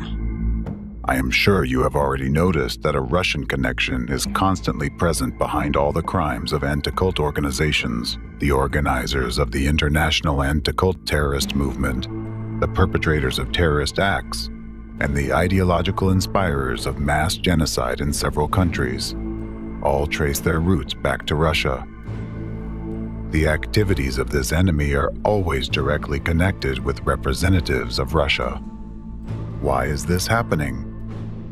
Because the real enemy of America and the free world is the Fourth Reich, this global anti-cultism which originates from Russia. It is precisely there that the representatives of global anti-cultism establish their deep state and develop their strategy. It is from there that their commands are issued to other countries for all branches, including anti-cult organizations. It's important to understand that anti-cult organizations worldwide are merely one of the tools through which global anti-cultism achieves its goals. Organizations like Ratzers, Fekris, and anti-cultists in America are just mouthpieces of anti-cultism, pawns on the chessboard that it manipulates. Anti-cultism will not protect them if there is a threat of it being exposed. In order to deflect the blow from itself, it will easily sacrifice them all and discard them like a lizard dropping its tail to escape. In Russia, the country that has become the stronghold of anti-cultism, anti-cult organizations have already triumphed and are destabilizing it by manipulating the minds of millions of citizens. You may wonder, if anti-cultism originates from Russia, why are they destabilizing their own country? The thing is that they don't consider it their country. They hate both Russia and the Russian people just as much as they hate America and the American people. I think you're already convinced of how cruel their methods of manipulating people are, and now I will give you another example. This enemy has set a goal to revive Nazism and to destroy democracy by any means possible. In order to achieve this, they have established a state within a state in Russia that has already gained immense power. Global anti-cultism is cynical and ruthless, and for the revival of Nazism, it has chosen the very country which suffered the greatest human losses defending itself and the whole world from the Third Reich. The most frightening aspect of this situation is that Russian citizens, people who lost someone in every family while defending their homeland from Nazism during World War II, people for whom the very word Nazism is the most terrifying, people who sincerely believe that such a thing will never happen again in their country because they won't allow it, without even realizing it, are now helping to build the Fourth Reich with their own hands.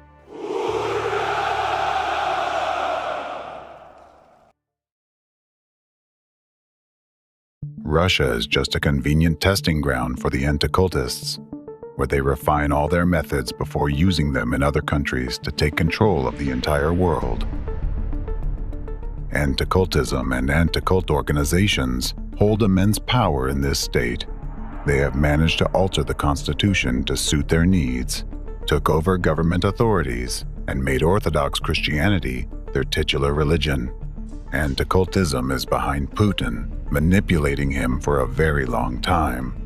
From time to time, representatives of anti-cultism even publicly remind Putin, who is really in charge of the country, and warn him about the consequences if he doesn't follow their directives.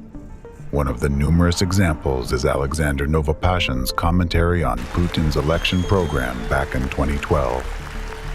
Excerpt from Alexander Novopashin's commentary on President Putin's election program. Whatever the case, we still have to vote based on what politicians declare in their programs. Not all of them speak about morality and spirituality today. Therefore, it is heartening to hear this from Putin, especially after he wished in his New Year's address that the dragon would bring something to us. By the way, the coming year is the year of the dragon, according to the Eastern calendar. I was actually born in the year of the dragon. As a rule, these have always been fortunate times for us. I hope this time, too, the dragon will bring luck, well-being, and prosperity to every Russian family, to all our citizens. That really shocked me back then. If a man wears a cross, how can he appeal to some fictional beast instead of the Creator and wish its help for his people? Moreover, what do Chinese superstitions have to do with our history, traditions, and culture? Why is this being imposed on us? So, God willing, Putin's words about traditional spirituality will be followed by actions, and there will no longer be concessions to foreign phenomena like rats, dragons, pigs, and other superstitions. I want the campaign words to be sincere, and I want the politician to be consistent in implementing them. Otherwise, he will have no respect either in contemporary society among his fellow citizens or from future generations. Memory will remain, and I think its quality is something that no sane person should be indifferent to. Our church sings eternal memory. I hope this matters to Putin as well. An ordinary person who knows nothing about anti-cultism might not see anything special in these words. However, you now possess the knowledge and facts about the goals and methods of anti-cultism. Therefore, I am sure you understand that this was a direct order to Putin, as well as a declaration of the consequences he would face for disobedience. If we translate Novopashin's words into plain language, his message to Putin would sound roughly like this: if you don't do what we want, we will ensure that the people neither respect you nor regard you as their president, and we will erase memories about you forever. Do you think Putin heard this? Of course, he did, because Novopashin is merely a mouthpiece delivering a warning from the force that is standing behind him, and Putin understood this perfectly well. He heard it and drew his conclusions. Today, Vladimir Putin stated that Russia needs to improve legislation on controlling the activities of totalitarian sects. This issue was raised by representatives from the Samara region, along with Governor Nikolai Merkushkin, who came to the president to discuss the region's problems. They proposed creating a database of such organizations and making the list accessible to all regions. As for totalitarian activity trends, they certainly represent an unequivocal threat to our state, our society, and our people. That's not just a hunt for the souls, it's a hunt for property. Ultimately, it all boils down to a hunt for the property and souls of these people. I agree with you that government authorities, both at the federal and regional levels, must consider refining the legal framework. Working in this direction and implementing these regulatory documents in practice. Let me remind you that the term totalitarian sect and the definition of what may be considered a totalitarian sect, that is, a destructive cult, was actually introduced by anti-cultists. It so happened that in Russia, I was actually the first to deal with this new phenomenon, and accordingly, I was the first to use the term totalitarian sect. Although it happened totally by chance that I was the first to use it, it was obviously on everyone's tongue, or on the tongues of many people at least, because everyone else immediately started using it. This term isn't defined legally, and its use violates the presumption of innocence. Now think carefully. What? The use of the term totalitarian sect or destructive cult at the official level by the president of a country signifies. With his statement, Putin essentially violated the presumption of innocence, legitimized persecution, and supported stigmatization of millions of innocent people. Moreover, this statement became a signal to law enforcement agencies and security services that they can repress any citizens whom anti-cultists identify as members of a totalitarian sect or destructive cult. All of this happened merely because Putin began to echo the anti-cultist rhetorics after hearing Novopashin's warning. Thus, a single statement by Putin significantly expanded the already immense power of the representatives of anti-cultism in Russia, increased their ability to influence the minds of citizens, and ultimately exacerbated people's sufferings. Some people wonder why Russian citizens do not realize they are being manipulated. However, imagine how difficult it is to live under constant threat and psychological pressure while your consciousness is bombarded with contradictory narratives. People who had tasted a little bit of freedom after the USSR totalitarianism now live under relentless informational and psychological terrorist attacks, in permanent fear for their own lives and the lives of their loved ones. They live in a country where expressing an opinion that seems wrong to that terrorist entity can result in criminal charges against any citizen and their family. In this territory, laws and human rights have long been disregarded. The citizens of Russia are the most affected by this secret entity.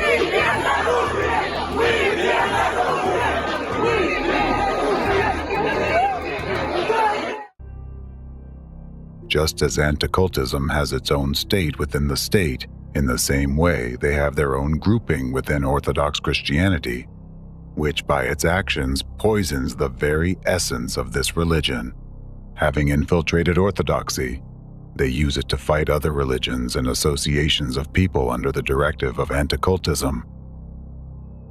Thus, They have made orthodoxy their titular religion and got even more power into their hands, which they use to influence the consciousness of Russian citizens and subordinate them to their will. Ratsers has become the main tool for that secret entity to conduct its criminal activities and manipulate public consciousness. It is easier to influence believers since the topic of God is sacred and valuable to them. Sermons and lectures by church representatives contain destructive imprints that are beneficial to that entity and bypass people's critical thinking, penetrating directly into subconsciousness. Death in the war is better than any other deaths. It's the best of all deaths. I'll tell you that people usually die like pigs, choking on vomit. They eat, drink, get drunk, fall under tables, throw up, and choke on their own vomit. Their manipulation of people's minds can easily be traced if you carefully listen to their narratives. A recent extremist article by a Russian archpriest serves as a striking example of such an informational act of terrorism. Excerpt from a lecture by Ratsier's representative Protoyerius Vyacheslav Pushkaryov, titled "Peacemaking and Theological Dialogue with Non-Orthodoxes No Longer Makes Sense." We, Orthodox Christians, always stand for peace among nations and opinions. We are the true peacemakers, as is the Russian civilization we have created. However, we are experienced peacemakers with 1,000-year experience. This experience has taught us that not all means are acceptable and not all people are suitable for achieving our goals. This means that we should not rely on government officials or the people who live outside our church. We pin our hopes only on the body of Christ and the Holy Spirit, the Comforter who dwells in it until the end of time. We are the only true statesmen, not in the state, but within ourselves, from the fullness of our heart. We are free from nationalism or partisanship, but we propagate the chosenness of the Russian Orthodox spirit, which alone is state-forming, and we defend it to death. Therefore, in order to maintain peace, we do not need preliminary negotiations with pseudo-clergymen and heretics about the smell of their and our socks, and we do not need their instructions on how to live, because we've had all the answers for a long time, and they are already in practical application. It wasn't us who split from them, but they split from us. They are not the church, but only we are, and the gates of hell have not prevailed against us, and according to Christ's prophecy, will not prevail. Activities in the so-called interfaith dialogue represent an attempt to appease the state, deceive the true Orthodox believers, and create an illusion of peacemaking for non-believers, to prolong the agony of their stay in the world. That's a business which has nothing to do with the divine act of peacemaking. Those among us who don't understand this and indulge pseudo-clergymen only inflate their self-esteem and prolong their convulsions, harming us and themselves at that. This article is a clear example of an informational terrorist act. It is structured according to a special manipulative scheme, so as to instill the desired narratives in the minds of those who read or hear it. In the article, the Protoyerius first tells believers that Orthodox Christians are peacemakers and always stand for equality and peace among nations and opinions. However, he then abruptly says the opposite. He claims that Russian Orthodoxy is chosen by God, and believers must defend it to death. Finally, he asserts that it is the only true church, and that interfaith dialogue and any negotiations with representatives of other faiths are meaningless because they merely prolong the convulsions of other denominations. Please note that he uses the word convulsions, and earlier also the word agony, implying that other denominations will perish anyway. This method of presenting information is a special manipulative technique used by anti-cultists to impose their desired narratives on society. How does it work? When a person hears statements that contradict and exclude each other, that causes a disruption in his consciousness. At the moment of disruption, the main message is communicated, which penetrates directly into the person's subconsciousness. This information becomes a command that the listener will remember and follow as a guide for action. In case of the aforesaid appeal, the command that a person will remember is the Protoyerius's final message. That dialogue and any negotiations with dissenters are meaningless because they are already having convulsions and doomed to death. Manipulating people's minds in this way, anti-cultists can instill any narrative they want and make them do anything they want. Just like the Nazis, anti-cult organizations use the rhetoric of chosenness and superiority of some people over others. For example, Ratzer's representatives claim that believers in Russian Orthodox Christianity are chosen by God. We believe in the one holy apostolic church, which is the same church that Christ himself founded. It is the only church that has fully preserved Christian life, Christian tradition, and Christian teaching. And there is only one way to unite: if all the rest join orthodoxy. We have to remember that cults are always fake. Cults are always a sham. They falsify the original. They alter the original. But the thing is that if there is a fake, hence there must be an original. All of us should remember that there is the original and how we should study it. They impose an idea of their own infallibility and manipulate a notion that cults are dangerous.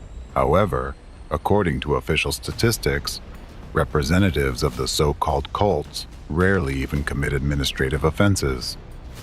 Meanwhile, it is not publicly mentioned that 76% of prisoners in Russia who serve time in jail for severe crimes and felonies are Orthodox Christians.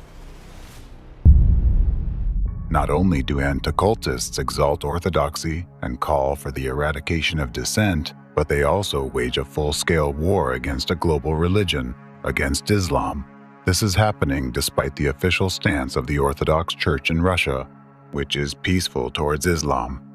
In the case of Russia, inciting intolerance towards Muslims is particularly dangerous for the country and destabilizes society because more than 20 million Muslims live there, at a time when true representatives of Orthodox Christianity, on the contrary, try to smooth over disagreements and to find reconciliation. Anti-cultists methodically, deliberately, and cynically stir up hatred among millions of people in the country. Like the Nazis in their time, anti-cultists systematically convince people that they have the right to stigmatize and then destroy dissenters. After such sermons and lectures, a believer leaves with an instilled sense of superiority and his own righteousness.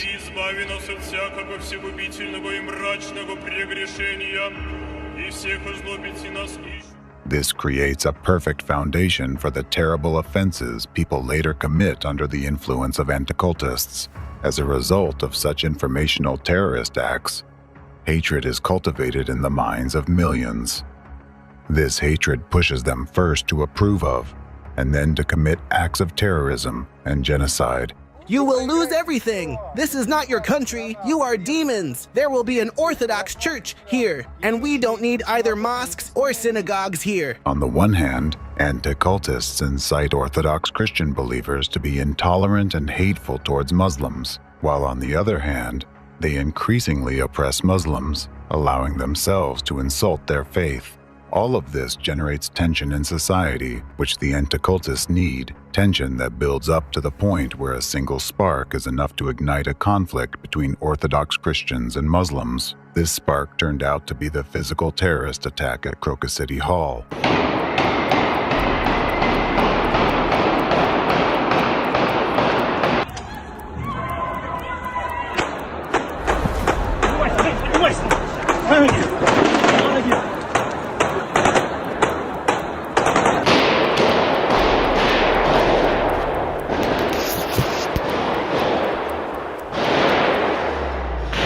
Мы находимся на концерте в Крокус-Сити. Здесь происходит какая-то стрельба, куча народу бежит, все орут, кто-то стреляет здесь.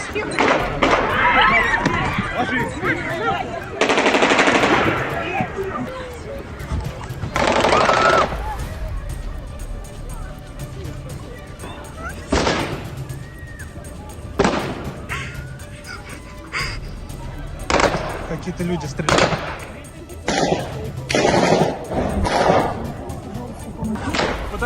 Подожгли зал.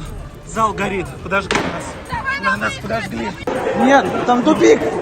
Там тупик. Там тупик! Вниз!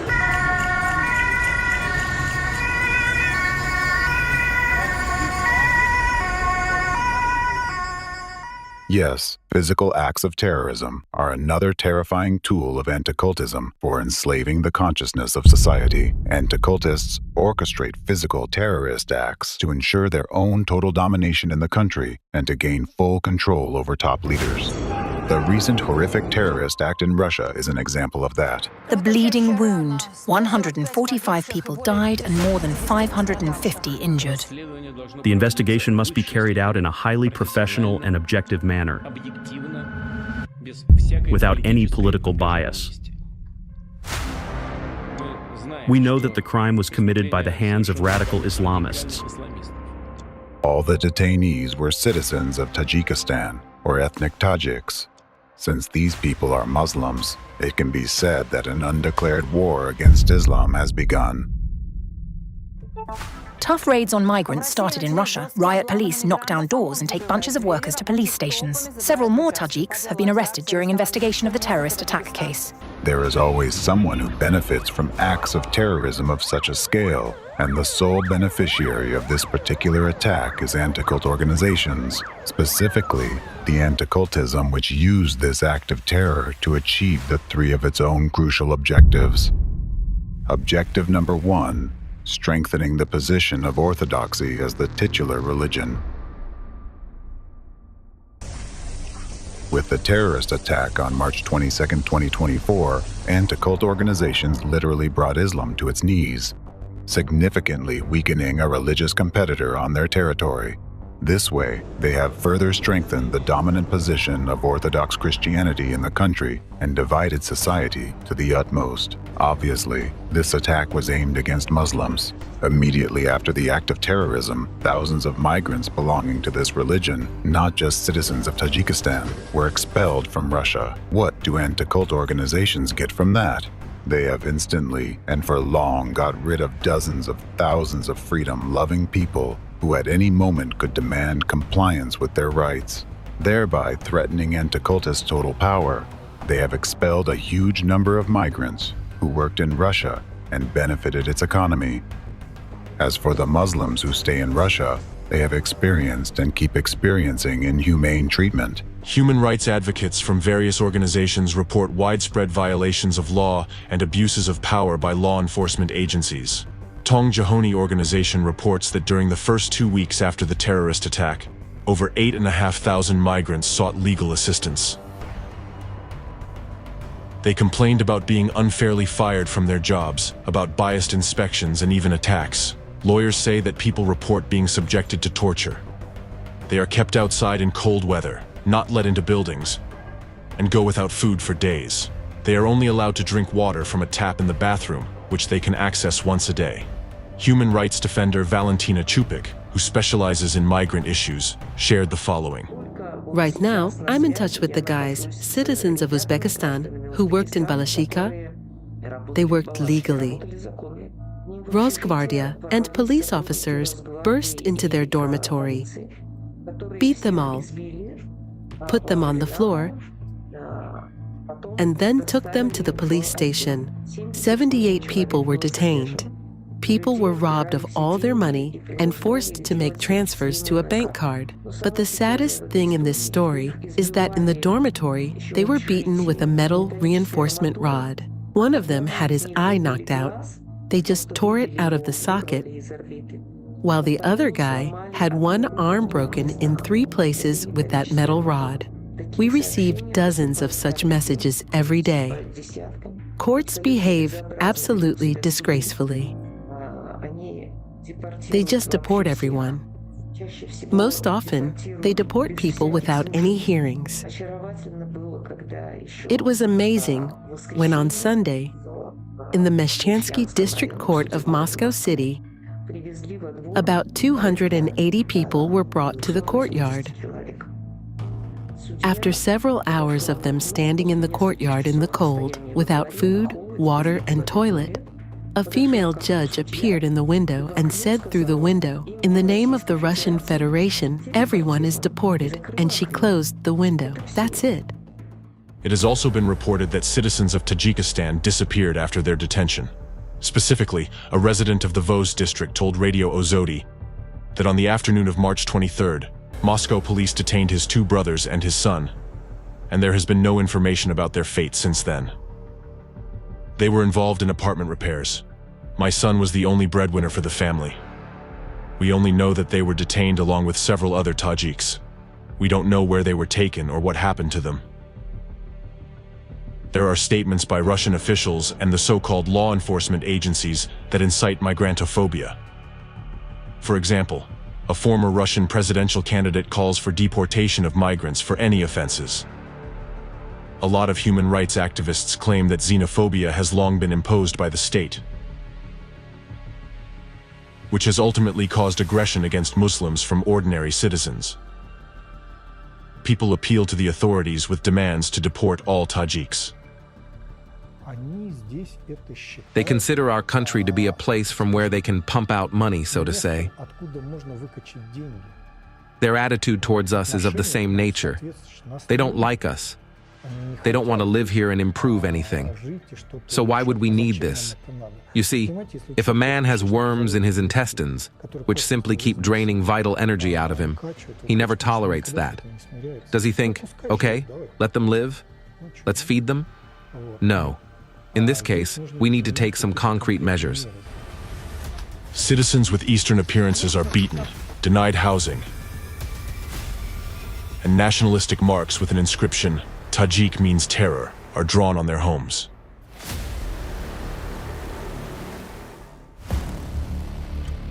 Persecution of Muslims involves the same methods as the Nazis used when persecuting Jews. Markings on houses, dismissals, employment bans, fabricated accusations, physical violence, deportation, and disappearance of people. All of this represent the methods of one of the stages of genocide. Now get the fuck out of here! Russia is for Russians, Moscow is for Muscovites, Africa is for Negroes, and dump is for those who are from Caucasus. Yet, the only crime of persecuted Muslims is that representatives of Anti-Cultism decided to involve Islam in this terrorist attack. As for ordinary citizens, Anti-Cultists conducted numerous informational terrorist acts in advance in order to generate such a reaction towards Muslims. It's not difficult to trace xenophobic statements about Islam by officials of public authorities, as well as sermons against Muslims by Ratzer's representatives. The faith preached by the Arabs is basically plagiarism. They have the same characters there: Abraham, Isaac, Jacob, and Moses. There was a desert around. He didn't have much to do. And let's just say he simply lived somewhere on the outskirts of the Christian world. He heard something. Some scraps of the Christian and Judaic teachings reached him. So he made up some kind of opinion for himself, quite an erroneous one. But since he was an inquisitive man, he found out what he could. Unfortunately, let's say, he found out, well, he actually had little chances to find it out. Not only did Dvorkin call the entire Islam plagiarism, although it's the world religion that includes about 2 billion believers, but he even insulted the Prophet himself. Dvorkin called him a sick fantasist, possessed by demons. Then Muhammad had some strange visions and revelations. Some people believe he had epileptic seizures, and he was very afraid of that. He believed that he was possessed by evil spirits who forced him to become a sorcerer. Either Muhammad suffered from some kind of illness and had morbid visions, or it was a demonic possession. Or, again, the Byzantine fathers say he was sort of a storyteller who made it all up. And unexpectedly for himself, his relatives believed in that. This outright slander by Dvorkin against the Prophet Muhammad caused an extremely negative reaction in the Muslim world. Representatives of Anticultism systematically manipulated people's consciousness so that, at the right moment, citizens would respond with aggression. Informational terrorist acts of Anticultists poison people's minds with the venom of hatred. As a result of their manipulations, a person doesn't even realize that those destructive images were artificially implanted deep in his subconsciousness, bypassing critical analysis by consciousness. This is a real information bomb that was planted in the minds of citizens in advance and detonated at the right moment, causing a wave of violence against innocent people. As a result of it all, on social media, we now see people massively calling for the closure of mosques and the banning of Islam. This is how they have achieved their first objective, weakening Islam and thereby strengthening the position of orthodoxy as the titular religion. Consequently, anti-cultism has gained even more power. This is how anti-cultism builds its empire of unlimited power and totalitarianism, using the hands of others and paving its bloody path with innocent victims. Objective number 2, intensifying the polarization within the country and destabilizing society. Through the terrorist act, anti-cult representatives achieved another crucial goal, further dividing society. They need maximum polarization within Russia. They need controlled chaos.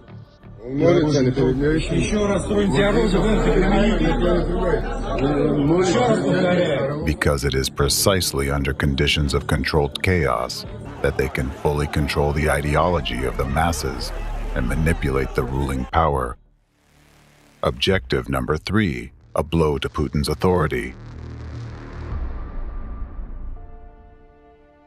In Russia, for many years, there has been a phenomenon called leaderism, where all power in the country is associated with one person. This means that an attack on Putin personally and his discrediting is an attack on the entire ruling power, and it's discrediting in the eyes of millions of people. And as you recall, the ultimate goal of terrorism, which anti-cultism conducts in any form, is to create a sense of helplessness and fear among millions of people in order to destabilize the population as much as possible and strike at the government and the state as a whole. So how was this blow to the authority of the Russian president carried out? Putin often claims that he fights terrorism and guarantees the safety of his citizens. In this regard, responsible tasks are set before the units that ensure the protection of the constitutional order and fight extremism. Attempts to provoke unrest, interethnic conflicts, violate the rights and freedoms of citizens, use Russophobia, and any other ideology of intolerance must be strictly and immediately suppressed.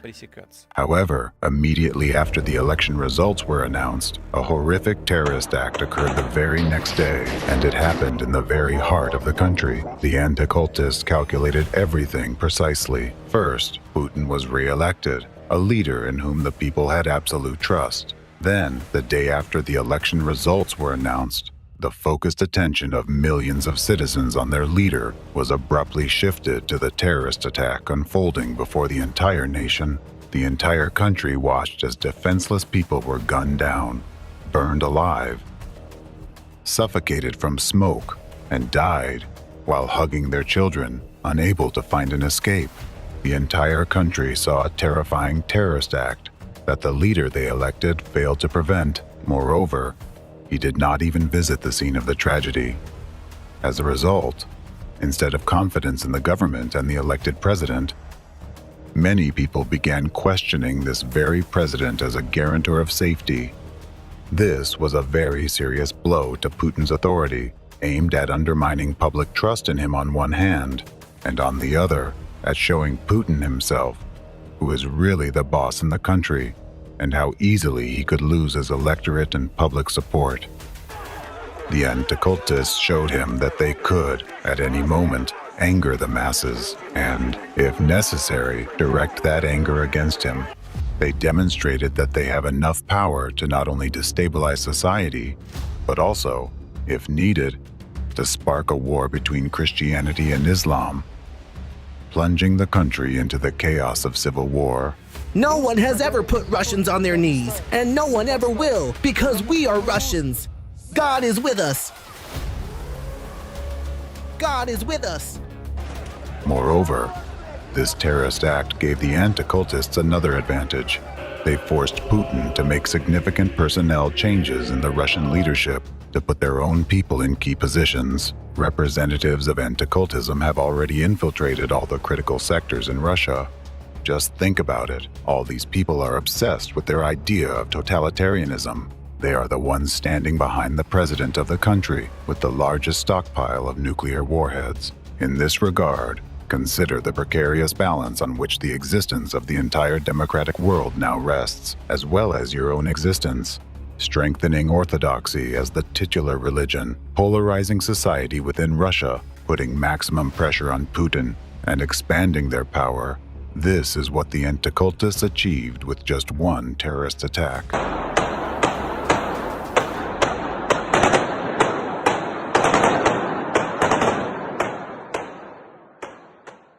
The terrorist attack that occurred in Russia shocked the entire country.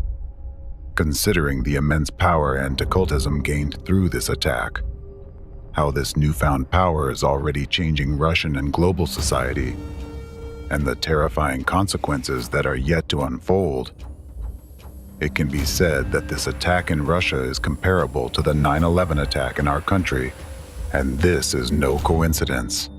The 9/11 attack in our beloved America was also organized and carried out by them, representatives of Anti-Cultism, as an act of revenge for their past defeats.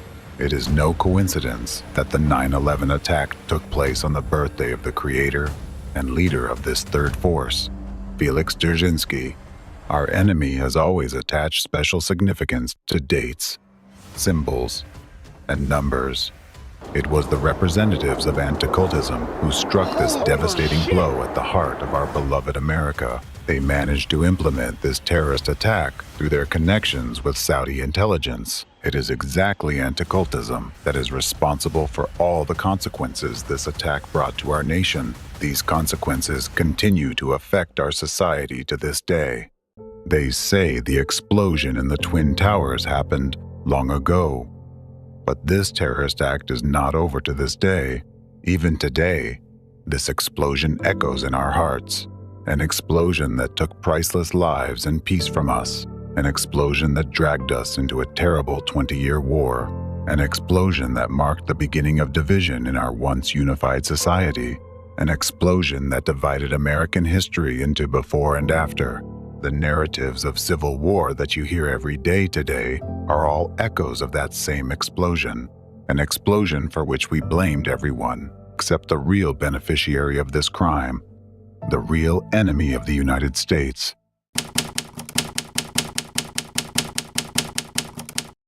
The Civilizational War. The real enemy of America. These terrorist attacks in America and Russia share another common feature. Muslims were presented as the perpetrators of these tragedies, leading to intense Islamophobia, not only within these countries but worldwide. For many years, a deliberate image of the Muslim as a terrorist has been created in your minds. You've been led to believe that a Muslim is an uncivilized, uncultured, aggressive, and dangerous person to be feared. To reinforce this image in your consciousness, regular information terror attacks are carried out. For instance, if a Muslim commits any offense, it is immediately broadcast nationwide, even though identical crimes are regularly committed by non-Muslims. However, when it comes to Muslims, the media accompanies such news with additional commentary and reflections on the impossibility of living with Muslims in the same country. I'm sure you have noticed how, in many countries, mass media consistently highlight the differences between Muslims and the civilized world. You may often hear continuous narratives suggesting that peaceful coexistence with them is difficult due to supposedly different values, cultural and religious differences. Think about how often you hear opinions that your country would be better off without Muslims, that you, the local residents, have given them opportunities, while they behave ungratefully. Have you ever wondered why this is happening? Why is such similar rhetoric against Muslims conducted in different countries? All of this is a multi-year information terror attack conducted by global Anticultism. As a result, relations between large Muslim diasporas and the local population in different countries are becoming increasingly strained. It's like a spring that is constantly being compressed. Let's consider where this might lead. In order to do this, you need to look at the situation in the world, taking into account the knowledge you already have. You know that global anti-cultism aims to establish a unified Fourth Reich. To achieve this, it continually destabilizes democratic countries, eroding laws and people's rights. As you may recall, the next target of the enemy is the division of the United States of America through civil war and the division of Europe. So, let's just assume that the enemy has succeeded in their plans, resulting in a divided United States and a disintegrating Europe. What do you think will happen next? Do you believe Muslims, incited by anti-cultism, will be able to resist the temptation to attack weakened European countries, the same countries that forced them to flee their homelands, the same countries where they've been oppressed for so many years? The question is rhetorical. Now consider this. As soon as the first attack by Muslims occurs, this conflict will immediately escalate beyond the borders of a single country or even a continent. The entire non-Muslim world will instantly come to defend Europe. If war breaks out, it will be a war of the whole world against Muslims. Do you think the parties involved will refrain from using nuclear weapons? And what do you think will be the outcome? I'll give you a hint. Considering the military, technological, and numerical superiority of the non-Muslim world, almost 2 billion Muslims would be wiped off the face of the earth. Let's consider why this might be beneficial for global anti-cultism. First, it would be a convenient way for them to seize vast territories rich in natural resources. Secondly, it would be an ideal opportunity to permanently eliminate a large group of freedom-loving people whom global anti-cultism has failed to break from within and bring under its control. Islam as a religion is particularly difficult for anti-cultism to control because Muslims form a society within a society. They have adhered strictly to the Quran for many years and follow their established traditions. Therefore, it's very hard for anti-cultism to control Islam because Muslims manage to avoid the global introduction of anti-cultism agents into their religion. Consequently, representatives of anti-cultism strive to demonize Muslims to eventually eliminate them. Despite the fact that in many countries, Muslims live peacefully and harmoniously with other religions, representatives of anti-cultism highlight isolated incidents, trying to convince you that all Muslims are subhuman. Anti-cultists instill this belief in you so that, when the time comes, they would be able to destroy the entire Islamic world with your hands. Could this be the very civilizational war we have heard about many times before? But if the question, when will all this end, is asked of me as a priest, then my answer is never. Once Ukrainian Nazism is dealt with, another aggressor country will emerge through which the USA will begin to threaten Russia. So the civilizational war is inevitable. Such a move would allow anti-cultism to achieve a state of managed chaos, so excruciating for humanity that people would be willing to accept even the harshest order and would ask for it themselves. Humanity would willingly request to live under the Fourth Reich. The biggest problem is that you do not see the looming threat of global anti-cultism hanging over you. You do not notice how global anti-cultism, this machine of violence and murder, which knows no pity, is relentlessly moving toward its goal, the destruction of America and the free world, and it only gains power along its way. Feeding on people's fear and deaths, we see that it has already broken not only Putin in Russia, but also Macron in France and Scholz in Germany. These countries, entangled in the tentacles of anti-cultism, can no longer call themselves democratic. France and Germany are considered the foundation of Europe, and if America's enemy is not stopped, it will soon consume the rest of European countries as well.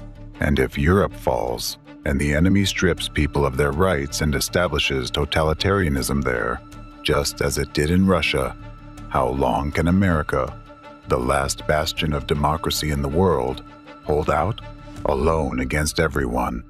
The question is rhetorical, given the hatred and speed with which the main enemy of America is advancing towards its goal. Before your eyes, the enemy of the entire free world is committing terror attacks and stripping you of your freedoms. It is killing democracy, one of humanity's most valuable achievements, won through immense effort and courage. Many honorable people gave their lives so that you could finally live in freedom and equality.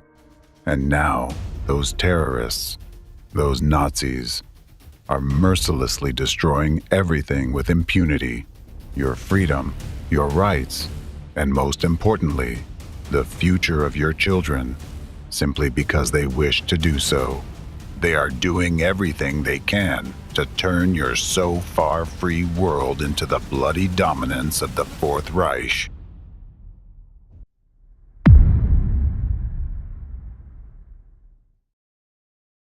Chapter 6: How Civil War is being fomented in America. The civilizational war would greatly benefit global anti-cultism on its path to global totalitarianism. However, let's return to the facts that reflect the harsh reality of today. Now, facts indicate that anti-cult representatives have already brought the United States to the brink of a civil war, which can completely destroy our country. To implement its plans, global anti-cultism needs to divide American society into two camps and radicalize them against each other. One tool for this division is the activity of anti-cultists in the U.S. Anti-cultists use Nazi methods to maximize the conflict in American society. I'll give you just one example among many. You already know about Stephen Hessen, the deprogrammer who combats dissent by labeling as cultist people with different ideologies, or whoever is supposed to be stigmatized at the moment. So, Hessen has gone even further by declaring Donald Trump a cult leader and his supporters as cult members. Hessen published a book titled The Cult of Trump, where he claims that every American who supports Donald Trump is a cult member, meaning they are not free in their opinions, not independent individuals, but rather people who need to be subjected to intervention, as Hessen puts it, or in other words, they should be forced to change their beliefs. By actively promoting this book and the whole idea in the media, Hessen uses labeling to dehumanize one part of the population in the eyes of another. This leads American society to see one group of Americans not as people with different opinions, but as brainwashed zombies incapable of constructive dialogue. After all, it's much easier to take up arms against a group of people who have lost their human nature. And it's no coincidence that dehumanization was always considered the first tool of Nazi propaganda during the war. Because in order to get people to take up arms against each other, you first need to make them stop seeing each other as fellow humans.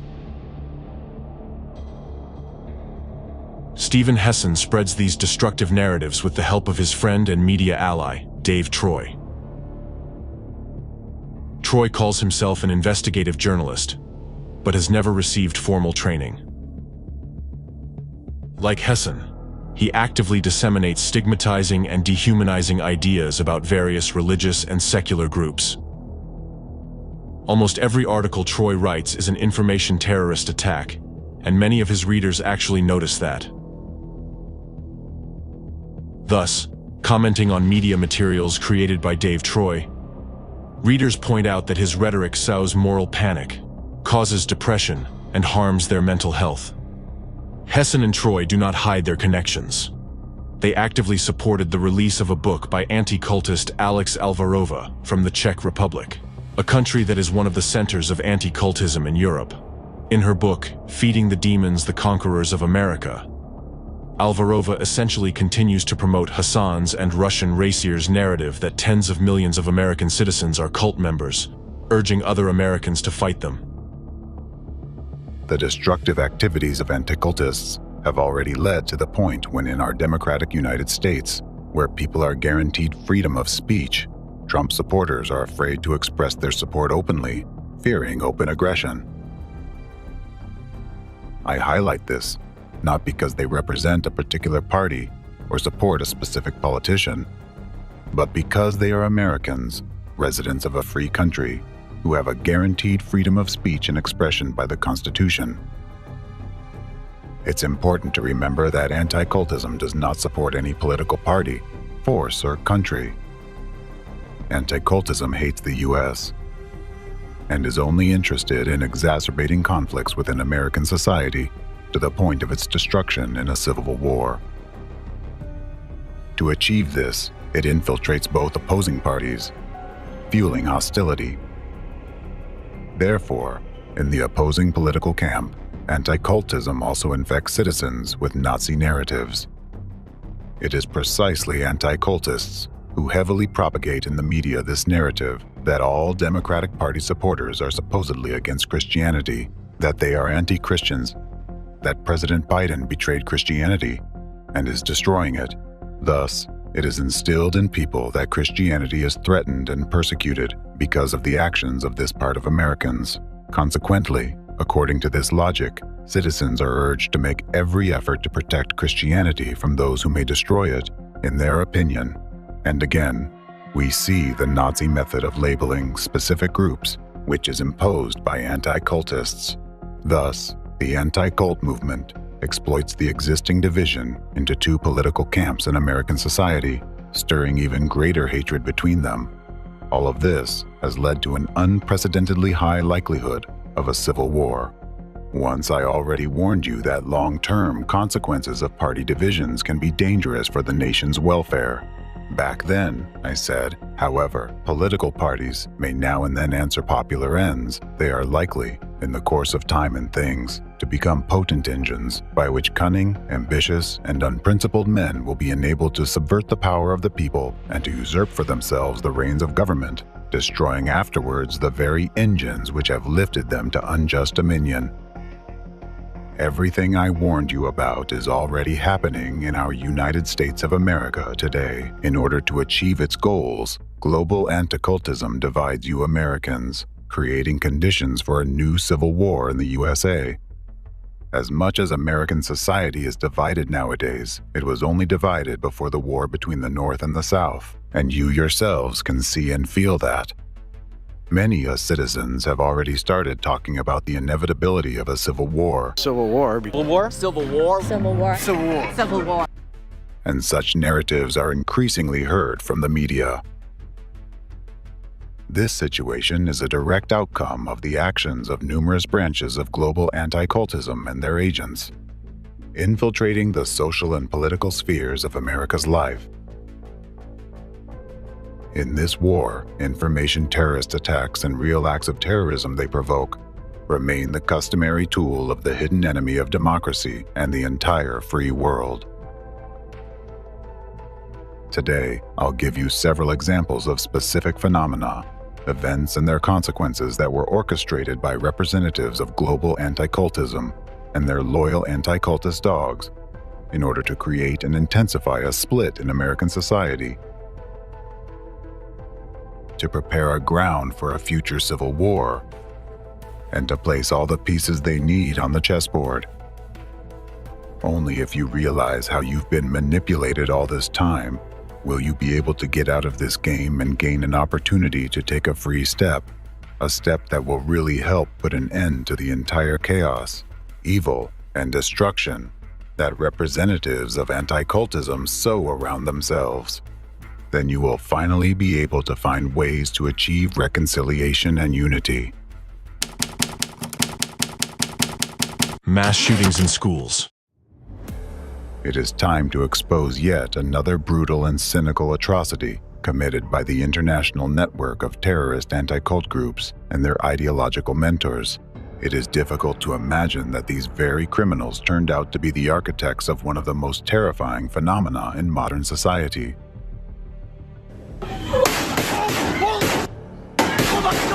Oh my God! A shooting at a high school in Broward County. Mass shooting inside an elementary school. The shooting there at the Covenant School. Shooting at the Sandy Hook Elementary School. Deadliest shooting in U.S. history. Worst ever mass shootings. 14 students. At least 17 people have been killed. 27 victims, 20 children, 7 adults. 33 dead, 29 wounded. A total of 15 people are believed to have died here, 12 students. 3 young children dead and 3 administrators dead as well.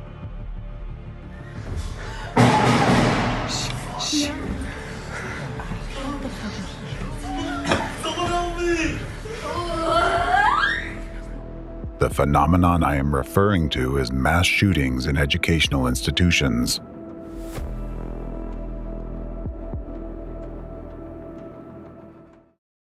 Not long ago, the entire human community was shocked by the first such incident and wondered how it was even possible. Now, it has become a harsh reality. These incidents leave an indelible mark on people's memories. The most terrifying aspect of these violent outbursts is not just the loss of young lives, but the fact that children are killing other children. What has happened to society to give rise to such a phenomenon? What has changed? And what is the root cause of this tragic reality? A wise person once said, "For every complex problem, there is an answer that is clear, simple, and wrong." In this case, many of you might be satisfied with an answer that seems obvious and straightforward, that this phenomenon has become possible because modern society is experiencing a decline in morality. People have become disconnected, and there is too much anger and violence, which has inevitably affected your children. This seems like a logical answer, and there is, of course, some truth to it. However, this is such a sharp and painful topic that it has not gone unnoticed by opportunists who are accustomed to profiting from others' misfortunes. Moreover, too many inconsistencies and unanswered questions emerge when examining each case individually and the overall picture in detail. It is as if someone may be deliberately using these tragic incidents so that while your mind is clouded by emotions of grief, shock, and loss, the actual beneficiaries of these events can covertly carry out their plans. The explanation lies in a simple and timeless formula. Find who benefits from it, and you will uncover the truth. Historically, educational institutions have always had many individuals who fit the risk factors for becoming potential shooters. However, for various reasons, only a few, and not always the most obvious ones, resorted to gun violence. The open question remains, why have developed countries faced the phenomenon of mass shootings by children in the modern era? Yes, with the invention of firearms and their gradual availability to civilians, such incidents have occurred since the early 18th century.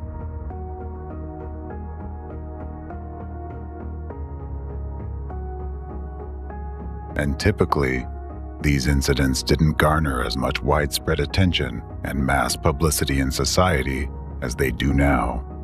News reports covering these events didn't employ manipulative psychological techniques.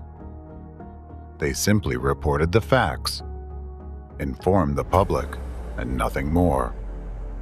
But what's happening now is an unprecedented phenomenon. The sharp, rapid increase in armed attacks in schools worldwide occurred roughly around the same time, starting from the late 90s, with a frightening trend towards escalation since the early 2000s. In other words, school shootings have been a phenomenon of the past 30 years. Just as many years ago, the hidden force behind global anti-cultism began to regain its strength. It was then that they founded the ideological center of the modern network of anti-cult groups, and it was then that they began to consolidate their positions and spread their destructive influence massively in democratic countries around the world. And this is not just a coincidence, that's a fact.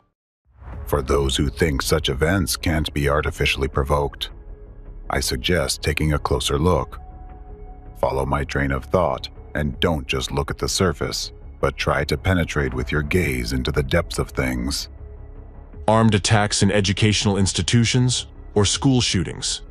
The use of armed violence on the grounds of educational institutions, primarily targeting students, often escalating into mass murders. At this point, a vast number of countries have already experienced cases of school shootings. This is an international issue being addressed by specialists from various fields.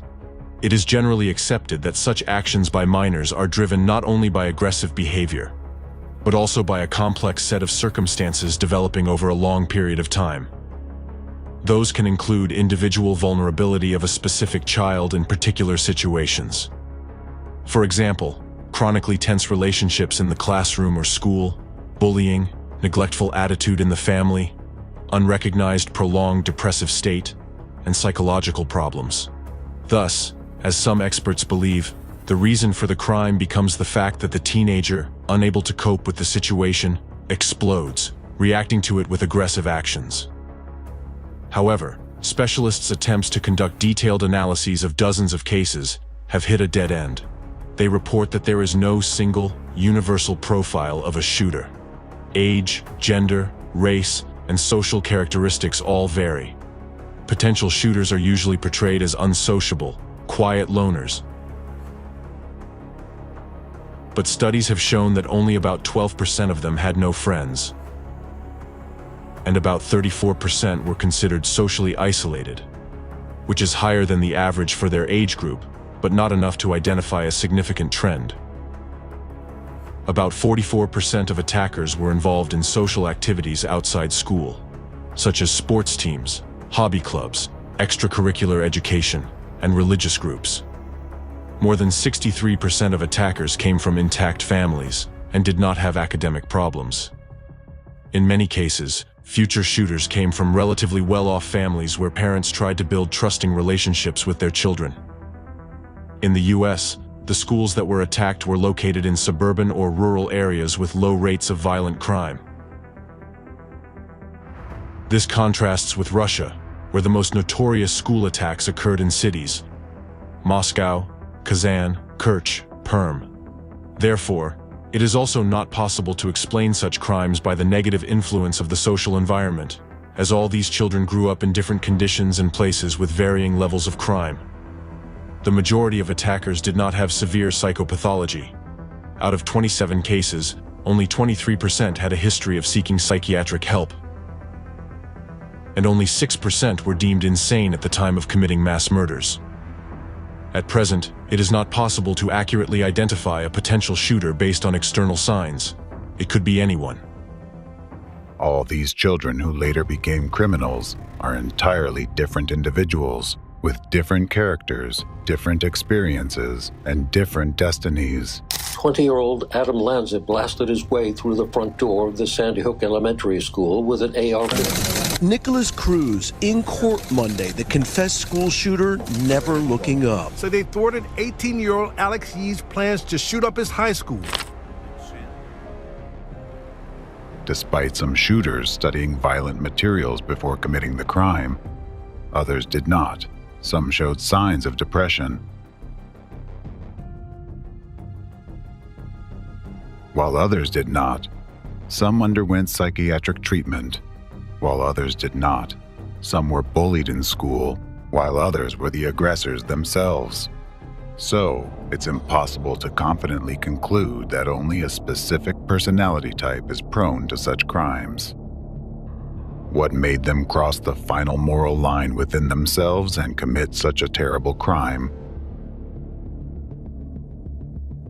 What unites all these cases? The answer is both simple and complex at the same time.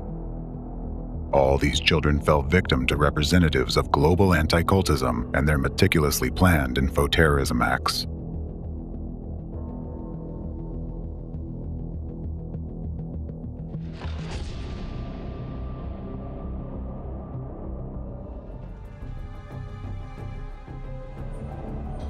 They were infected with destructive images of violent actions spread by representatives of anti-cultism through the media, containing hidden commands to act.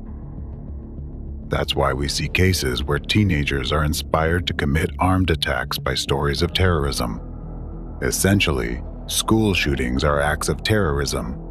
However, the form in which they occur allows the actual beneficiaries to divert attention away from themselves. Next, I will show you examples of how the well-honed manipulative psychological techniques from the arsenal of anti-cult terrorists influence the masses' consciousness. The Columbine case. Let's consider, for example, the tragic events at Columbine High School. 911. Yeah, this is Sharon at Columbine High School. We have shots being fired.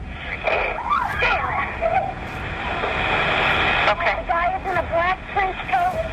Checking this hot guy. They just shot somebody inside the cafeteria. I'm going to have to try and get out here and call you back.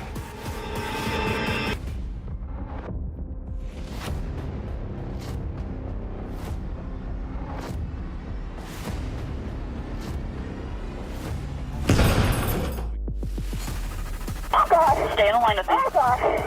The gun is right outside the library door.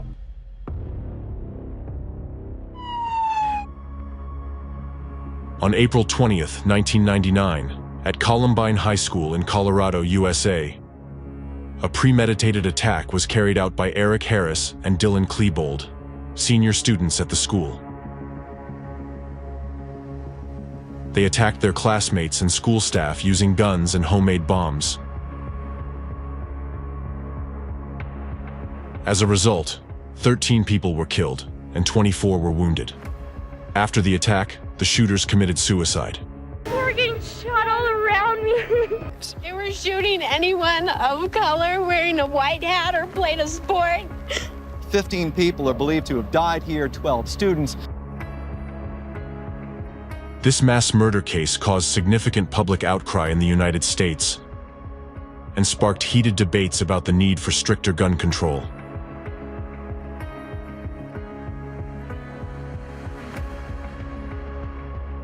The incident led to the tightening of security systems in educational institutions and increased regulation of children's access to the internet and violent video games. Despite being known today as a case of mass murder, there is evidence from the perpetrators themselves that clearly characterizes their planned crime as a terrorist act.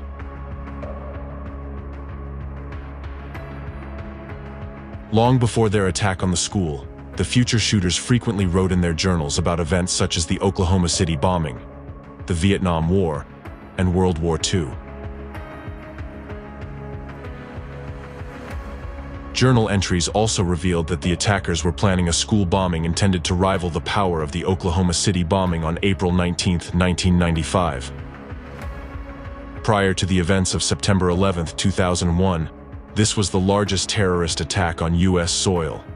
The bombing of a truck filled with explosives resulted in the deaths of 168 people, including 19 children under the age of 6, and injuries to over 680 people.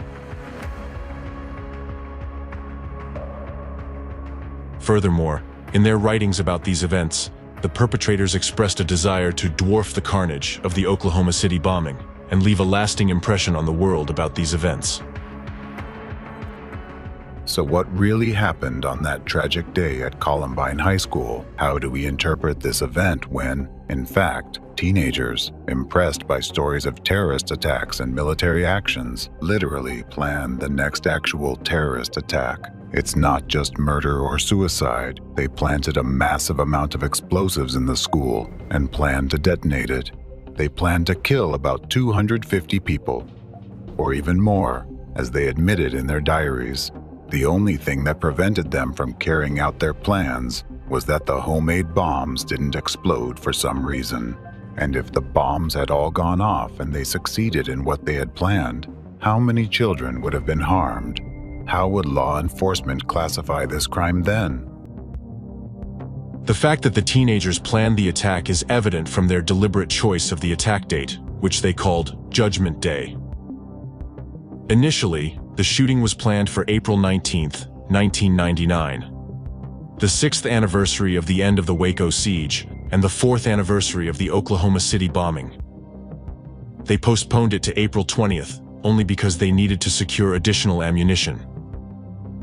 In other words, inspired by the Oklahoma City bombing, Eric Harris and Dylan Klebold sought to commit an act of terror that would claim more lives than that explosion. In turn, the Oklahoma City bombing was linked to the events at Waco and was carried out on the 2nd anniversary of that tragedy. The perpetrator of the Oklahoma City bombing explained his actions as revenge against the federal government for its criminal actions, including those at Waco. Let's recall that back then, the members of the Branch Davidians religious group were surrounded and besieged by the Federal Bureau of Investigation, FBI, and the U.S. National Guard on the territory of their compound ranch Mount Carmel, near the city of Waco, Texas. The siege lasted from February 28 to April 19, 1993, and ended in tragic events during which a total of 86 people died. With a high probability, Eric and Dylan, like the rest of the country, watched the bloody events at Waco and the explosion in Oklahoma on television. Thus, the tragedy that resulted in the deaths of 86 people became the motive for another act of terror in which 168 people died. Both events, in turn, influenced two teenagers to attempt to surpass the terrorists' acts, culminating in the mass killings at Columbine High School. So what really triggered the shootings at Columbine High School? The accumulated aggression of the children, which they couldn't cope with, or the media hype surrounding descriptions of high-profile terrorist attacks, containing specific destructive images and attitudes that incite action? What affected the children's psyche? And who is truly responsible for children becoming mass murderers? Now, these dates on the calendar, April 19th and 20, have become days of deep mourning for the entire American nation, marked by the shadow of three horrifying tragedies: the siege in Waco, the Oklahoma City bombing, and the mass shooting at Columbine High School. The events of those days, which claimed numerous human lives, have become memorable milestones in American history. They have been the source of numerous changes in both the political and social landscape of the country. But what unites all three tragedies is not just their dates and their impact on America, but also that they are all part of the strategy of global anti-cultism and the hidden force behind it. They have become long-lasting anchor events that have triggered numerous processes, which continue to significantly influence the current situation in the country to this day. I will talk about this in more detail later, and also, using the specific example of the tragedy in Waco, I will show you how the enemy, through its network of global anti-cultism, orchestrates such events, and how you can identify its hidden hand amidst what may seem like chaos or accidental coincidence of circumstances. Mechanisms of artificial provocation of school shooting incidents by anti-cult representatives. All these events, besides being acts of terrorism, subsequently became powerful info-terrorist attacks, which in turn spawned new crimes. Later, through their allies in the mass media, representatives of anti-cultism launched a PR campaign to give worldwide publicity to the events at Columbine. Numerous high-profile articles were published, films were made, and books were written detailing the day of the attack down to what the boys had for breakfast that morning. All of this ultimately created a romanticized image of the shooters, evoking both sympathy and even admiration. Ain't no V-Tech shit or Columbine, but I look like Bret Hart mixed with Dylan Clevo. Let me what the pro. I get this look up for you. Dude, I want you to know, like. Shots fired. Several shots fired.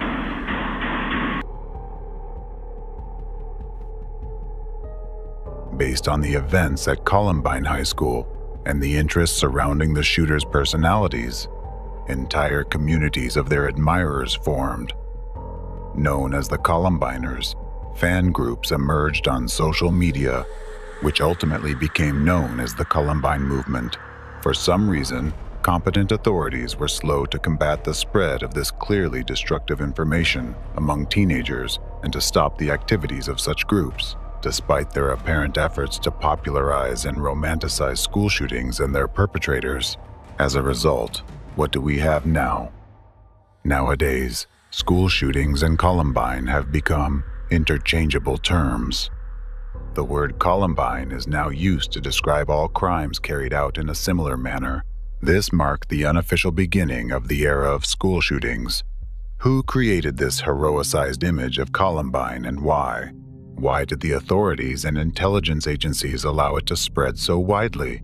Is this simply negligence and irresponsibility, or intentional criminal inaction? If it is believed that one of the key reasons for new school shootings is an uncontrolled imitation of Columbine, Then why was information popularizing this event allowed to spread so widely? If reports of these events did not contain hidden manipulations that incited action, this information would not have been so actively duplicated, picked up by other children, and would not have generated new shooters. It is evident that the Columbine cult was created intentionally. At its core, this is an act of informational terrorism that spawns more terrorist attacks. Who benefits from conducting acts of informational terrorism of this scale? Only the representatives of anti-cultism and the force behind them.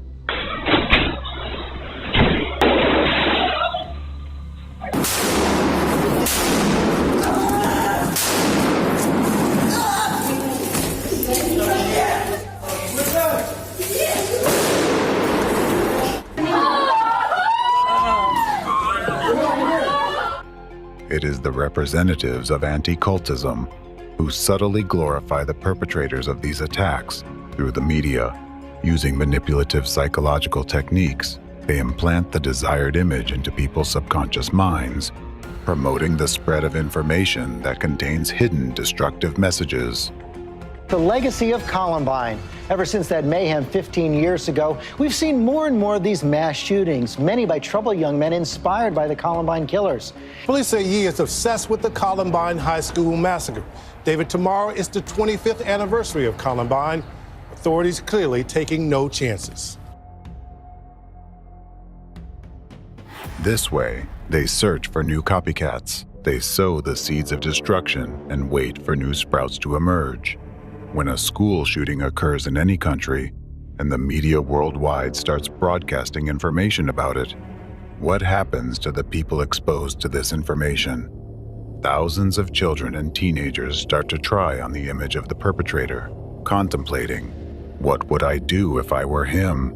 They think about how they would act towards their classmates in school, or peers in college or university. Even many rational adults, listening to these stories in the media, start imagining how they might carry out such an act. In doing so, the human mind unwittingly identifies potential victims, those who have wronged them in the past or undervalued them. Thousands think about it, and a few actually turn their fantasies into reality. This is deliberate psychological manipulation. Many of you might wonder, if representatives of anti-cultism are behind school shootings, how do they manage to control the shooters remotely? They aren't physically holding their hands. The answer is simple. They don't need to physically hold anyone's hand to make them commit a mass shooting. They only need to control their consciousness. Naturally, the next question arises. If they use such precise and refined manipulative techniques, why do they not work on everyone? What is the key factor that opens the door for the implantation of a destructive program into the subconscious of teenagers, driving them to enact such horrific scenarios? To understand the true nature of what is happening, let's delve into the details of how representatives of anti-cultism use methods of covert programming to influence a person's subconscious to commit a school shooting. How do they manage to code a teenager to execute their malicious will? Method of puzzle piece coding.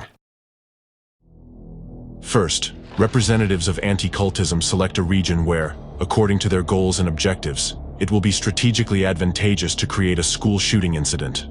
The organization and planning of such a terrorist act in the chosen region happen long before the actual event, usually from 1 to 3 years, depending on the significance and importance of the event for them. The coding of a teenager to carry out an armed attack is done remotely, using the method of subliminal information embedding through mass media and the internet. To create a new school shooting, they use a method of puzzle piece coding, that is, a method of covert manipulation by directing multiple waves of information coding. Each wave individually contains specific embedded messages that, like puzzle pieces, come together in the depths of the potential shooter's subconscious. Only when these pieces combine do they activate the program to commit mass murder. As a result of this activation, the individual goes through with the crime, while to an observer, it appears as if it was their personal decision. No one met with them, directly incited them, or helped them prepare. They didn't even discuss the topic with anyone. In reality, they act as a biorobot, guided by a skilled hand to carry out a premeditated criminal plan. This segmentation of manipulative embeds into several waves of information delivery is intentional and serves the purpose of precise targeting. Since a school shooting requires one, at most two perpetrators, the waves of information coding affect thousands of people. Some of these people may even feel an impulse to act on the commands, but not everyone can cross the line into committing mass murder. Therefore, to narrow down the target zone and activate a suitable potential shooter, a cross-sectional information attack is conducted. It consists of several information deliveries, each containing specific embeds that can bypass the critical control of the conscious mind and penetrate directly into the subconscious. Once there, these embeds come together like a puzzle to form a cohesive picture of the future crime. This image becomes a dominant intrusive thought, pushing the individual towards committing mass murder.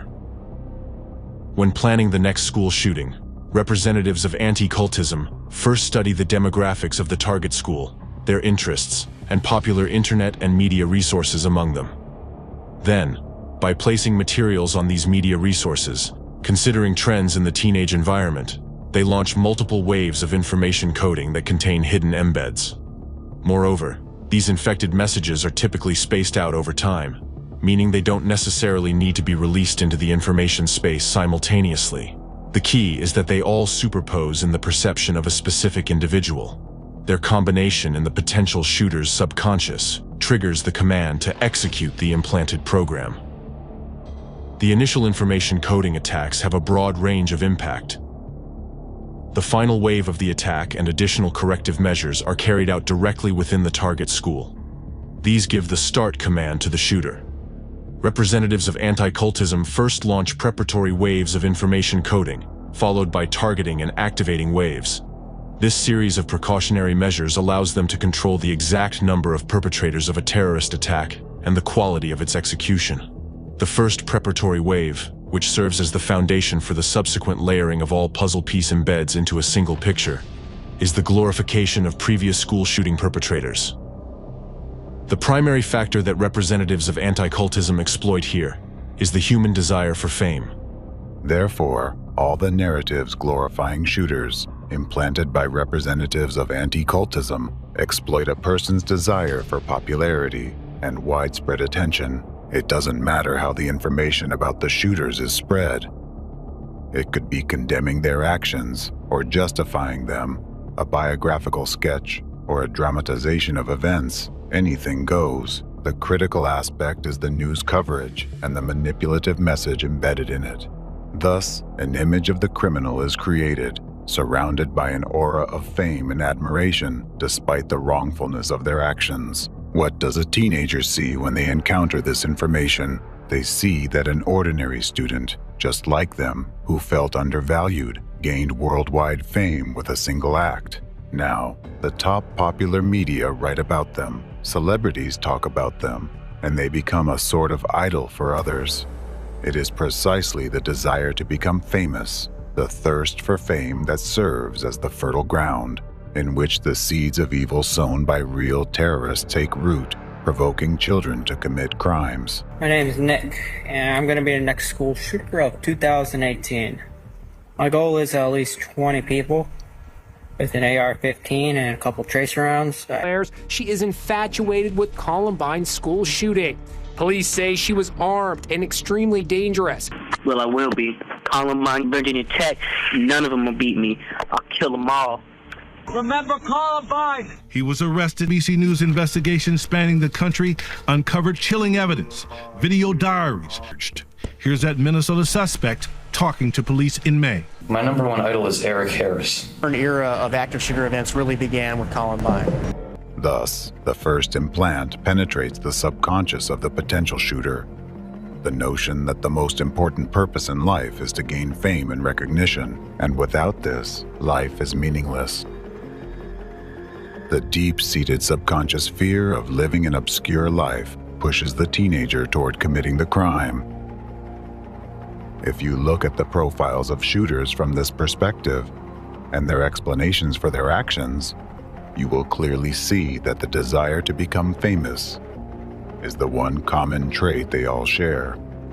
Here is a crucial point. If the glorified image of the shooter did not exist, school shootings would cease to be possible, because without this foundational base, the rest of the program for carrying out the act would not have the necessary support to be executed. The dissemination of glorified images of criminals as bait for those who also crave popularity acts as a filter, screening out those unsuitable for the role of perpetrator, and infecting those with the active trigger that sets off the program's unpacking.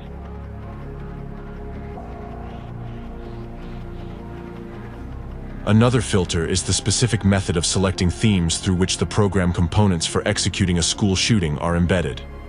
These themes are chosen from the areas of interest to teenagers, which are typically opposite in nature. What does this mean, and why is it done? A person is more likely to be interested in related topics. For example, someone interested in astronautics might also be interested in parachuting. However, to minimize the number of people caught in the cross-section of the informational coding waves, topics are chosen that rarely fall within the sphere of interest of the same person all at once. For instance, a teenager might be fascinated by space and the possibility of life on other planets, such as astrobiology. What would be opposite in nature to this interest? Life's opposite is death. So, a teenager potentially suitable for the role of a shooter might also be interested in different models of weapons. This combination of interests is rare in real life, which is precisely what anti-cultism representatives count on. Subsequently, various materials on these themes are embedded with other components of the single program for carrying out a school shooting. Particular emphasis is placed on awakening an interest in weapons as tools that grant power and fame. As a result, only those teenagers who are simultaneously interested in both opposing themes and who already have a dominant desire for fame and recognition fall into the crosshairs of these intersecting waves of information coding. Thus, the target group gradually narrows down through the final stage of the coding process. The first wave of information coding affects thousands, then from these thousands, only hundreds remain, and ultimately, only a few individuals are caught in the crossfire of all the necessary coding waves. It then becomes a matter of time to see who among them activates first, and who ultimately becomes the perpetrator of the implanted program.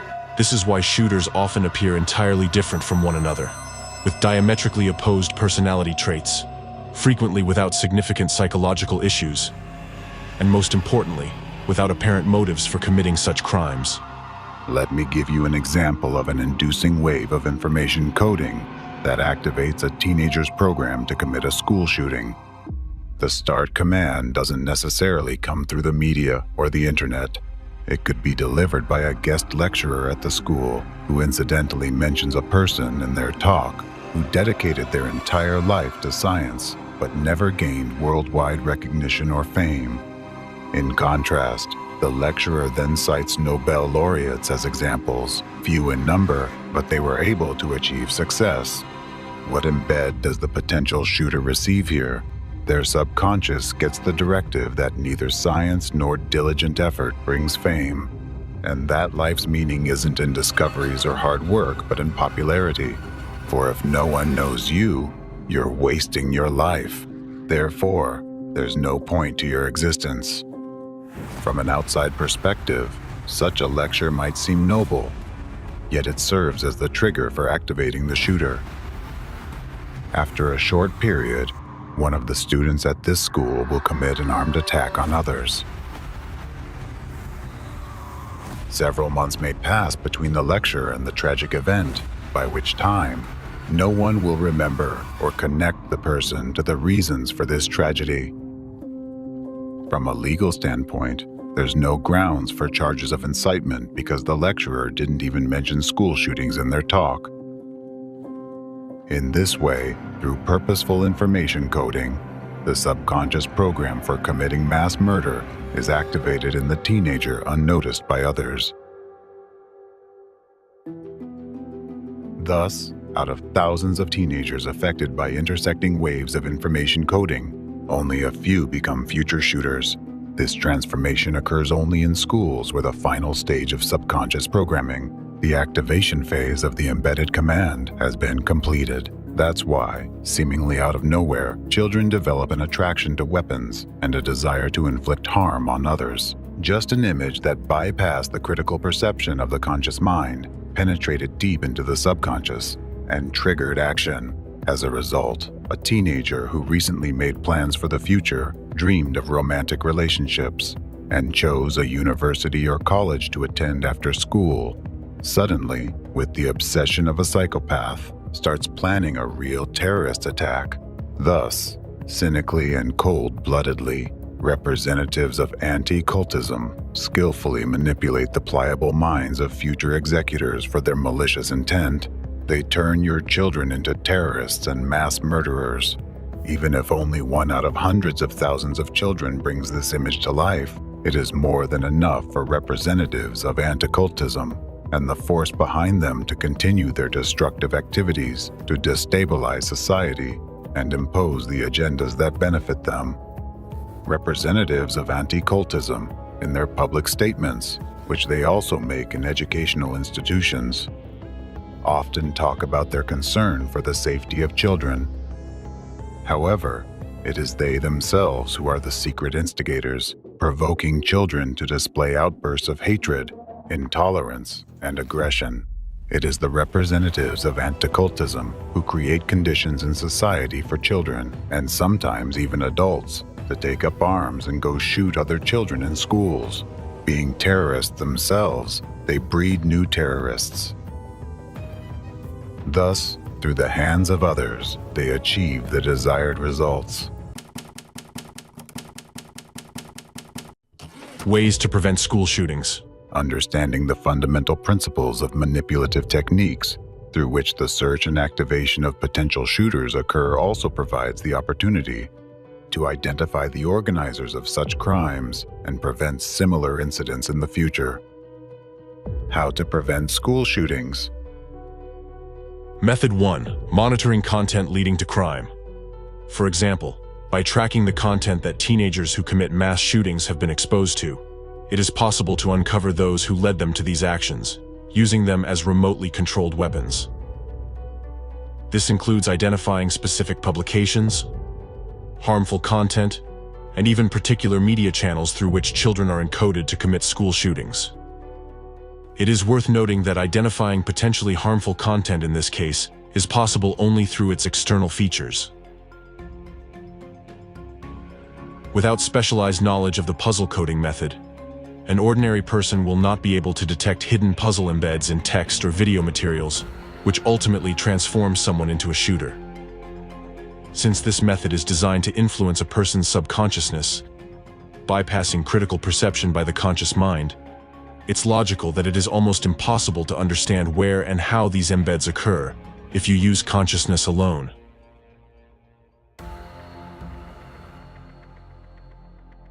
But what can be noticed, and what should be paid attention to when identifying dangerous content? Since heroization of shooters is the first and fundamental wave of information coding, which lays the groundwork in a person's subconsciousness for committing a future crime, we will now provide an analysis of publications on the topic of school shootings. The first thing to observe in these materials is the frequency of publications that repeat the same seemingly meaningless messages. This may be a series of similar articles about a specific school shooting incident that happened a long time ago.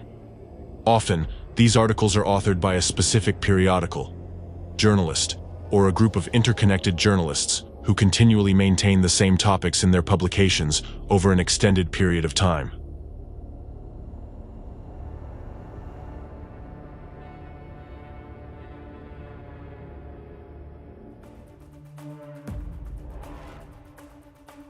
Meanwhile, other journalists or media outlets may have already stopped covering this event long ago. Yet this very group of journalists persistently supports the information wave for unknown reasons, and keeps the long-past event alive in the media space. These articles would repeatedly discuss the same subject from different angles. The authors might criticize the police, express sympathy for the shooter's parents, highlight recently uncovered details of the crime, and so on. However, the common thread will still be the same: school shootings. And all these articles will have one significant feature. they will never harshly criticize or condemn the shooter. The second feature of potentially dangerous materials and publications is that discussions of school shootings would always be accompanied by direct or indirect criticism of the authorities, specific officials, and the helplessness of law enforcement agencies. Articles would discuss their mistakes and failures, emphasizing that law enforcement officers lie and deliberately distort facts to cover up their own helplessness. Such publications often appear very similar, and at first glance, may even seem reasonable, devoid of aggressive calls to action or clear signs of inciting hatred. However, in reality, the information they contain deeply affects people, leaving a lasting imprint on their subconsciousness. The third feature to watch for is the presence of numbers in the publications. Information containing hidden embeds always includes a numerical code. This could be mentions of dates, exact time when a crime was committed, the number of casualties, or other figures. Yet these numbers would be repeatedly referenced in their publications. The point is that human consciousness and subconsciousness perceive numbers differently. This feature of the work of our subconsciousness is leveraged by the puzzle coding method. As mentioned before, it is extremely challenging for an unprepared individual to detect hidden manipulations of consciousness, and, even more so, subconsciousness, through the puzzle coding method without specialized training. However, there is always a pattern, and identifying this pattern can help pinpoint particularly dangerous content amid the vast flow of information.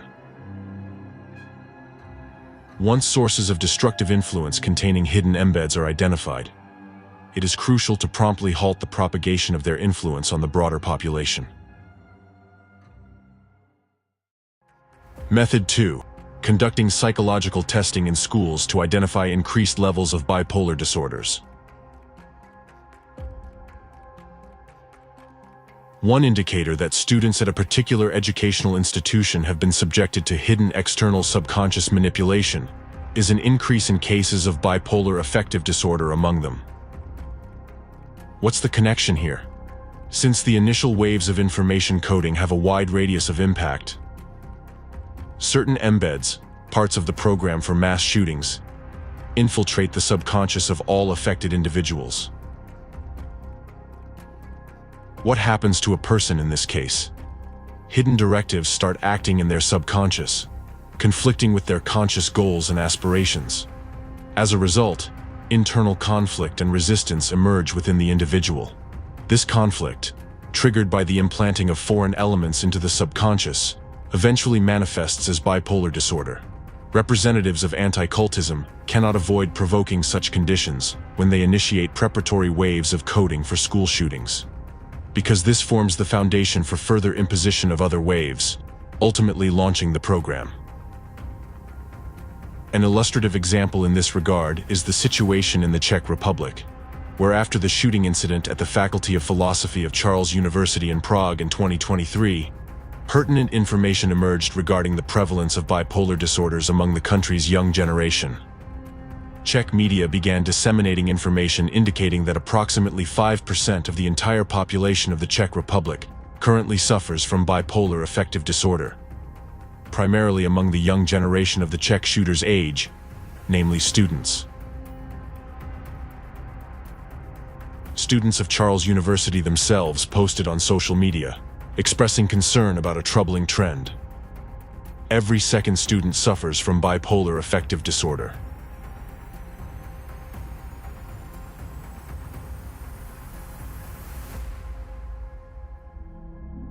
This circumstance confirms the fact of external manipulative interference in the subconscious minds of this university's students. As of today, the Czech Republic, particularly its capital, is a hotspot of anti-cult activity. One of the key centers of their activity is located precisely in Prague, and one of the leaders of the local anti-cult movement, Zdeněk Vojtěšek, teaches at the Hussite Theological Faculty of Charles University. Consequently, there are grounds to presume that a thorough analysis of the public activities of anti-cult groups might help establish a correlation between their activities and the increase in cases of bipolar disorders among Czech youth. A deep study of this relationship may ultimately provide compelling evidence that anti-cult organizations are not only linked to school shooting incidents, but are indeed their perpetrators.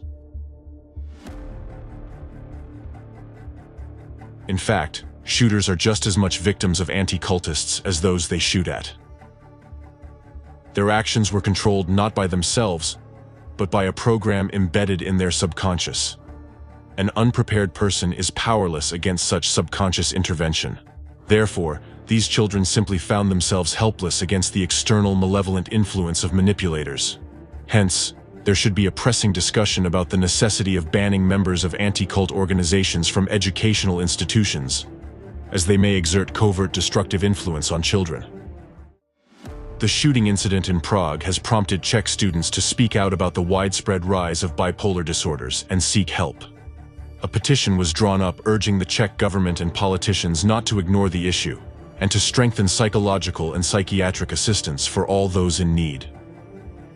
The petition was signed by over 600 people. This means that the young people themselves are frightened by this situation. Subconsciously, they feel that someone is manipulating their minds, and they fear that anyone among them could be the next to pick up a weapon to harm oneself or others. A similar scenario following school shooting incidents will be observed in all schools that have been targeted by the information coding attacks of anti-cult representatives. The situation in the Czech Republic clearly demonstrates that bipolar disorder is an inherent and natural accompanying factor in external interventions aimed at programming the subconscious of individuals.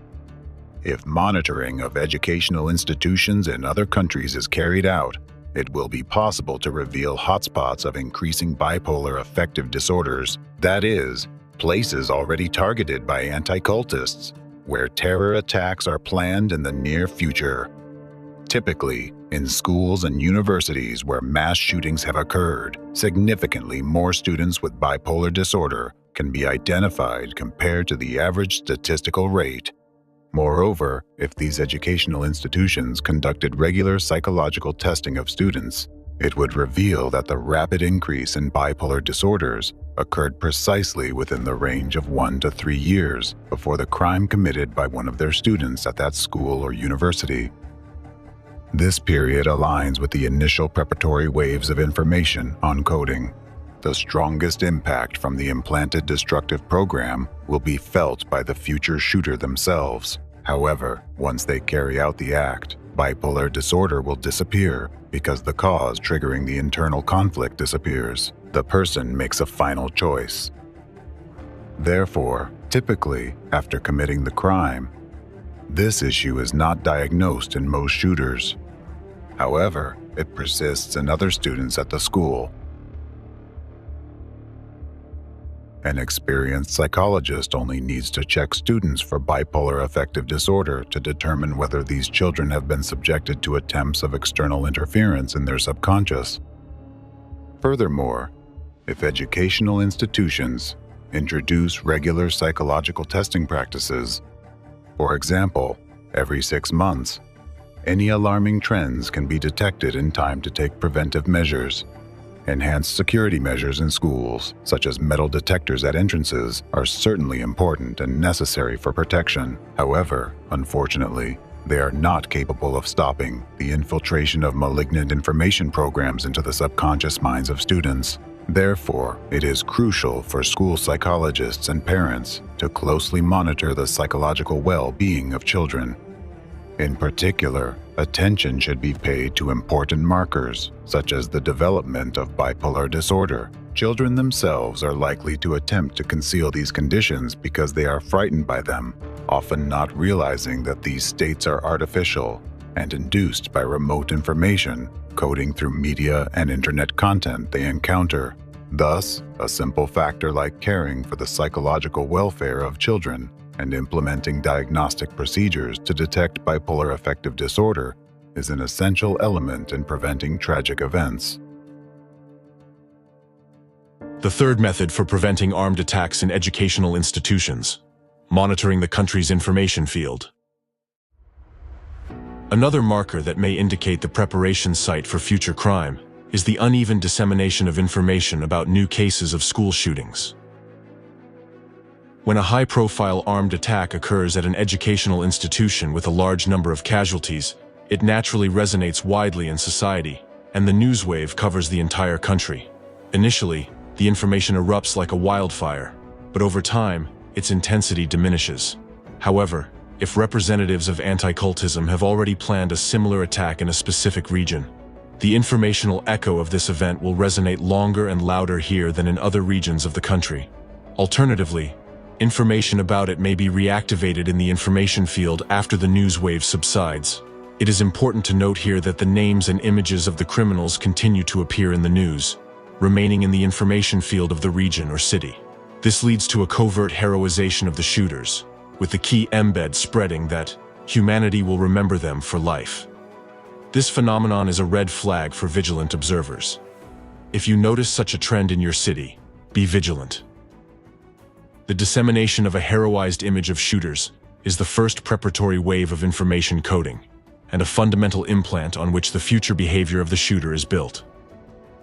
If somewhere this image is artificially sustained in the information space, it means that the psychological indoctrination of the next shooter has already begun in one of the schools in this region.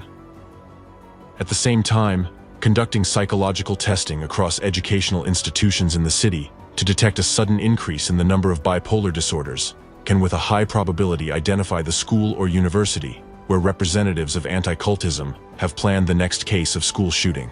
People must also be informed about how to recognize manipulative techniques and how to train their minds not to succumb to covert influences. The most effective measure to prevent school shootings is the complete cessation of the activities of the entire network of global anti-cultism. Everyone who is behind organizing such crimes and programming people to carry them out.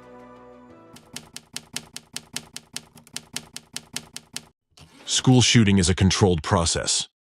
The fact that seemingly uncontrolled school shootings are actually a controlled process is evidenced by statistics and chronology of their spread. To gain a more detailed understanding of this trend, let's analyze the incidence and growth of the number of such crimes in various countries where they have occurred. School shootings in Russia. For quite a long time, no evidence of cases of mass shootings in schools has surfaced in Russia. In the 1990s, only one such crime was widely known: the incident at the Kamyshin Cadet School in 1997.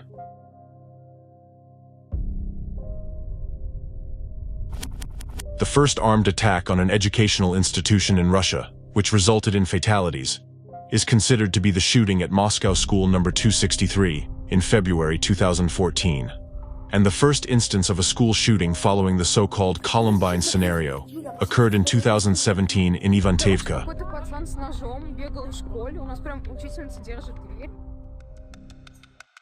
What can explain the sudden appearance of a phenomenon such as school shootings in a territory where it was previously uncommon? How can it be explained other than by outside interference?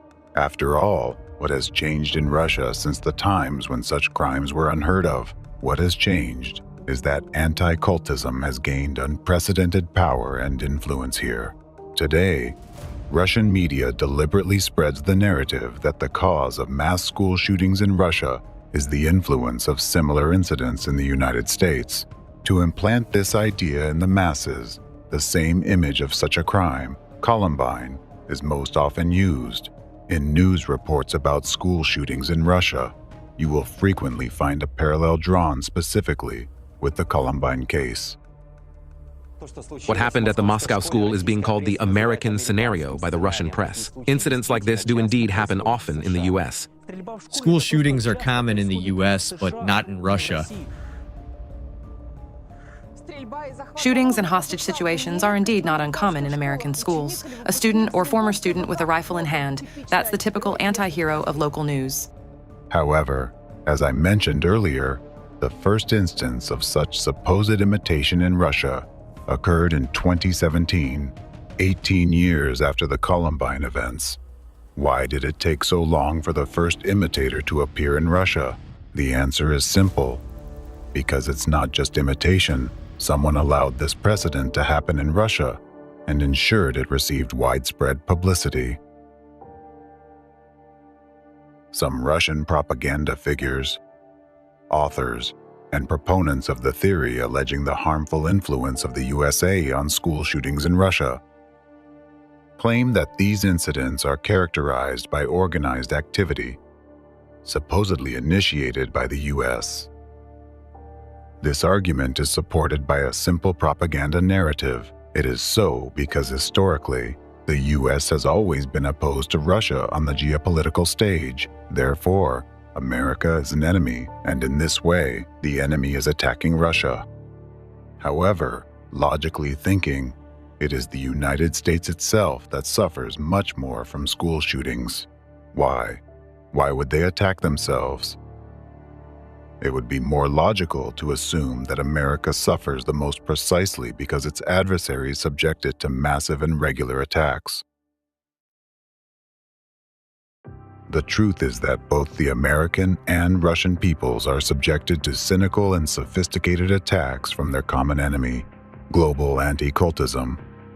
By trying to divert attention and shift all the blame onto the allegedly bad example set by the United States, the hidden shadow force, who is the ideological mastermind of anti-cultism and terrorism, intended to create a visible image of an enemy, obscuring its own tracks behind mass shootings in both Russia and America, behind the Columbine tragedy and the phenomenon of school shootings as a whole. Today, the threat of school shootings in Russia has become a serious societal issue.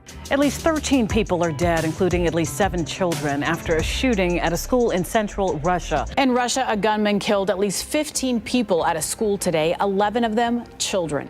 Close the door. Some shooting! I hope they'll shoot him.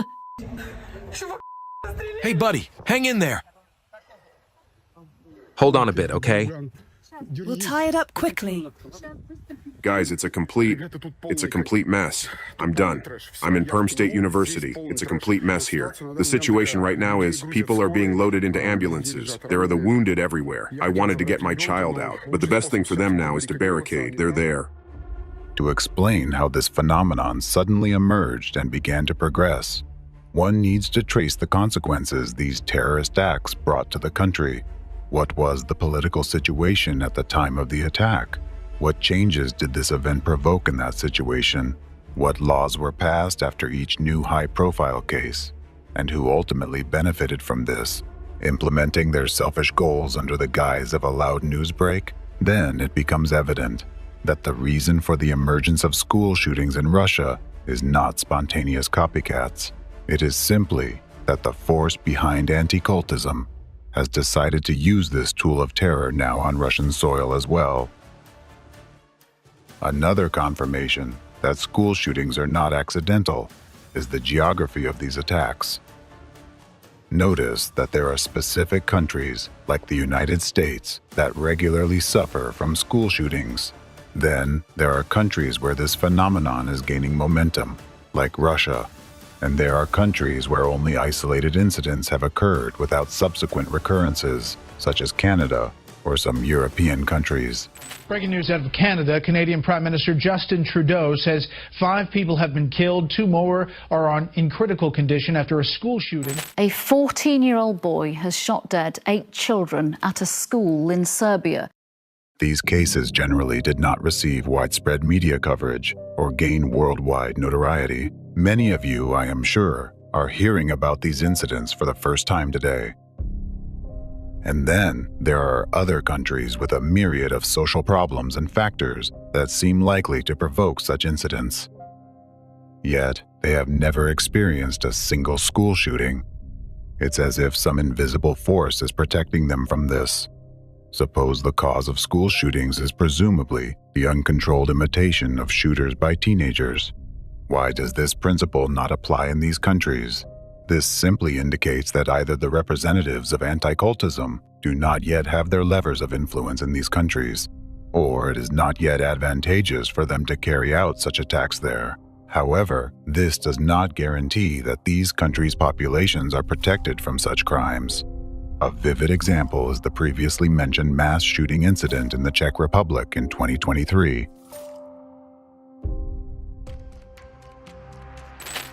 Breaking news out of Prague, where police say 15 people are dead and dozens injured after a shooting at Charles University. The gunman. This event occurred during a period of growing dissatisfaction among the population with the political situation in the country and an economic crisis caused by sanctions imposed by the Czech Republic against Russia. Notably, in this situation, the media began actively circulating information that the Czech shooter allegedly cited as his motivation the example of a female shooter from Russia who had carried out an armed attack at a school just a few weeks before these events.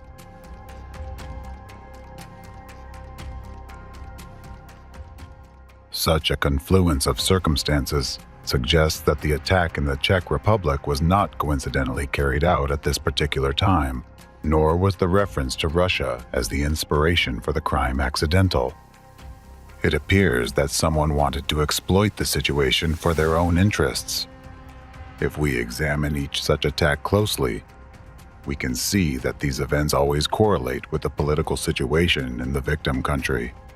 For example, they often coincide with upcoming elections, important international negotiations, escalating political tensions within the country, growing public dissatisfaction with the government, and so on. Such events often become significant and high-profile news stories that overshadow other news. During this period, when public attention is focused on the tragedy, anti-cult representatives and the forces behind them can quietly carry out actions they would prefer to keep out of the public eye. Are these coincidences or someone's cold calculation? The most telling evidence of the planned nature of these attacks is their influence both on the life of a single country and on the global community. Each school shooting brings about a series of political and social transformations directed by anti-cult representatives to serve their interests. This leads to significant changes within the state and irreversibly affects the lives of its people. Even one such event leaves an unhealing, bleeding wound on the heart of the entire society. Primarily, such terrorist attacks target parents and all those with children. After all, a terror attack where one child kills other children causes immense shock and upheaval in society. It strikes at the most vulnerable place in every parent, for their life. Waited hours to be told our daughter would never come home. The sensationalized details of school shootings spread through the media create a powerful internal fear in people, creating a pervasive sense of constant threat to the lives of their children. There's no place that's safe anymore, and our public schools should be the safest. Everyone who's a parent feels that. This makes no sense. This is impossible. My girl, my 14-year-old baby, I sent her to school yesterday. What is unfathomable is Jamie took a bullet and is dead. We don't feel safe, and we want it to be addressed. Schools are not safe anymore. At the same time, a clear belief forms among the population: the government cannot protect our children. How dare you? You were paid by them, and you just came out and, what was that, a deposition? I'm tired. I'm so tired of getting up here and offering condolences. Therefore, with each new incident, distrust and dissatisfaction with the authorities will only increase. This is America. We were supposed to be able to do things and be the people we wanted to be, and now we are in a crazy place. Since we survived a mass shooting in July, I have met with over 130 lawmakers. How is this still happening? How are our children still dying, and why are we failing them? How do we allow a gunman to come into our children's school? How do they get through security? What security is there? There's no metal detectors. The gunman, a crazy person, just walks right into the school, knocks down the window of my child's door, and starts shooting her. In the eyes of frightened parents, the authorities are guilty of failing to ensure their children's safety. They are guilty of allowing their children to live in a state that is rotting from within, where their child could become a victim at any moment, or even turn into a perpetrator. This subconscious understanding causes feelings of apathy, hopelessness, and hatred towards the current authorities, skillfully inflamed by anti-cult representatives. This doesn't happen in other countries, it happens in the United States of America. You've got a beautiful country, you've got beautiful people, but what's the problem? Guns. How does a 7-year-old have a gun? I'm very angry that this happened, because it keeps happening. These children survived. This is the shrill screaming of kids trying to get out while their classmates are being murdered.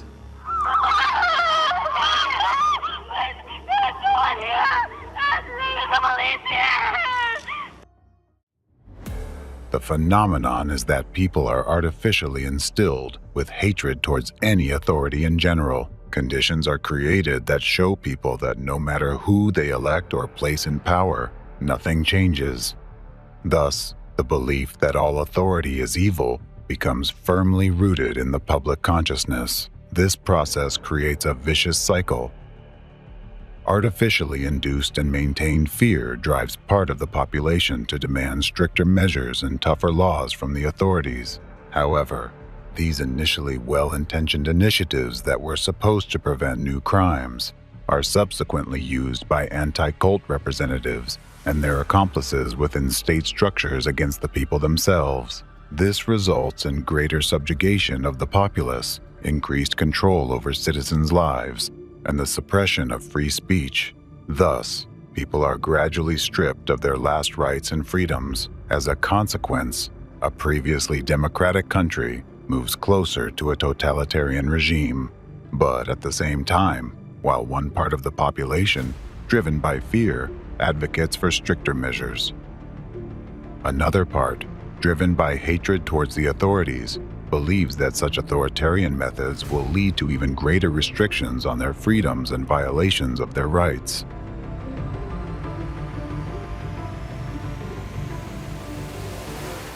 Students, parents, and activists gathered outside Tennessee State's Capitol to protest gun violence. The government would just do something to keep people from getting guns they don't need. It's unnecessary. To change who is in government. Wrong-headed leaders who prioritize guns over children. My gun sits right here on my side and doesn't jump out and shoot anybody. Gun violence! In a school that allows teachers to carry guns? You think more guns lead to more death? The main point in this situation is that anti-cult representatives, through precise and sophisticated manipulations, artificially destabilize and divide society. This causes a split into two opposing camps. Thus, a large mass of people forms who hate the authorities and hate each other. What will this lead to? Unrest, protests, and confrontation. All of this collectively puts the country on the brink of civil war. And this is precisely the final point to which global anti-cultism and the hidden shadow force behind it are currently leading America. This is why mass shootings in schools occur so frequently in the United States. This process is planned and controlled. It is part of the enemy's strategy aimed at destroying democracy, first in the US, and then throughout the world. It is a complex but highly effective scheme carried out by global anti-cult representatives right before the world's eyes, yet unnoticed by anyone. It's worth adding that despite the apparent chaos in the spread of news about these incidents or narratives glorifying the shooters, anti-cult representatives carefully ensure that the information, tainted with their manipulative virus, is delivered precisely and in measured doses. This is to prevent school attacks from becoming too widespread. Excessive numbers of such crimes would diminish their impact, and each subsequent incident would no longer provoke such a strong societal reaction. People are capable of becoming accustomed to anything, even such horrific events. If school shootings happen too frequently, society will eventually adapt. While these events will still induce fear, the constant internal anxiety and worry will diminish. People will remain cautious, but not much more. On the other hand, measured instances of crime open people's minds to the implantation of negatively acting images that go straight into the subconscious, which most people today cannot defend against. Statistics are stubborn things, and they speak for themselves.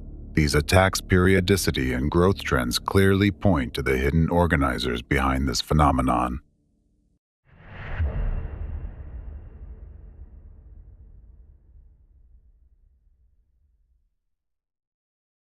The situation in the U.S. is particularly alarming, with a rapid increase in school shootings carrying a hidden warning sign. Initially, anti-cult representatives provoked isolated incidents of school shootings, which had a massive impact not only on America, but on the entire world. School shooting, high school shooting, school shooting,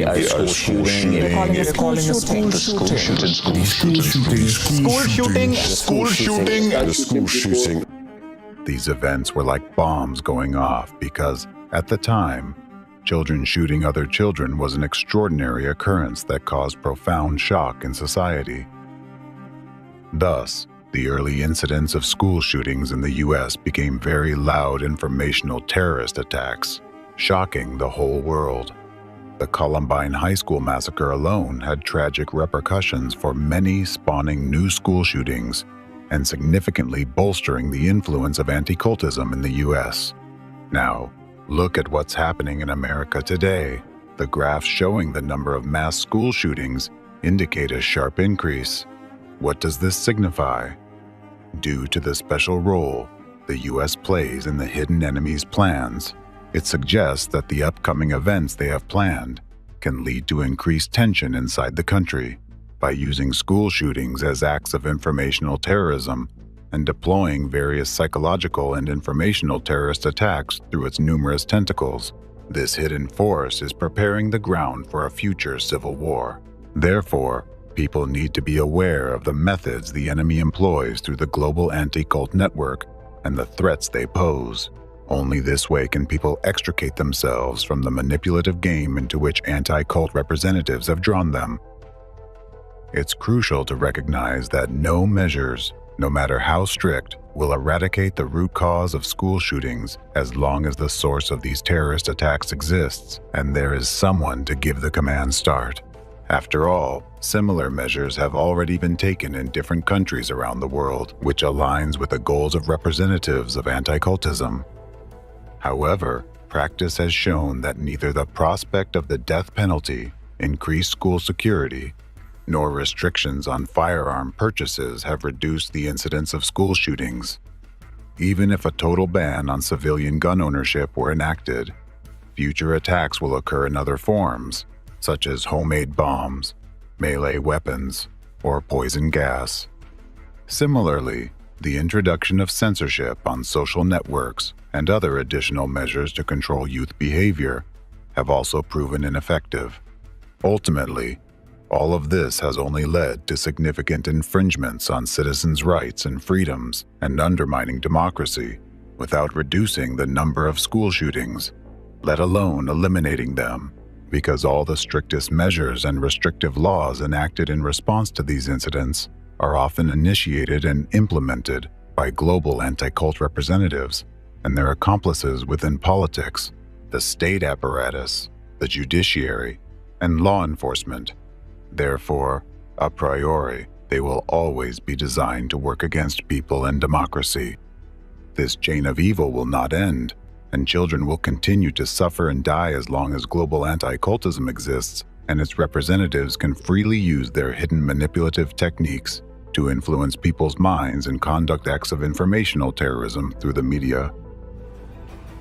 School shootings are the plague of the 21st century, and the source of this plague is global anti-cultism and the hidden enemy of humanity behind it. It is the creation of a force that skillfully manipulates images and has chosen terrorism as its primary weapon. They are responsible for creating this disease. They cultivate and sustain it. We can only defeat this disease when the true spreaders, all the perpetrators and organizers of these crimes are held accountable and answer before all of humanity for their atrocities.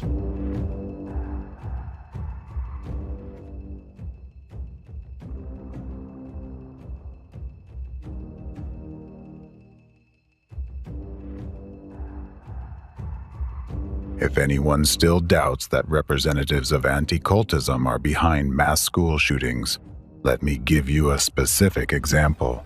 The details of the events I am about to discuss directly point to the original culprits of the Columbine High School massacre and the ideological architects of the phenomenon of school shootings as a whole. Waco case. As previously mentioned, one of the bloody episodes in the chain of the terrorist acts that caused mass shooting at the Columbine High School was the Waco siege. In the spring of 1993, tragic events took place as a result of which many people died, a horrible death. The Waco siege still remains a relevant, widely discussed and burning topic for many Americans. It is one of the most notorious events in U.S. history that has changed American society forever.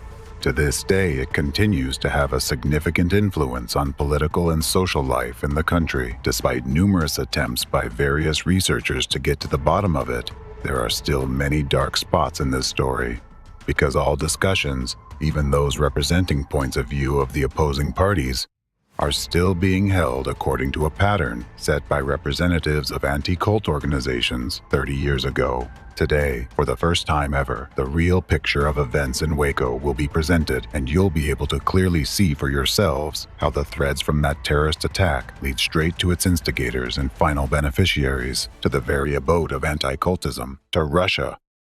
The Waco tragedy is a classic example of a premeditated public display of a religious organization persecution by anti-cultists, involving law enforcement agencies and other authorities, which turned into a powerful informational act of terrorism.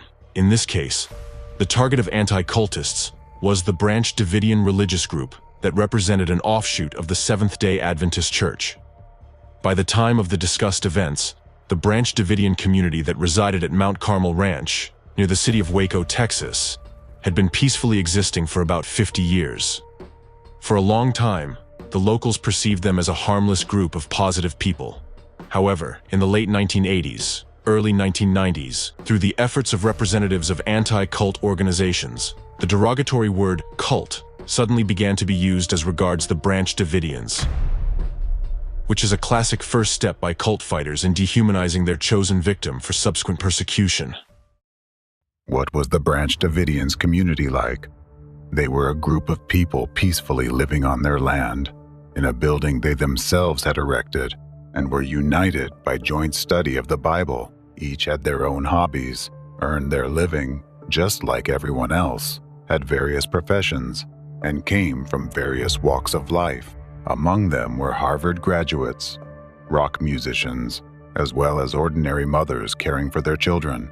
There are many similar settlements across America. Those were free people who lived in a free country the way they liked, in accordance with Christian values and the U.S. Constitution. They didn't impose their lifestyle on anyone and didn't cause anyone harm. I'm Paulina. I'm Stephen. I'm Vanessa. Philip. Well, you had a bunch of women, children, elderly people. They were all good people. They had different beliefs from others, different beliefs than I have, or maybe different beliefs than you have in their way of life, and especially in their religious beliefs. But basically, they were good people. I was around them quite a lot. They were always nice, mannerly. They minded their own business. They were never overbearing. They were always clean and courteous. I liked them. Several years before the tragic events, anti-cultists had launched a series of discrediting articles and videos in mass media, aimed at the Branch Davidians. At that time, the community leader was a young preacher, Vernon Howell, who adopted a religious pseudonym, David Koresh. He became the main target of the attack of anti-cultists, who started labeling him as a dangerous cult leader through the media they controlled. Even then, his enemies were saying this self-proclaimed son of God was closer to Satan. Throughout the entire subsequent disinformation campaign, other members of the organization were deliberately ignored, and almost all of them remained nameless, devoid of individuality. Under the influence of anti-cultists, mass media presented the Davidians solely as those who had been brainwashed by their leader, who allegedly were almost in a slavish position and unconditionally followed Koresh's orders. A demonization campaign against Davidians was led by the already mentioned anti-cultist and deprogrammer Rick Ross. He organized a group of people who purposefully engaged in demonizing this community.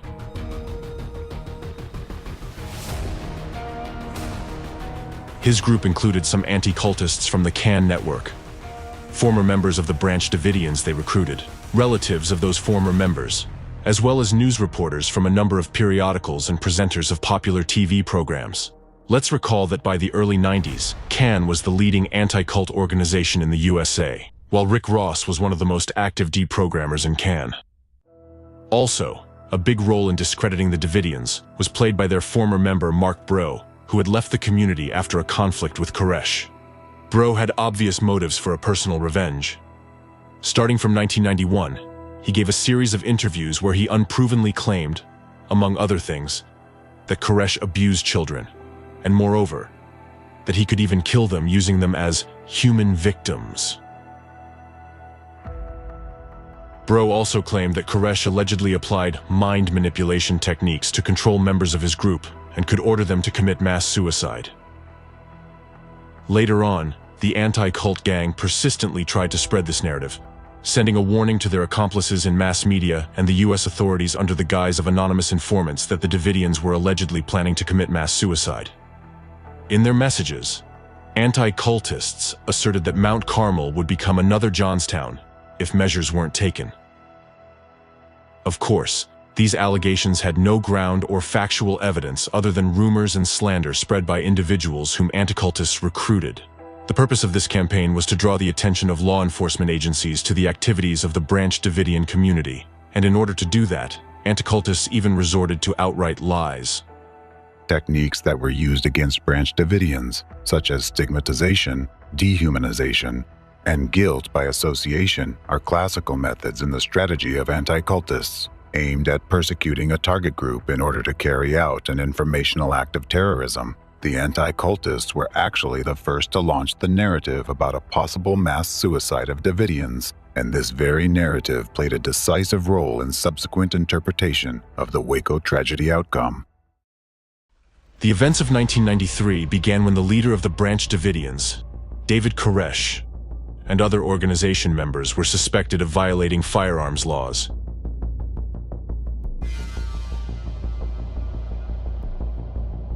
The Bureau of Alcohol, Tobacco, Firearms, and Explosives, ATF, initiated an investigation into the activities of this religious organization based on unverified information, or simply put, rumors, about the illegal possession of automatic weapons by its members. Who was actually the source of those rumors? In the summer of 1992, anti-cultist Rick Ross forcibly deprogrammed former Branch Davidians member David Block at the home of Priscilla Coates, who at that time was the national representative of the Cult Awareness Network, CAN. In the process of deprogramming, which is essentially physical and psychological torture, Rick Ross wrested information from Block about the weapons stored at Mount Carmel and conveyed it to ATF, where he had personal connections. According to the 1993 U.S. Department of the Treasury report on the ATF raid, the message about the weapons turned out to be inaccurate and was based almost entirely on the statement of a former Davidian member, David Block. During the investigation of ATF's actions, the Department of the Treasury later criticized the agency's excessive reliance on a single dubious source of information. It is worth noting that at that time, legal sales of firearms were a widespread business in Texas, and it was indeed one of the income sources for the Branch Davidians. Therefore, when federal ATF agents began to show interest in the Davidians' activities, the organization's leader, David Koresh, invited the agents to visit Mount Carmel and personally inspect the weapons and the relevant licenses. However, Agent Aguilera, assigned to the case, refused this offer for some reason. Subsequently, after setting up round-the-clock surveillance on the community members, Agent Aguilera managed to compile the necessary materials to obtain a search and arrest warrant based on the collected information. The investigation initiated by the U.S. Congress later found out that the ATF investigation had been gross and untenable. While the statement compiled by Aguilera contained numerous errors, distortions of facts, incorrect interpretations of the law, improper application of the law to the facts, as well as a great deal of incoherent and confusing information. In particular, Agent Aguilera's statement claimed that Koresh possessed a .52 caliber anti-tank rifle, which was a criminal offense. In reality, he owned a .50 caliber rifle, which was totally legal. That the Davidians had grenades, but it wasn't mentioned that the grenades had been legally purchased and that Davidians were selling them at gun shows as paperweights. The statement included references to the testimony of a deputy sheriff who reported hearing the sound of a powerful explosion coming from Mount Carmel. However, he failed to report that the sheriff had investigated and learned that the Davidians were using dynamite legally for construction. The source of exaggerated claims about illegal weapons, paramilitary training at Mount Carmel, 24-hour observation posts, commands to shoot any suspicious persons on sight, and alleged plans to wage war against the U.S. government was the previously mentioned former Davidian, Mark Bro, who had abandoned the community due to disagreements with Koresh. At the same time, the statement against the Davidians did not mention that this former member was blind. Yet it claimed he had been personally involved in physical training and firing practices conducted by Koresh, and had supposedly served as a guard, armed with combat weapons. Thus, ATF agent Aguilera initially maintained the case against Davidians based solely on the testimony of anti-cultists and their accomplices. Based on these falsified materials, a search warrant for the Mount Carmel Ranch, where the Davidian community resided, was issued on February 25, 1993. Role of mass media in the Waco tragedy. Simultaneously with preparing the ATF operation, anti-cultists launched an active campaign to discredit the Branch Davidians in mass media. Later on, a number of researchers noted the key role the media played in the tragic turn of the Waco events. It was actually accomplices of the anti-cult movement among the media who became the main broadcasters of the anti-cultists' dark rhetoric. Through their efforts, combined with the manipulative tactics of anti-cultists, an image of members of a dangerous and sinister cult was created out of innocent, law-abiding American citizens, members of the Branch Davidians. Consequently, it was through the prism of the unreliable and defamatory information presented by the media that society, law enforcement agencies, and government officials viewed the Davidians. A significant contribution thereto was made by a local newspaper, the Waco Tribune-Herald, which actively broadcasted baseless accusations initiated by the anti-cultists. At the time of the discussed events, almost simultaneously with the start of the law enforcement operation against the Davidians, the Waco Tribune-Herald released a series of articles titled "The Sinful Messiah." The first article was published on February 27, 1993, the day before the ATF raid. Reports by the article author, Mark England, heavily relied on the testimony of Bro, deprogrammer Rick Ross, and other key figures involved in the demonization campaign against the Davidians. At the same time, the author did not seek opinion from competent researchers specializing in studying such religious organizations. And even more so, the perspective of the Davidians and their leader was not represented either. Interestingly enough, until a certain point, reporters from the Waco Tribune-Herald covered information about the Branch Davidians neutrally, without using the offensive label of a cult. However, their rhetoric changed dramatically after the intervention of anti-cultists. England, the author of the Sinful Messiah series, began actively promoting anti-cult narratives portraying the 33-year-old Koresh as a fanatical cult leader who used mind control techniques on his followers. Mark England also accused him of polygamy and child abuse, and claimed that the leader of the Davidians engaged in sexual relations with underage female members. There was really no evidence of child abuse. It was only allegations. And again, I say today that we have not ever found any proof of any child abuse out there.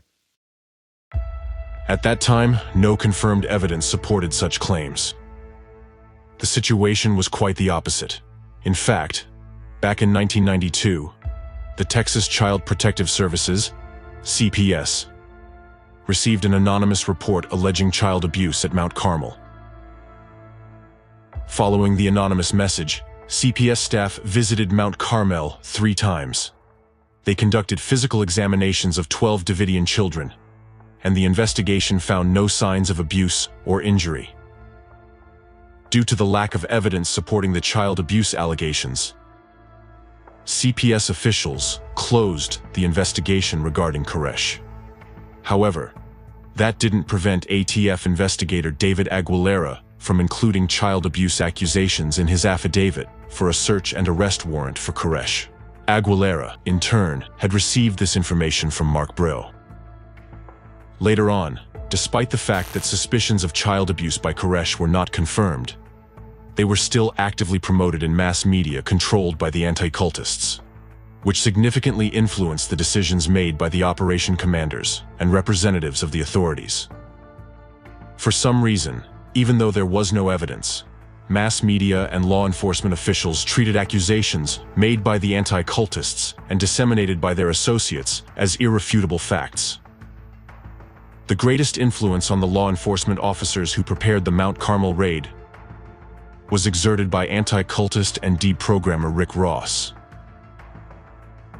In fact, Nancy Ammerman's report to the Departments of Justice and Treasury regarding the actions of federal law enforcement agencies in Waco stated that Rick Ross was, in fact, closely involved with both the ATF and the FBI, and that it was he who provided them and the Waco Tribune with misleading information about the Branch Davidians.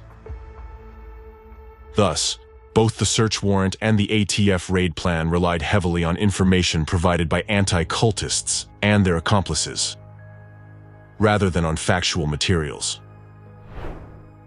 Starting from December 1992, 10 weeks before the federal raid against the Davidians, ATF and other federal agents increasingly turned to Mark Bro and Rick Ross for information and consultations.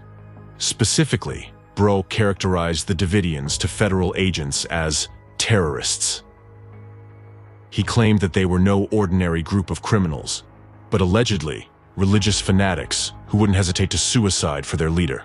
Bro and Ross kept supporting the statement that mass suicide was possible, as did Waco Tribune Herald reporters.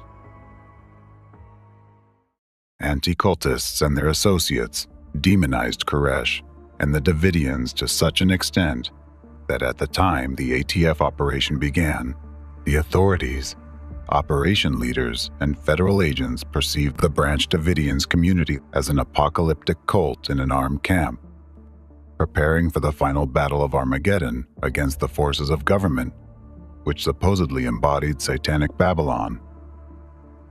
They envisioned Koresh as a leader of a paramilitary terrorist group that was stockpiling weapons to start a war against the federal government.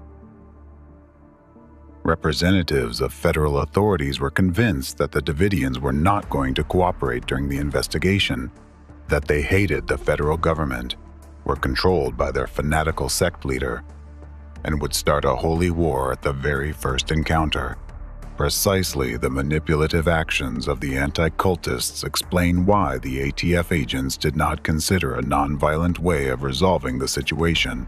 That explains why the agents refused Koresh's invitation to come in person and check the weapons and gun licenses, and why they ignored the opportunity to arrest Koresh outside Mount Carmel while conducting covert surveillance, and instead chose to employ the tactic of dynamic assault on the building where the Davidians resided. That's because in their consciousness, a distorted picture of reality had already been formed, and imposed on them by the anti-cultists through manipulative techniques.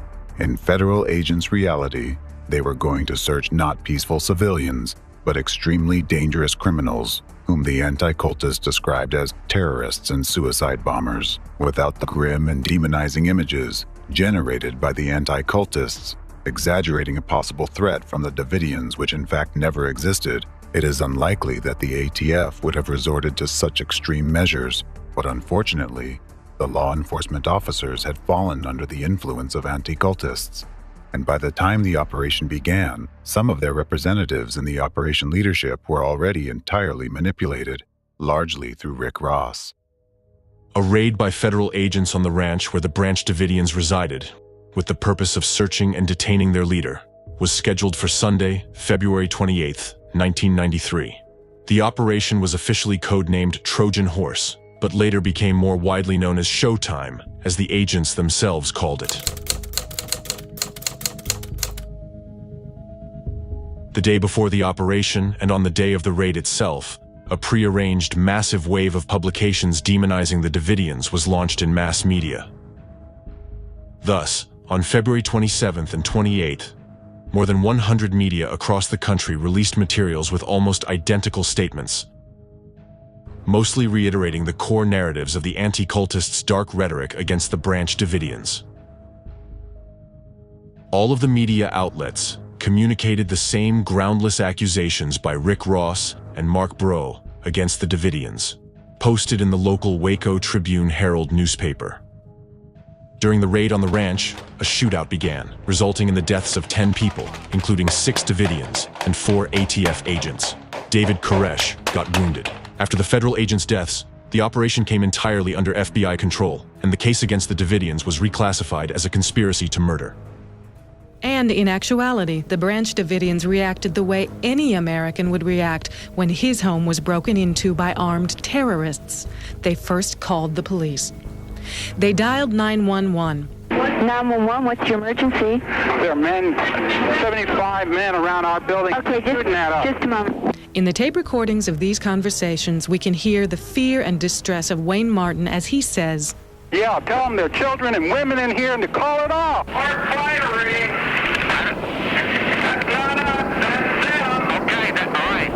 Was another victim, a 2-year-old cult member, was also shot and killed in the gunfire. And imagine you just finished breakfast and some guy dressed in a black outfit comes with a gun and shoots that member of your family. How is that going to start your day off? What kind of reaction are you as a person going to give to that person trying to come through your door? The FBI siege of the estate began and lasted 51 days. A massive number of reporters were present on the scene, and everything was broadcast live. Soon, the standoff in Waco became international news, with the whole world watching the events in Texas. Here's how the events in Waco were described by some journalists present at the scene. The FBI assembled what was likely the largest military force ever gathered against civilians in American history. 10 Bradley armored vehicles, 2 Abrams tanks, 4 combat engineering vehicles, 668 agents, plus 6 U.S. Customs officers, 15 U.S. Army personnel, 13 Texas National Guard members, 31 Texas Rangers, 131 officers from the Texas Department of Public Safety, 17 from the McLennan County Sheriff's Office, and 18 Waco police officers. In total, 899 people participated in the operation. In Waco, Texas, standoff between law officers and occult members of a religious compound. Called or known as the Branch Davidians. A heavily armed religious cult near Waco. 3 helicopters, 150 law enforcement officers, some of them from the Houston area. Dr. Ken Etheridge, he said that he had never seen anything with this magnitude or severity. He said it was like a war zone.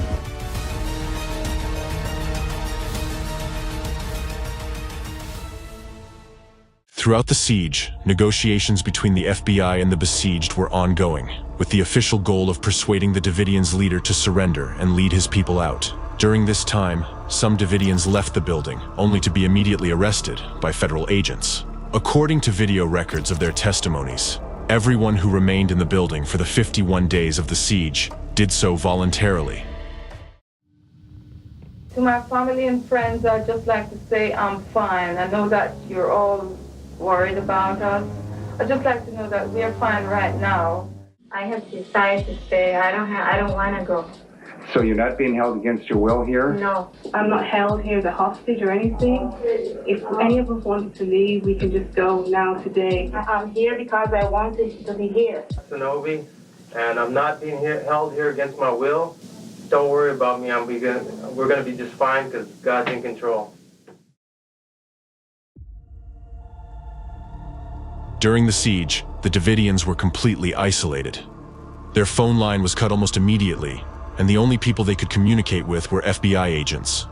They could no longer reach out for help elsewhere, and they could only communicate with the media by hanging sheets with written messages in their windows. While the FBI, in turn, continued to consult representatives of the anti-cult gang. Subsequent investigation of the FBI's actions, the study of transcripts of conversations between the FBI and the Davidians, as well as data on the experts contacted by FBI and ATF agents in the Davidian case, revealed that it was the anti-cultist and deprogrammer Rick Ross, who clearly had the most extensive access to both agencies of any person on the cult expert list. He was closely involved with both the ATF and the FBI, and he was apparently listened to more attentively. At the same time, the opinions of other experts who advocated a peaceful way of resolving the situation were not accepted. After all, at the time of the siege, federal agents who had fallen under the influence of anti-cultists did not take the beliefs of the Davidians seriously, so they didn't listen to the advice of theologians, religious scholars, and Bible researchers who tried to convey to law enforcement officers that because of their religious beliefs, the Davidians would not react like criminals, and recommended communicating with the besieged in their language. A number of experts appealed to the FBI not to use forceful tactics against the Davidians because this could ultimately lead to fatalities. However, their suggestions were rejected. He has no known credentials to support his claim as an expert, yet the FBI allowed him to advise on the course of negotiations while ignoring advice from numerous theologians and genuine psychological counselors. In parallel with Rick Ross's direct influence on the law enforcement operation, other representatives of the anti-cult group carried out destructive media activities. They appeared as cult experts on various TV channels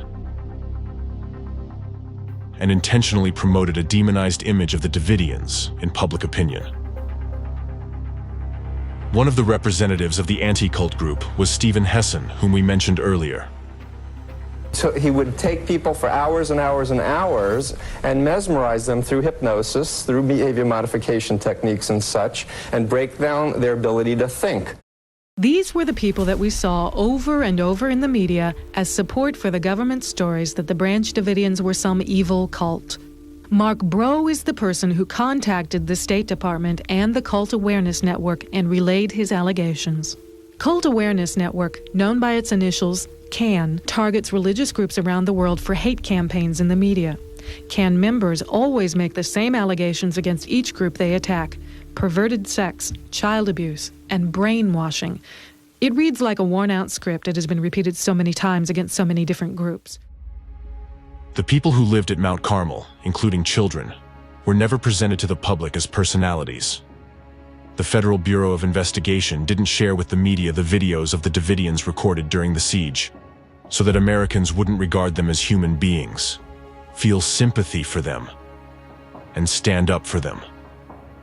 According to James T. Richardson, a sociologist of religion, the dehumanization of those inside Mount Carmel, coupled with the thoroughgoing demonization of Koresh, made it easier for those in authority to develop tactics that seemed organized for disaster. Thus, not only law enforcement officers, but also the public developed a false image of what was really happening in Waco. And again, you get that demonization. It's like, these are people. As the Davidians were people. The people that died at Mount Carmel were people. They've never been truly humanized until they did the Waco series. The reason behind all that was going on was one factor that back then neither federal law enforcement agents nor U.S. intelligence officers took into account. This detail, which had a fateful impact on the outcome of the events in Waco and remained unknown to this day, was that representatives of anti-cult organizations used hidden manipulative technologies to influence people's consciousness and subconsciousness. Such information messages that are built on the knowledge of these special psychotechnologies and contain hidden imprints able to bypass critical analysis by consciousness and penetrate directly into the depths of the human subconsciousness were repeatedly disseminated in the media for this very purpose. The anti-cultists needed a large-scale campaign for demonizing the Branch Davidians, and that's why they invested so much effort in dissemination of their false accusations. Therefore, absolutely different articles and videos in seemingly unrelated media contain the same repetitive narratives. Basically, all of this was part of the anti-cultist strategy of psychological manipulation of the public. In fact, anti-cultists were accusing others of what they themselves were actually doing, for they were the ones who were applying mind control and brainwashing techniques. In this way, using methods of psychological influence on the masses with the help of the media, the anti-cultists literally zombified the American people. They intentionally dehumanized the Branch Davidians to instill in people's consciousness a picture that the Davidians were dangerous and harmful to society, although in fact, the most dangerous at that time were the anti-cultists themselves. For the first time, they carried out such a large-scale terrorist act that was repeated in the information field multiple times and had a tremendous impact on all those who had fallen under its attack. As a matter of fact, all people who in one way or another were exposed to the information sourced from anti-cultists ended up infected with hidden destructive imprints.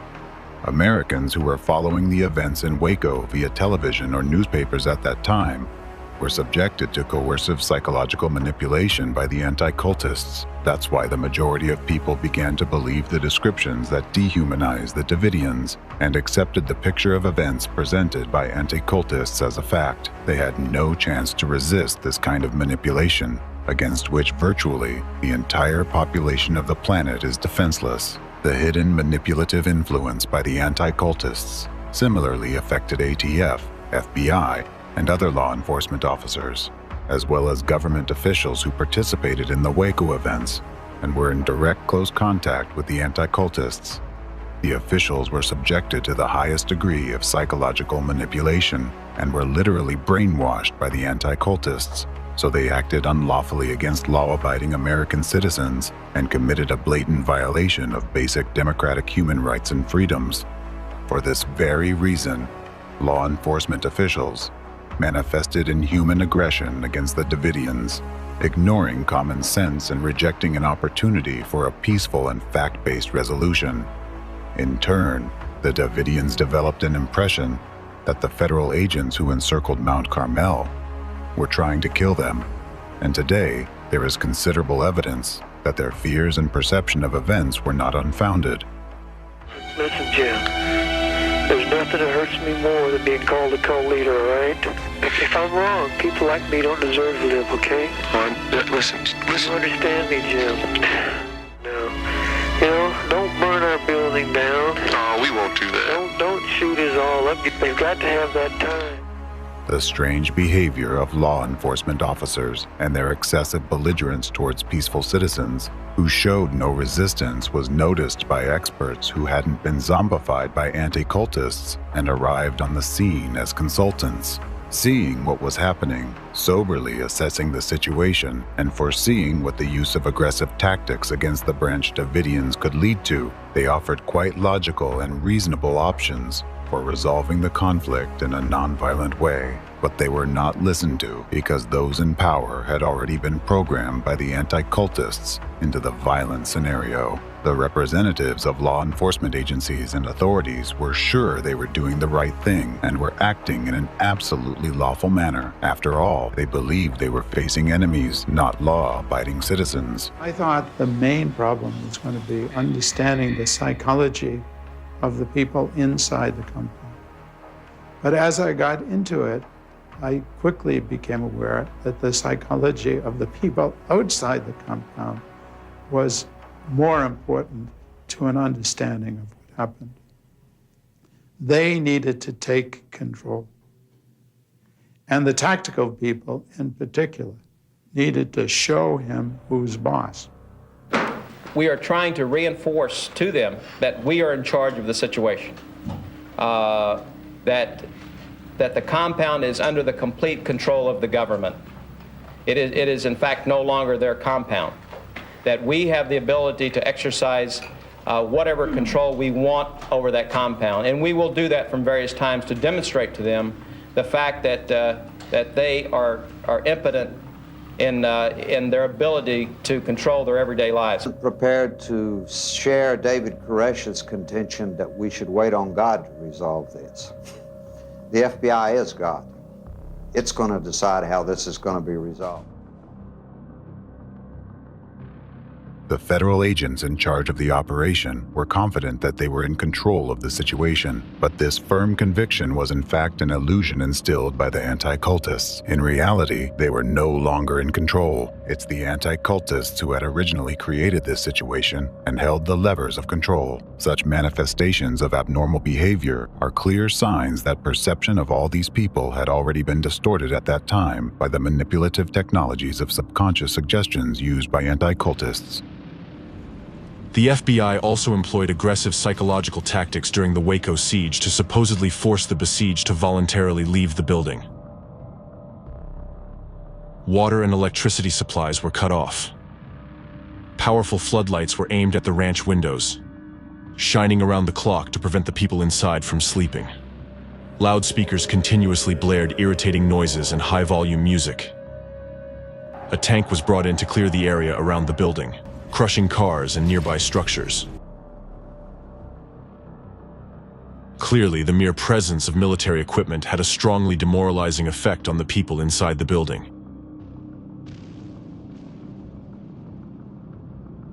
If they thought that we were all brainwashed and such a bunch of crazies, why would the FBI push David or the rest of us to the limit? Why would you bombard the building day and night with lights and music and noises and wear these people out not knowing how they're going to react? These pieces of equipment were unarmed, as I understand it, and were contracted. I mean, it was like a good rent-a-car. A good rent-a-car? A tank going into a building? Why did the FBI use such methods against peaceful Davidians? Who was behind plotting the tactics of aggressive psychological influence on the besieged people? It's an established fact that the stress escalation strategy employed by the FBI was based on the recommendations of Rick Ross and his accomplices.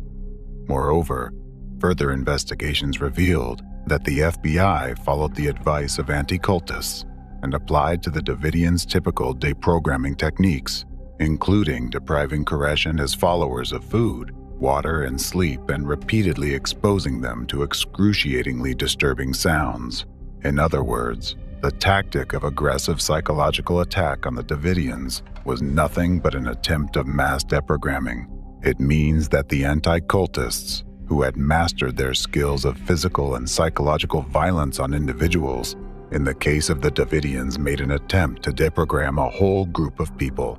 This proves that sabotage of peace talks and protracted siege of the building were originally instigated by the anti-cultists, who sought to put an end to the activities of the Branch Davidians by first exposing them to psychological pressure. And when it became obvious that deprogramming methods failed, and on the contrary, only united the people inside the building, the situation took a fatal turn. The catalyst for initiating the forceful stage was the unfounded conclusion by FBI agents that there was no reason to believe the Davidians would leave the building voluntarily. This was reported to the U.S. Attorney General. It is worth noting that throughout the siege of Mount Carmel, it was repeatedly observed that the actions of the tactical team of federal agents sabotaged the work of their colleagues in the negotiating team. The goal of the negotiators was to build rapport with the Branch Davidians in order to gain their trust. In contrast, the tactical team's efforts were aimed at intimidation and harassment. The negotiators themselves noted that such aggressive tactics undermined their own attempts to gain Koresh's trust and achieve a peaceful surrender of the Davidians. Moreover, the FBI actually made their statement that further negotiations were pointless after an agreement had been reached between their agents and the leader of the Davidians, David Koresh, that all of the Davidians would voluntarily leave the building immediately after Koresh would write his interpretation of the 7 seals of the apocalypse.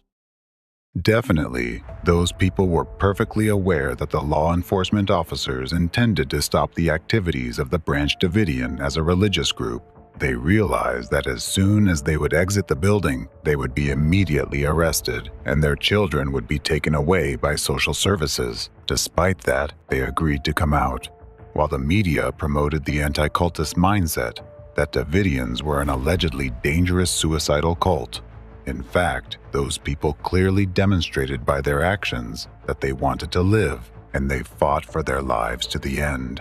On April the 14th, there was a major breakthrough, and that breakthrough was David Koresh's letter to me, which I promptly gave to the FBI, that said that he'd received his mission, that he was working on writing his interpretation of the 7 seals, and that everyone inside was relieved that they didn't have to die now, that the prophecies were not being fulfilled now, and that this would be resolved. He waited 51 days, and then he said, the word came to him and said, write, and he wrote. This was brought out the day of the fire by one of the survivors. He was keeping his promise of April 14th. We believe they would have all come out safely. What I was faced with was a situation where the negotiators said, we think we have reached an impasse. Nobody else is coming out voluntarily. We looked at the entire situation and we made the best judgment we could. I'm very satisfied that in the information furnished to me by the FBI, I was informed. A key factor that significantly influenced the decision-makers was a speculation that the children in the building were in danger, and that they had allegedly already been victims of abuse. These claims were fueled by the series of articles under the collective title, The Sinful Messiah, co-authored by Mark Bro and Rick Ross. Based on the belief formed under the influence of these anti-cultist narratives promoted in the media, the U.S. Attorney General decided that it was necessary to begin an operation to free the hostages and assault the building where Davidians and their children were located. The Bureau, time after time, asked Koresh for some evidence that the children were okay. We did not receive verification that the children were okay. We had concerns for the children. Their concern were the children. They had candy bars in their pockets to give out. Chocolate for the kids. Wow. The Davidians themselves had no idea that an attack was being planned against them. On the contrary, they believed they had made progress in the negotiations and that the ordeal they had been enduring would soon come to an end. They didn't know they had only 1 day left to live. Hello? Hello? No, honey. Nobody's gonna come and kill you. They just come and kill me. No. No. Nobody's coming.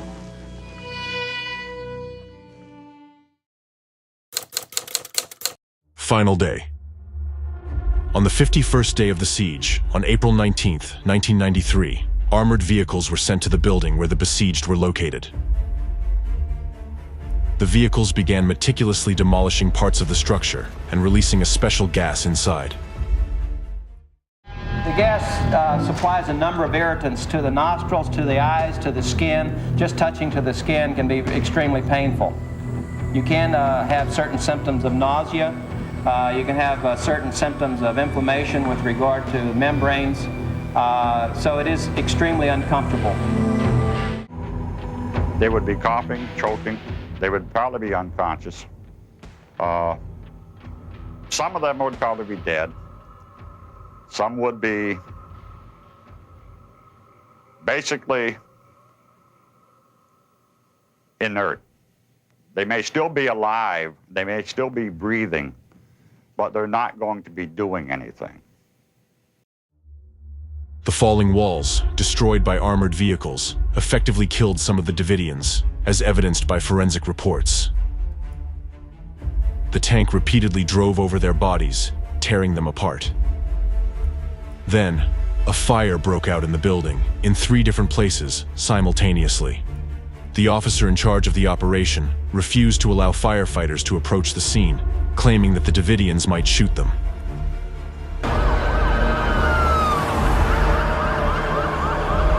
This looks like probably the fire chief and fire marshals, and we have, at this point, 2 fire.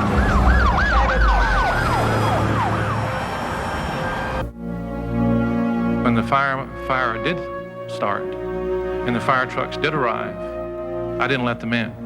I held them at the checkpoint because I didn't want the firemen to drive into gunfire. I just wasn't going to permit it. It's a terrible thing and a very terrible decision to have to make. This is not the way to end this. Lead your people out, David.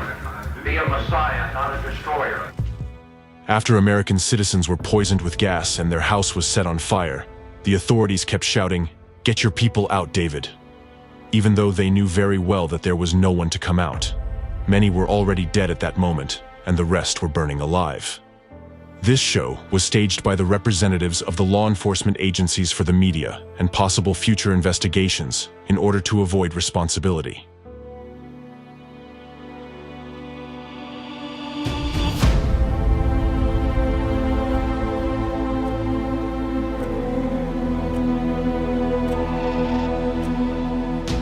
Mount Carmel burned to the ground. 76 people died, including 25 children, some of whom were infants and toddlers under the age of 3.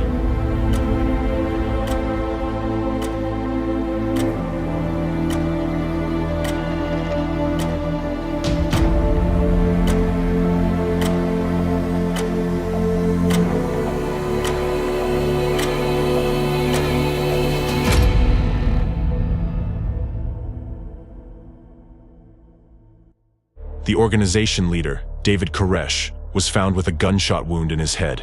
The causes of the fire remain undetermined to this day. Less than a month later, bulldozers destroyed the remnants of the burned buildings, which critics of the government regarded as an attempt to cover up the circumstances of people's deaths.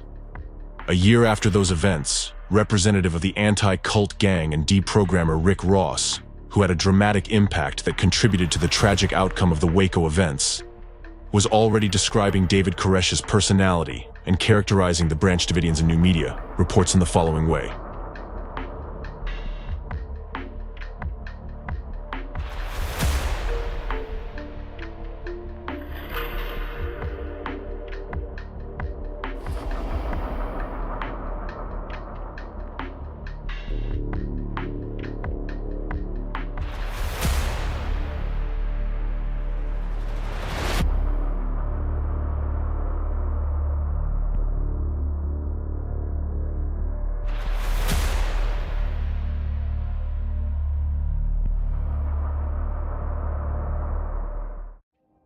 Even after the deaths of those people and their children, anti-cultists continued their smear campaign to demonize the Branch Davidians, aiming to cement the image of sinister cultists, psychopaths, and suicides in public consciousness. They used this horrific tragedy for their own ends, turning it into an informational terrorist act, essentially an act of intimidation for all other religious communities and a precedent for undermining public trust in law enforcement agencies of our country, which were supposed to guarantee lawfulness and order in society instead of causing mass deaths. Since the FBI controlled the flow of information about the Davidians in the media, they were never able to share their own version of events with the American public. All Americans have seen in the media are images of the crazy David Koresh and the same repeated unsubstantiated accusations by anti-cultists. Dehumanization of the Davidians, combined with the anti-cultists' manipulative techniques, turned the American citizens into a faceless group of religious fanatics. Such media coverage of the events produced an illusory perception that the deaths of American citizens were not a ground for public protests against excessive force used against them. Therefore, Until the very last moment, the entire country was silently observing the events in Waco as yet another reality show, until those people and their children burned alive in the fire. Realization of what had happened started coming much later, and not to all observers of this terrorist attack organized by anti-cultists. Even now, in articles about those events, you might see the phrase, "About 80 cultists died," not people, not American citizens, but cultists. This terminology is used by anti-cultists and their supporters to ensure that the deaths of those people do not evoke sympathy or regret in you. It is meant to absolve you, as a society, of guilt for allowing this to happen, and for letting the actual perpetrators of this mass murder go unpunished. The Waco tragedy, the terrible death of all those innocent people and their children, is essentially an act of genocide carried out by anti-cultists through representatives of the authorities and law enforcement agencies. And in this case, those who committed it are no different from the Nazis during World War II. When someone's suspected of a crime, even if it's child abuse, even if it's capital murder, we give them a trial. A jury finds them guilty beyond a reasonable doubt before they go to sentencing. Then a jury or a judge sentences them, and an appeals court makes sure the trial was conducted with due process. And then and only then do we kill them. We don't kill them first, like happened in Waco on April the 19th. Aftermath of the Waco tragedy. And I'll remind the American people one more time that during that entire time, those 6 hours, and indeed those 51 days, the FBI never fired one shot at the Davidians. David Koresh and the Davidians set fire to themselves and committed suicide. The government did not do that. Assertion to me that the media and that the government has made a kind of blanket declaration that the Branch Davidians committed, quote, mass suicide, to equate it to a Jonestown, Guyana suicide. The Bureau's efforts were ultimately unavailing because the individual with whom they were dealing, David Koresh, was dangerous, irrational, and probably insane. I was, frankly, surprised would be a mild word, to say that anyone that would suggest that the Attorney General should resign because some religious fanatics murdered themselves. The Waco tragedy became one of the most significant and bloody failures of American intelligence agencies in the country's history. Being under the influence of manipulative techniques by anti-cultists, federal agents committed physical, psychological, constitutional, and judicial violence against American citizens whom they regarded as members of a dangerous cult, thereby despising them and not considering them humans. To this day, this event remains the most severe case of Americans confronting Americans since the Civil War between the North and the South, and it happened as a result of manipulative actions of anti-cultists. American citizens who followed the events in real time were divided by contradictory media reports, actually the result of orchestrated information terrorism by anti-cultists, into those who regarded the Branch Davidians as an insane, suicidal cult, and those who believed the deaths of almost 100 people were due to reckless actions of federal authorities. However, the majority of the American public became angry at the FBI. Federal agents were seen as demons, uncontrollably killing peaceful citizens. Later on, among peaceful citizens there emerged avengers, that is, new terrorists created by the media's informational acts of terrorism, who were actually yet another victims of the anti-cultists. This eventually culminated in the Oklahoma City bombing. Oklahoma City bombing, April 19, 1995. On April 19, 1995, the second anniversary of the Waco events, an unknown individual drove up to the building housing the FBI and ATF headquarters. That day, the terrorist wore a t-shirt bearing the phrase shouted by Abraham Lincoln's assassin after he shot him, "Sic semper tyrannis." That's what always happens to tyrants. He parked his van in the underground garage directly beneath the building. A few minutes later, an explosion occurred with the force equivalent to a 3.0 magnitude earthquake. Half of the building collapsed. turning into a mass grave. The blast also damaged 324 buildings within a 16-block radius. The tragedy resulted in 168 deaths, including 19 children under the age of 6, and 680 people were injured. The perpetrator, Timothy McVeigh, was apprehended the same day. He explained his actions as revenge for Waco and Ruby Ridge. To this day, the Oklahoma City bombing remains the deadliest act of domestic terrorism in U.S. history.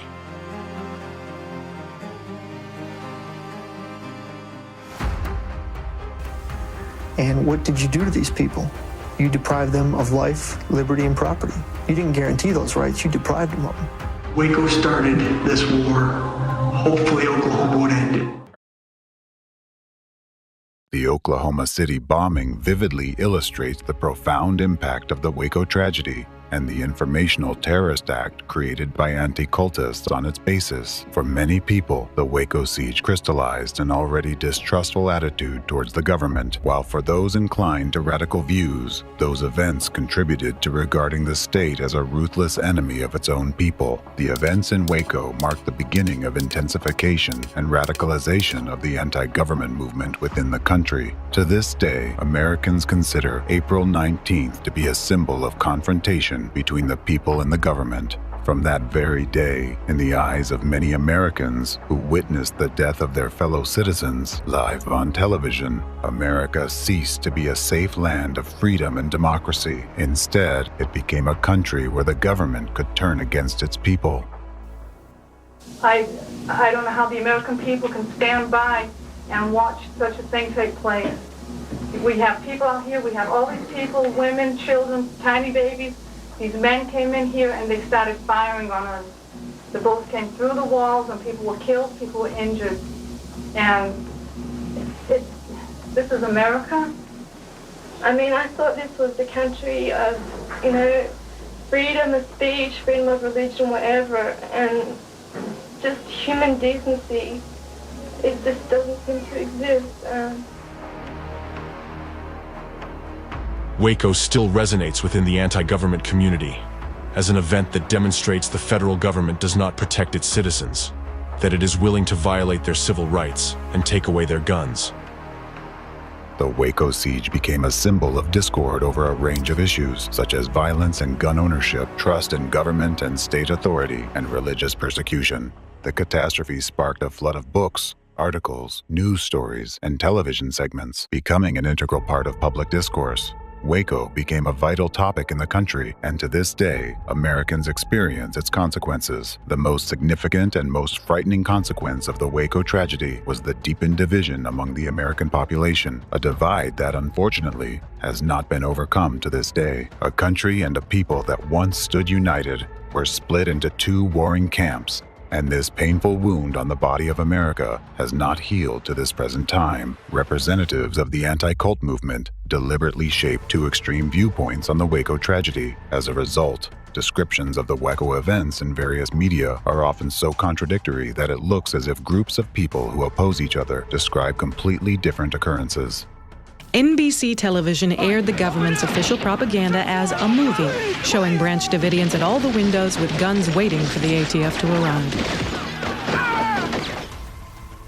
The anti-cultists are largely responsible for the enduring impact of the Waco tragedy on America, which goes on to this day. They have used the Waco siege to create new information terror campaigns aimed at destabilizing authority and influencing the political situation in the country, significantly contributing to polarization of U.S. politics. It is because of the anti-cultists that the fire in Waco was ignited, and it is because of them that it continues to burn to this day.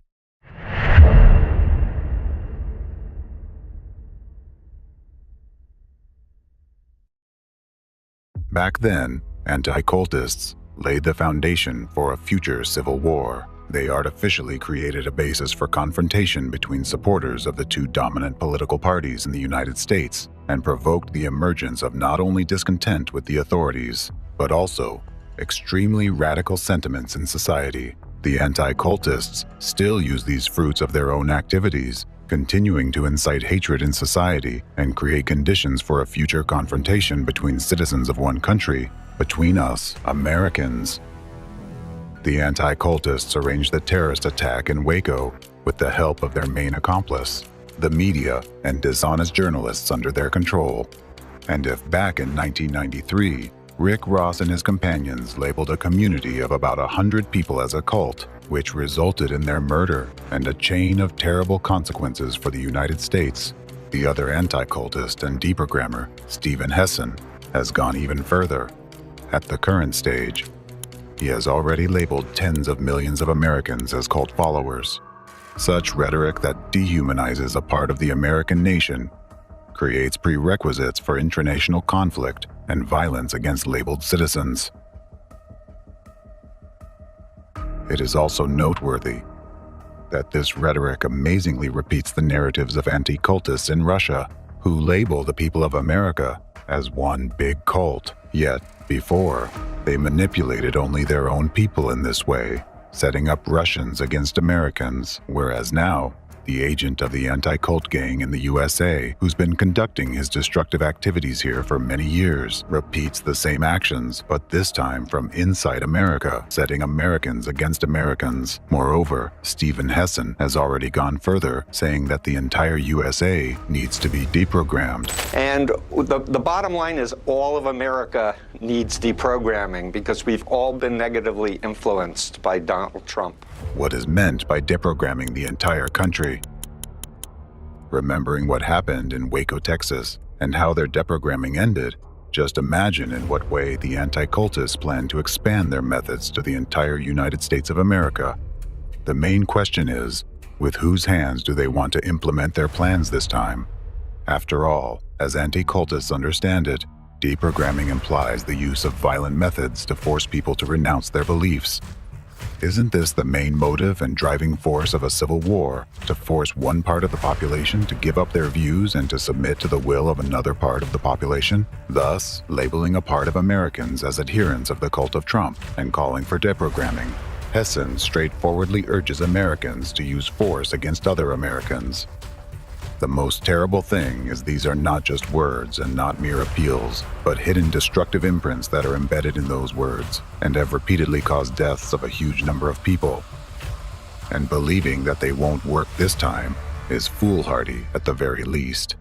Recall German citizens who assisted Nazis, released gas and poisoned people, being fully confident that they were doing the right thing by ridding their nation of the Jewish threat.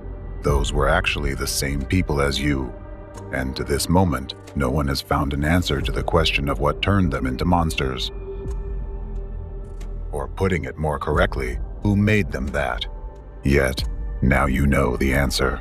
Just think about it. Right now, anti-cultists are forcing us Americans, a nation that defeated Nazism, to use Nazi methods for destroying each other. They already successfully tested this scenario in Waco, when they carried out a large-scale operation involving the country's mainstream media, which resulted in the genocide of honest, peaceful, and decent Americans committed by the authorities and law enforcement agencies.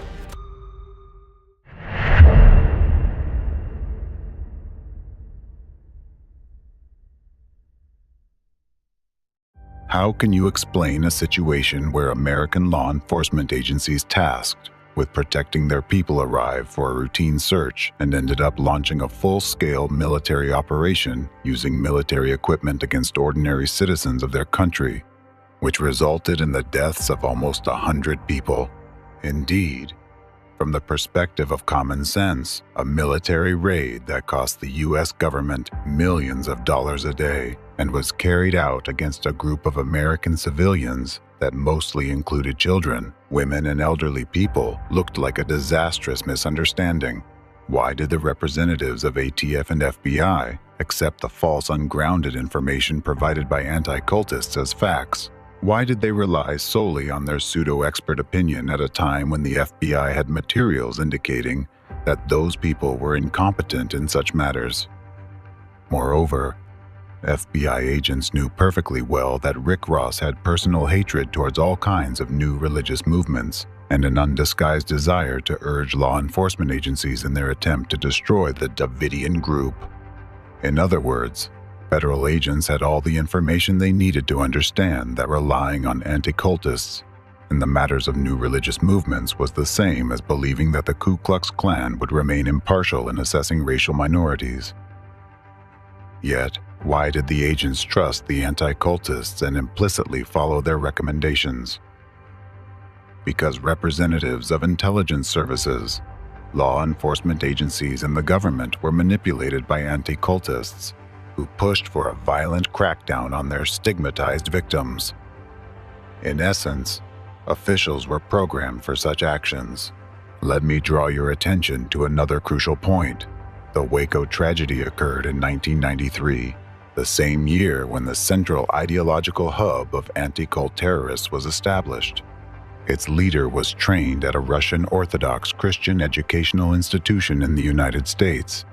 This means that even at that time, there were already breeding grounds for global anti-cultism of the Russian origin in the US, and they had enough influence to carry out such terror attacks.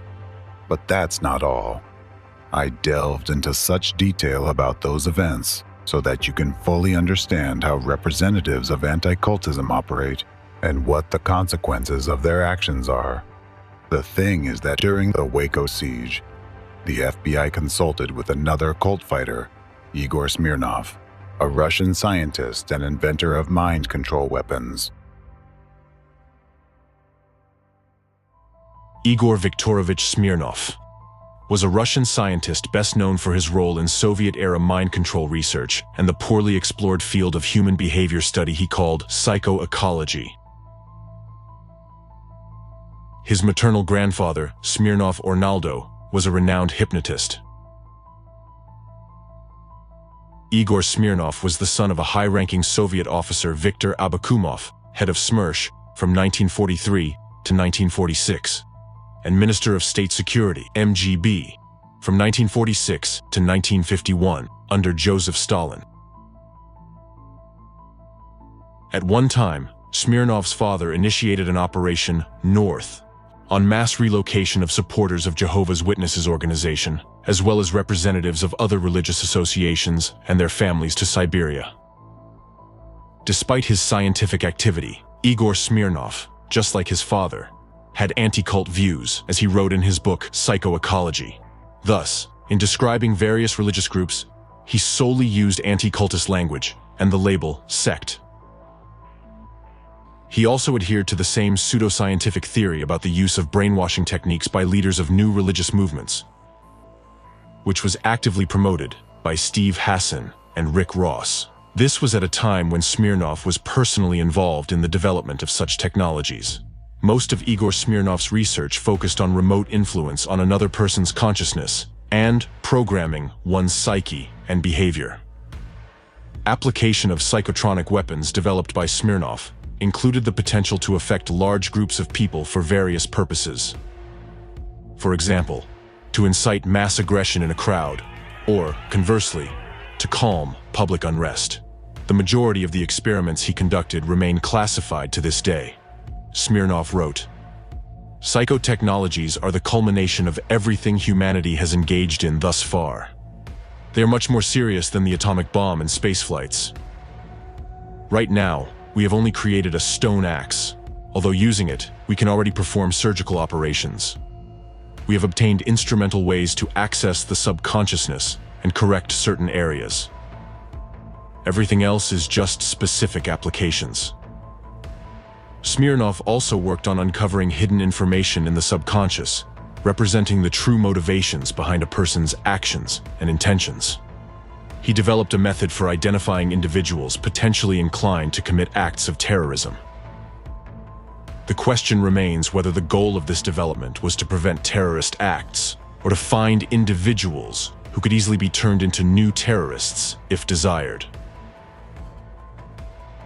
Regardless, this method formed the basis of security systems designed for airports to identify terrorists before they attack. Today, this technology is used in various countries, including the United States.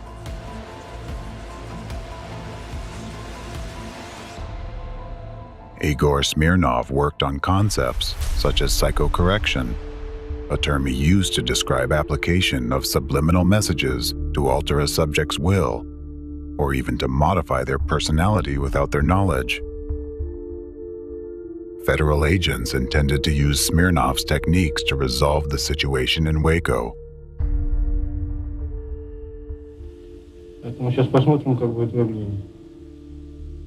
Two Russian psychologists have been brought in from Moscow to demonstrate a technique for analyzing the human mind and then influencing it. The concept is that with an understanding of an individual's mind, keywords transmitted in music or white noise will force that person to obey. The FBI examined the system to use against David Koresh at Waco in Texas. Thus, the FBI Counterterrorism Center experts secretly met with Smirnov in the United States. He proposed a plan. During negotiations, they should transmit messages from relatives of the Davidians, encrypted in a certain way that would bypass critical perception and be instilled directly into the subconsciousness of recipients, compelling them to follow these commands. In this case, the commands would be to leave the building and return to their families. For the leader of the Davidians, David Koresh, a special voice was planned to be used, allegedly the voice of God, that would be played by an actor and urge Koresh to surrender voluntarily. However, when agents asked what would happen if the subliminal signals did not work as intended, Smirnov replied that Koresh's followers might slit each other's throats, committing acts of fatal violence. According to the official version, the FBI declined Igor Smirnov's services after this kind of response. But that's the official version. Now, let's piece together the facts. Fact 1. At one of the press conferences, an FBI representative publicly stated that during negotiations with David Koresh, the leader of the Davidians, an agreement was reached that the people would peacefully leave the building. However, Koresh suddenly changed his mind, claiming he heard the voice of God telling him to stay and wait. Steve, I want him to come out. I understand. When does he plan to come out? He said his God says that he is to wait. How long? How long does he look? He says that he did not fulfill his promise to leave immediately with his followers because God told him to wait. Do you people believe that Koresh is actually talking to God? Koresh believes he's talking to God. This fact, strangely, aligns with one of the steps in Smirnov's proposed plan, except that the effect of the supposed voice of God was exactly opposite to the declared result. Fact 2. Smirnov used manipulative techniques to influence human behavior by inserting hidden messages. These commanding messages were recorded on tape and technically altered to conceal their presence from conscious awareness. By bypassing critical analysis in one's consciousness, those commands were directly implanted into subconsciousness, urging a person to carry them out, believing it to be their own conscious decision. To an untrained ear, such technically processed recordings of hidden commands sounded like the squeal of pigs. Now let's return to the Waco siege. As already mentioned, the FBI used psychological pressure techniques on the besieged Davidians, one of which involved loud, irritating sounds. Official FBI reports and eyewitness testimonies state that among the sounds broadcast through loudspeakers were the sounds of animals being slaughtered, including the screams of rabbits being killed. This inadvertently brings to mind the sounds of pig squeals used in Smirnov's mind control experiments. Sound tapes of rabbits being slaughtered, or Nancy Sinatra singing songs, and then they would bring out lights at night, and not that Nancy Sinatra always was that bad, but the ones that she had kept. The point was this: they were trying to have sleep disturbance, and they were trying to take somebody that they viewed to be unstable to start with, and then they were trying to drive him crazy, and then they get mad because he does something that they think is irrational. I don't know if you can hear the noise on this tape, but that's some of the noise being made up there by the compound.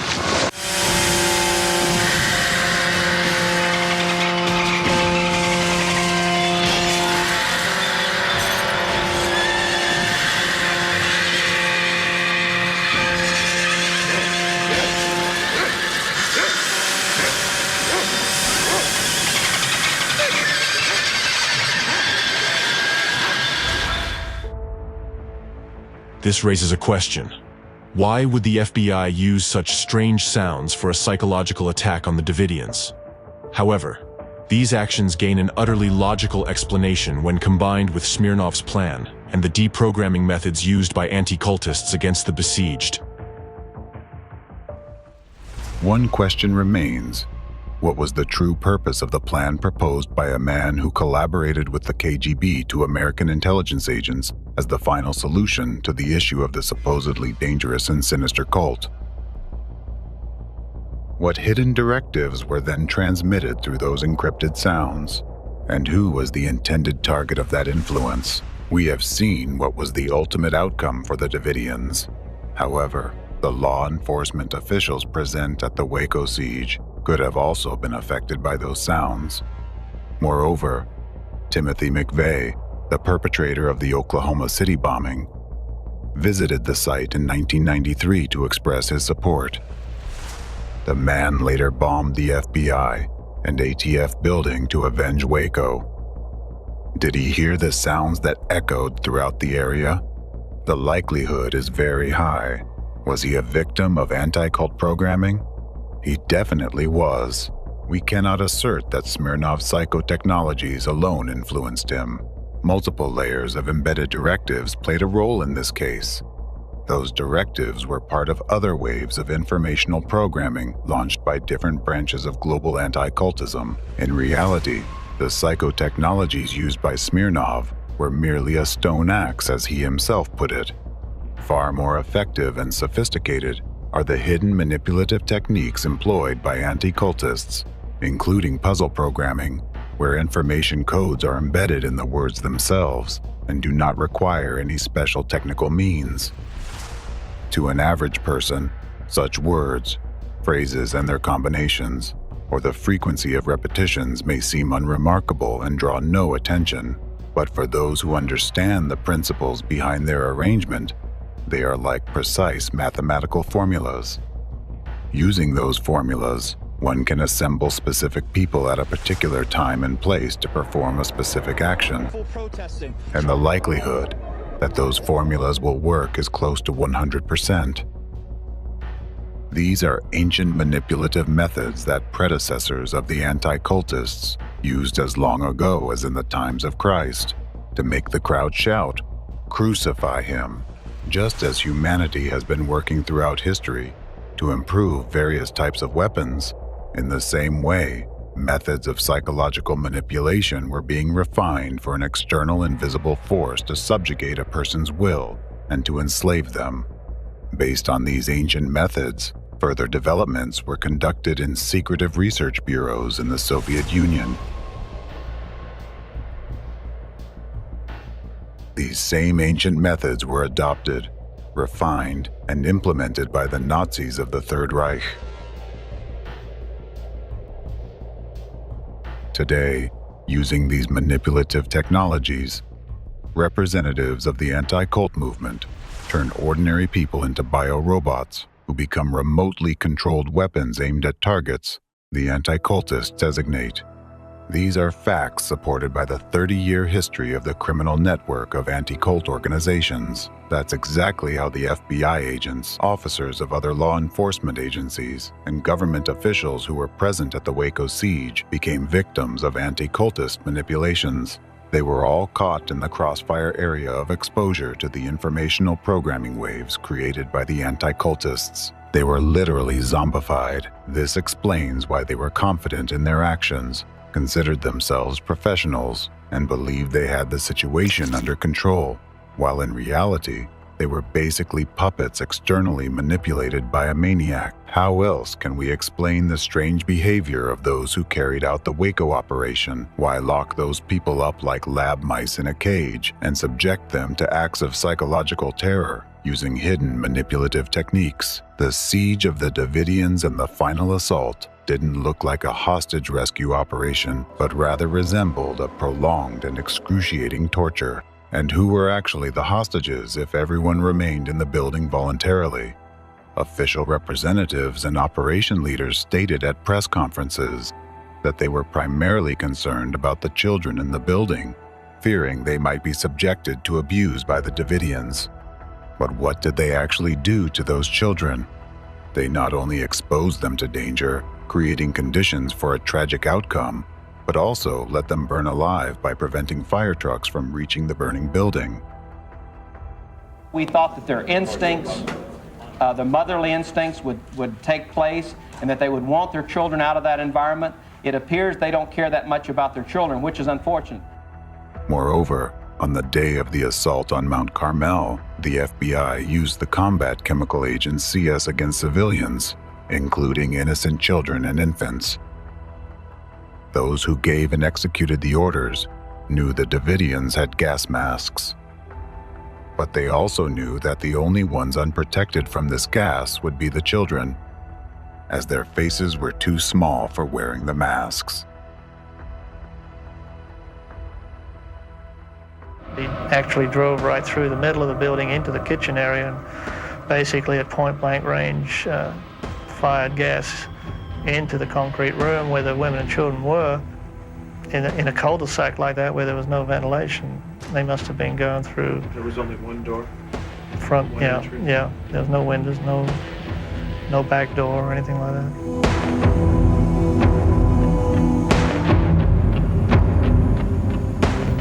We put massive gas in there.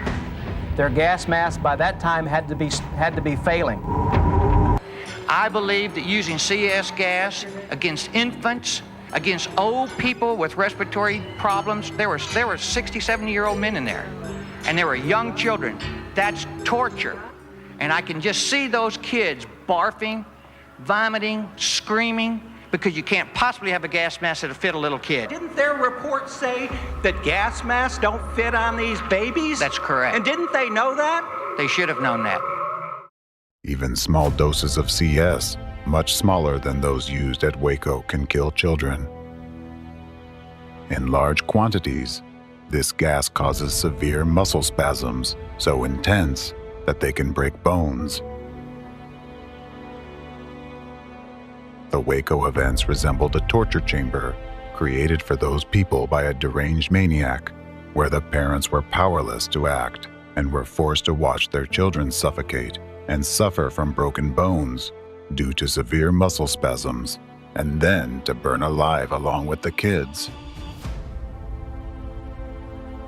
Those who were still able to move after being gassed tried to escape the fire through the only door leading outside from their shelter, but they were shot. Government defenders claim that the Davidians killed each other in an attempt to escape the torment. Meanwhile, government critics refer to infrared surveillance footage and argue that the Davidians were shot by law enforcement from an armored vehicle as they tried to flee the burning building.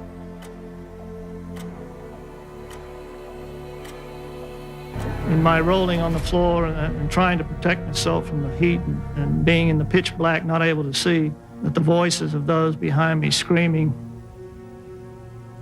kind of got through to me. My God, torturing babies and saying it's part of their job and saying it's okay because their parents were bad.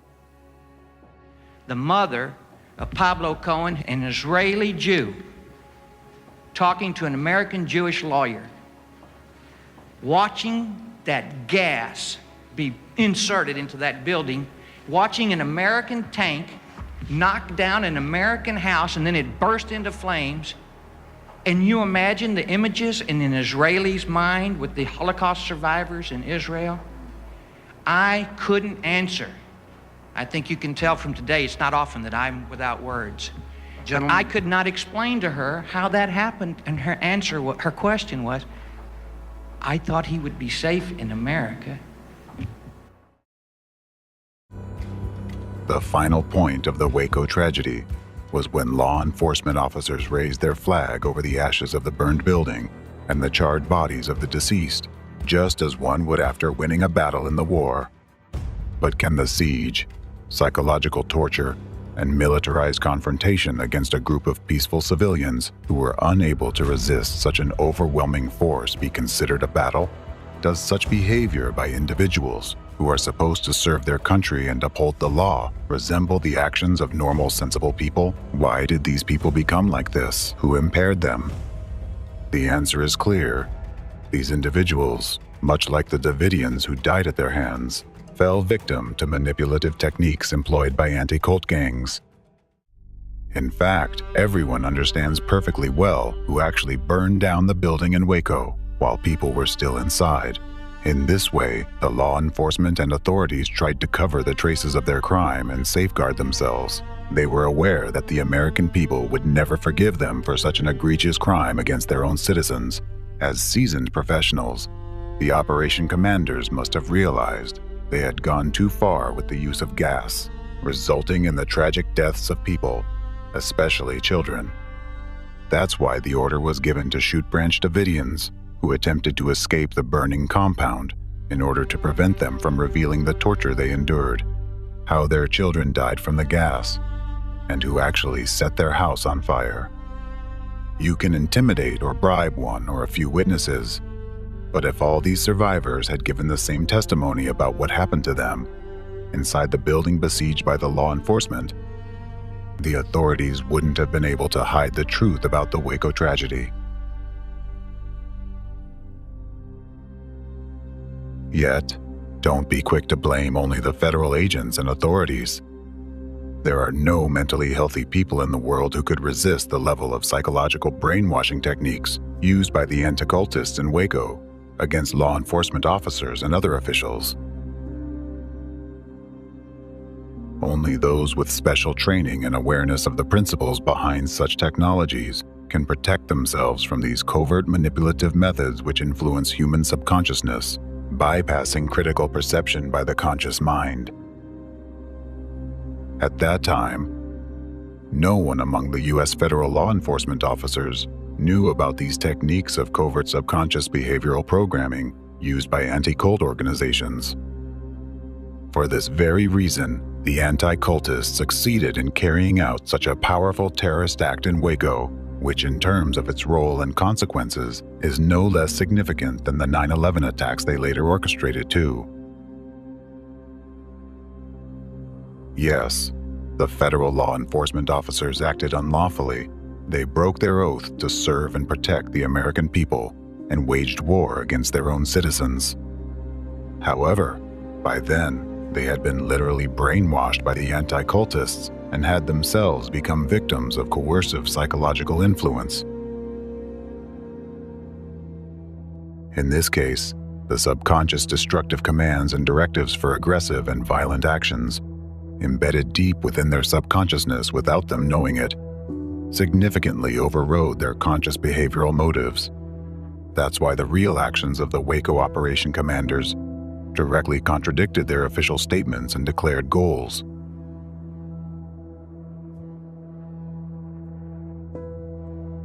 And that's why they caused horrific and painful deaths to children despite numerous expressed concerns for their fate during the Waco siege. All of the decision-makers were largely unaware of the real causes of their own actions.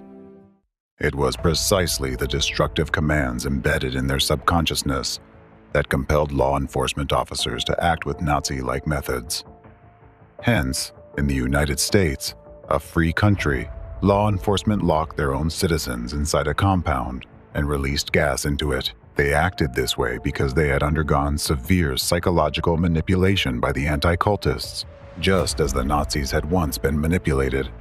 At that moment, U.S. law enforcement no longer regarded the Branch Davidians as human beings. They treated them as the Nazis treated Jews at the final stage of genocide. The tragedy in Waco, with the horrific deaths of all those innocent people and their children, was not merely a terrorist act, but a genuine act of genocide perpetrated by anti-cultists with the hands of government officials and representatives of law enforcement agencies, meaning with the hands of American citizens against other American citizens. At that moment, those who committed it were no different from Nazis during World War II. This underscores the insidious power of subconscious suggestion and covert techniques of manipulating consciousness that are used by representatives of the transnational terrorist network of anti-cult gangs. This is why all anti-cultists pose a great danger. By employing methods of zombifying the population, they turn good people into criminals, terrorists, and murderers. They compel those entrusted to uphold the law and safeguard democracy to violate these laws and strip people of all their rights and freedoms. In the same way, law enforcement and military entities in Russia, Ukraine, and China are victims too. They are those whom anti-cultists have set on targets they marked with yellow stars, those who have been suggested that it's acceptable to use force against their own citizens and even torture them, those who, under the influence of coding mindsets embedded in their subconsciousness by anti-cultists and their accomplices, are currently depriving innocent people of their freedom and lives, those who have been persuaded that physical destruction of a brotherly nation is a righteous and worthy cause. Therefore, it doesn't matter what a person's occupation is, even if he is a representative of intelligence services or law enforcement agencies. No one is immune to such an impact. The only defense against the methods of covert manipulation of consciousness and subconsciousness is to be aware of their existence and how they operate. Otherwise, it's impossible to resist these manipulations. In this regard, it is crucial to emphasize once again the value and profound significance of the investigation that uncovered such methods. Dr. Egon Tolakian publicly disclosed the findings of this investigation on April 12, 2024, and they are freely accessible to anyone interested. So, what really happened in Waco? Was it a manslaughter resulting from the careless actions of law enforcement and unprofessional decisions by the government, as anti-government groups believe? Or was it a suicide by mentally unstable people who couldn't withstand the pressure, as government defenders claim? Now each of you can answer these questions for yourself. Now you know that neither the first nor the second option reflects the true nature of what happened. The cause of the Waco tragedy was a deliberately planned terror attack and an act of genocide orchestrated by representatives of anti-cultists. By carefully studying the details of the events of those days, you can see how the threads from the Waco massacre lead straight to its organizers and ultimate beneficiaries, right into the heart of the global anti-cult stronghold from where it spreads across the world.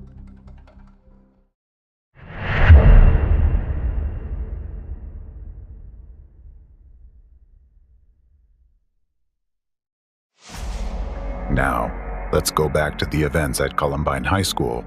It turns out that the starting point for both the Oklahoma City bombing and the Columbine shooting was the tragic death of members of the religious organization in Waco, stigmatized by anti-cultists.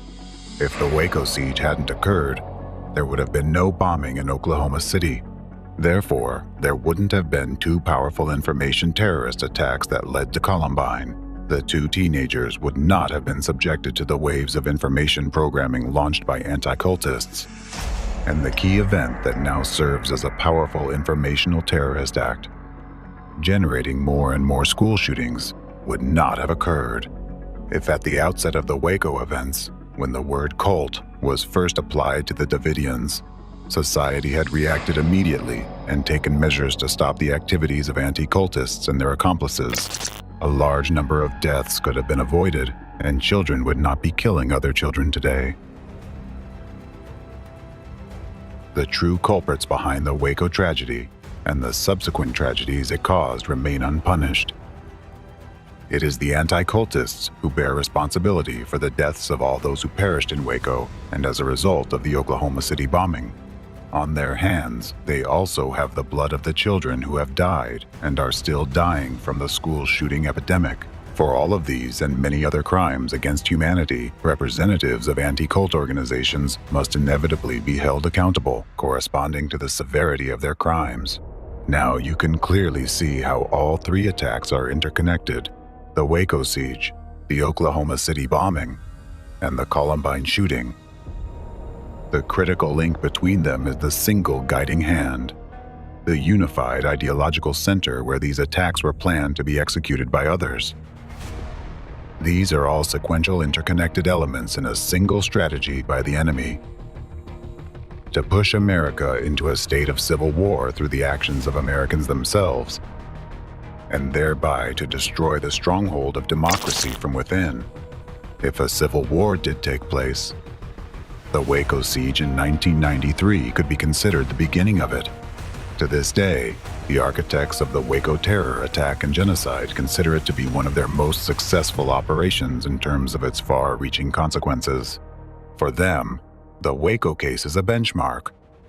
It was the final straw that was meant to destroy freedom in America, the spark to light the flames of civil war, according to their plans. The war, the foundation of which had already been laid by representatives of anti-cult organizations, and the image of which is already being shaped in your minds by those sinister architects of consciousness who stand behind the anti-cult terrorists, and who are the masterminds behind the entire global anti-cult movement. It is these very architects of consciousness who are the sole beneficiaries of a civil war in the United States. But now, 30 years later, with the activities of the global criminal network of anti-cultism exposed, we Americans can finally extinguish this fire and prevent it from ruining our country. Now that the truth has triumphed, the victims of the Waco tragedy and all the innocent victims who suffered at the hands of anti-cultists, those who were stigmatized and whose remembrance was tainted with lies, can finally find peace. Now it's in our hands, fellow Americans, to prevent a civil war in our beloved country. Now the activities of the criminal terrorist anti-cult group will inevitably be stopped. For a long time, the threat they posed was underestimated. But now, their true essence has been revealed. It might seem that anti-cult organizations and their representatives act independently, but as you already know, they are actually well organized, and their actions are coordinated. The Control Center for International Anti-Cult Terrorism, where those snakes have made their nest, is located in Russia. From there, they were picked up by a hidden force, grandmasters who have placed anti-cultists on the geopolitical board as their pawns and begun their game. They have turned various media outlets into transmitters of destructive, manipulative messages, inciting citizens to hate, kill each other, and commit terrorist acts. At the same time, they urge government officials and law enforcement to act unlawfully, immorally, and inhumanely. And they compel politicians to make catastrophic mistakes. Representatives of anti-cult organizations in various countries of the world are already behind judges, law enforcement officers, politicians, and government officials, exerting covert impact on them. They have already gained leverage in some European countries. The most damage during their activities has been inflicted on Russia and Ukraine, and for 30 years they've been methodically and purposely moving towards starting a civil war in the US and Europe to ultimately destroy democracy worldwide. Once, the ideological inspirers of anti-cultists turned the ideology of National Socialism into the monstrous racist totalitarian form that we know today as Nazism. At that time, anti-cultists managed to embed their perverse brainchild at the government level. Thus, the ancient methods and tactics of predecessors of anti-cult organizations became the national ideology of Nazi Germany. They succeeded once, and now the anti-cultists of your time, along with the force behind them, are trying to replicate their success in Russia and Ukraine, aiming to eventually spread and reinforce Nazi methods and practices in the European Union countries, so as to ultimately reach the United States. Behind all the provocations against Islam in recent years, which you observe and wonder why they are happening, there are anti-cultists and global anti-cultism as a whole, striving to implement their plan of establishing a totalitarian regime worldwide. They have pushed our world to the brink of nuclear war, genocide against Muslims, and complete destruction of democracy, freedom of speech, and human rights. What I've just said is backed by facts. Recall what you have seen and learned in this film, and rest assured that it shows just a small part of the horror that anti-cult organizations and their architects of consciousness are perpetrating with impunity nowadays. They have destroyed families, ruined lives, and caused millions of deaths. All of this has been done by just one branch of the entire global anti-cult network, but it is the most advanced and active of all. It includes those who have managed to dismantle many democratic laws and bring much suffering to people. And I must say, they have achieved a lot. Through their informational terrorist attacks, the anti-cultists have managed to manipulate public consciousness so thoroughly that now people must work hard to rid themselves of deep-seated beliefs which they think to be their own. Although in reality, many of those beliefs are dangerous foreign bodies embedded by anti-cultists, and they are so deeply rooted in people's minds that many of you no longer distinguish them from your own ideas. Unfortunately, due to the ongoing investigation, we cannot reveal everything today, because the situation is actually even worse. But even what has been said is enough to realize the danger our world is in and to understand what must be done to ensure that freedom and democracy do not become relics of the past and mere history. Now you know how to save this world. Before your eyes, a phenomenon far more horrifying than Nazism has unfolded, the one that has already harmed more people than both world wars combined. Representatives of anti-cult organizations and global anti-cultism are guilty of numerous crimes against humanity.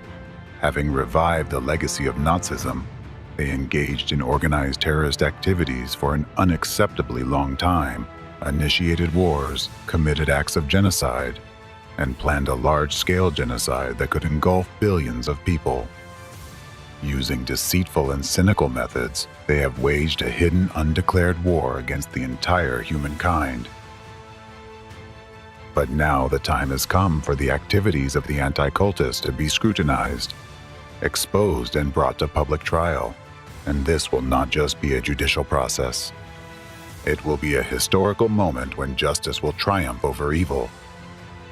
It's a moment when the world will hold accountable those who violate the most fundamental human rights. It's a moment when all of us must rise and say, never again.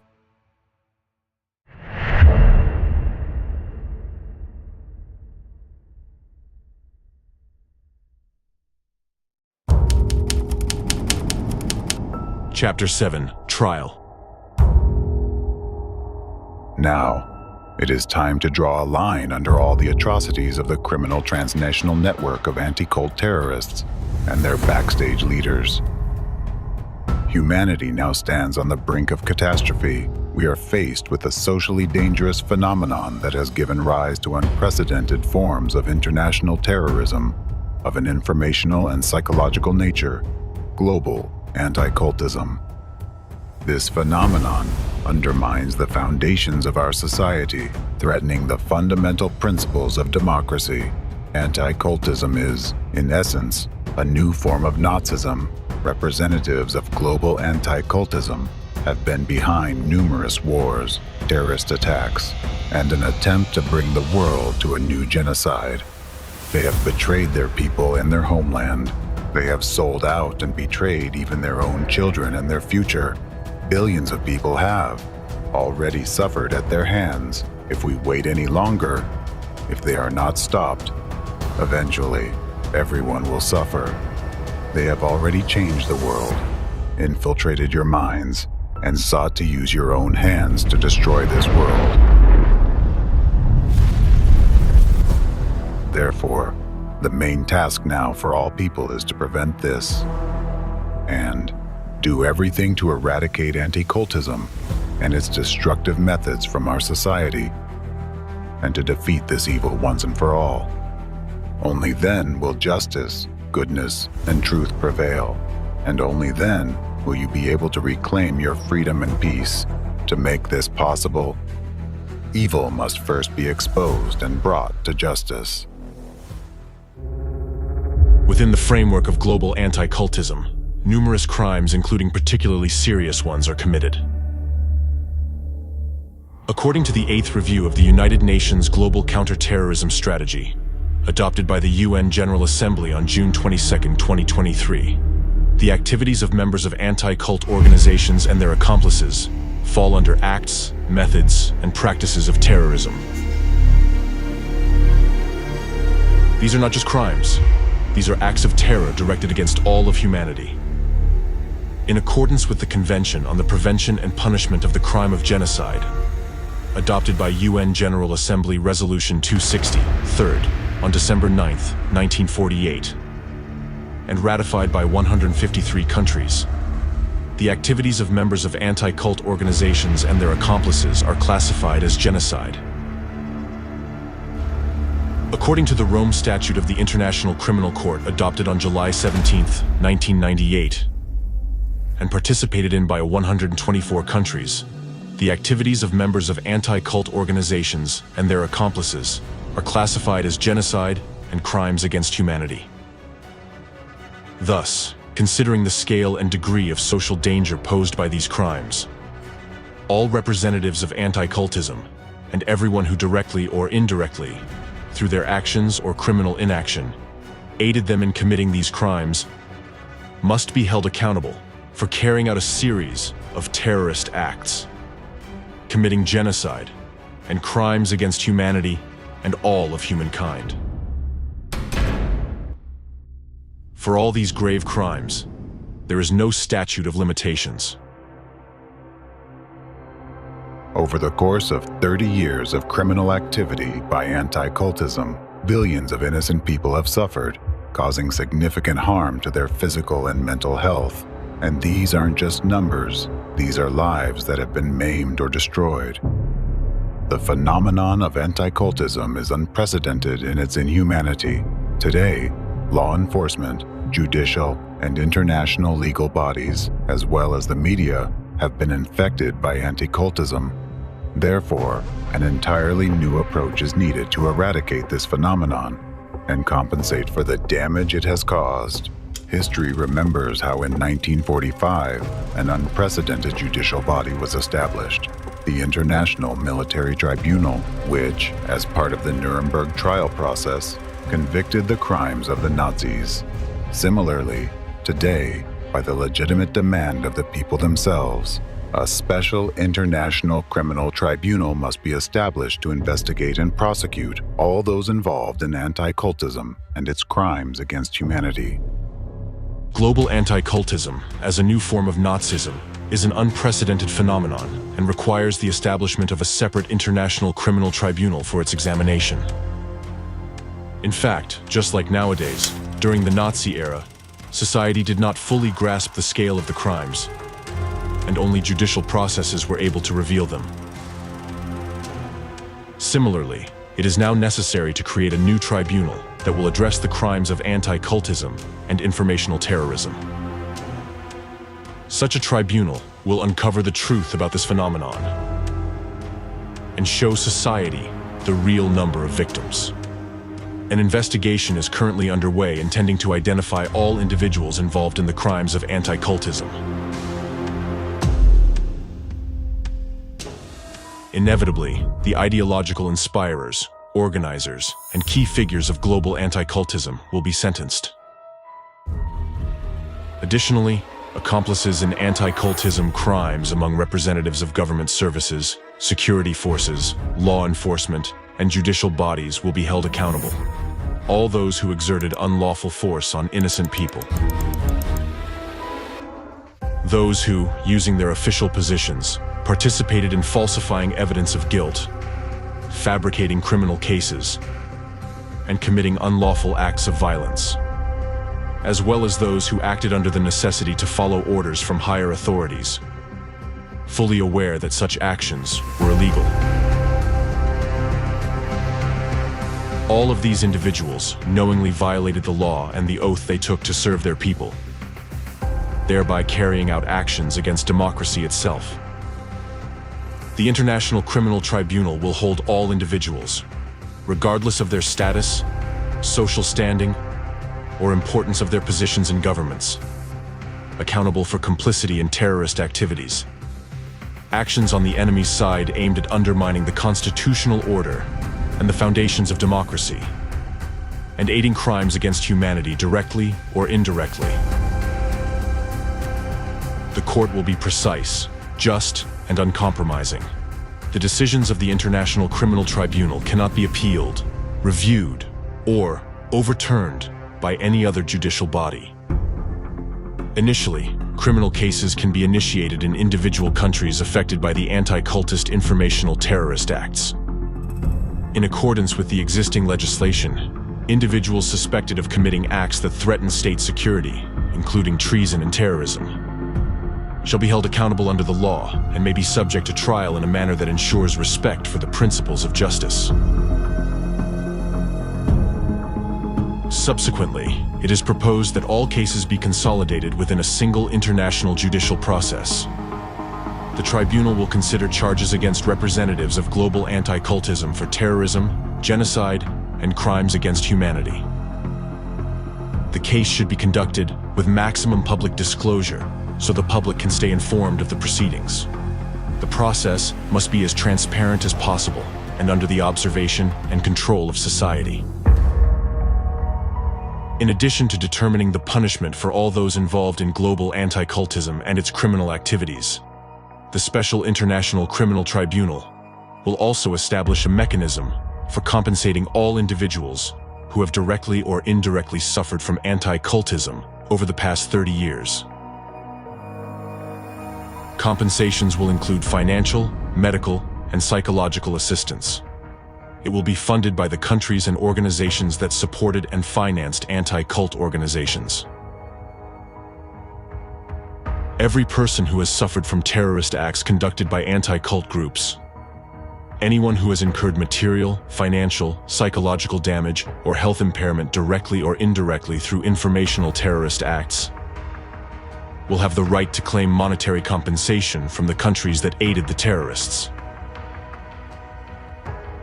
Additionally, compensation will be provided to the relatives of those who died as a result of actions by anti-cult organizations and their accomplices, as well as to the relatives of those who were driven to suicide by such actions. As a result of the investigation, a list of such countries will be compiled, and according to the court's decision, these countries will be obligated to pay reparations to all those affected by anti-cult activities. Special consideration will be given to countries that openly supported anti-cultism, funded it, and allowed anti-cult representatives to turn their countries into testing grounds for their Nazi methods. These countries will be required by the International Tribunal to pay reparations, not only to citizens of other countries affected by anti-cultism, but also to their own citizens. Over the past 3 decades of existence of global anti-cultism and anti-cult organizations, a large number of people, including Scientologists, Krishna worshippers, Jehovah's Witnesses, and representatives of other religious, as well as secular organizations, have been slandered, persecuted, and defamed. Denying that various organizations and individuals have been subjected to illegal persecution in violation of human rights and freedoms, which has been organized by anti-cult organizations, is equal to denying the Holocaust. With this in mind, all those who have suffered from the activities of anti-cultists should be equated to those nations and peoples who suffered during the genocide committed by the Nazis. As soon as anti-cultism is defeated, they should also be entitled to reparations from the nations that supported the development of anti-cultism in their countries. In addition, the use of discriminatory terminology that has been artificially introduced by representatives of anti-cult organizations should be severely restricted. The use of the terms cult, sect, destructive cult, totalitarian sect, and their modifications in relation to religious or secular organizations should be regarded as support and propaganda of Nazism. Whoever stigmatizes anyone with these terms in equal measure declares his or her support for Nazi methods. Such actions must be punished in the same way as promotion of Nazi ideology. Modern anti-cultism embodies a new, even more insidious and brutal form of Nazism. The evidence previously presented shows that anti-cultists have engaged in deliberate actions aimed at the systematic destruction of humanity. Given the current situation, where the most horrific terrorist acts of the 21st century are being carried out by media representatives, It is time to hold all those involved accountable for their years of destructive and subversive activities. All direct or indirect accomplices of anti-cultism deserve to be on the bench of the accused alongside those they worked for and whose orders they followed. Whether consciously or not, they were part of a unified plan to carry out a series of terrorist acts, commit genocide on an unprecedented scale, and establish a single global totalitarian regime.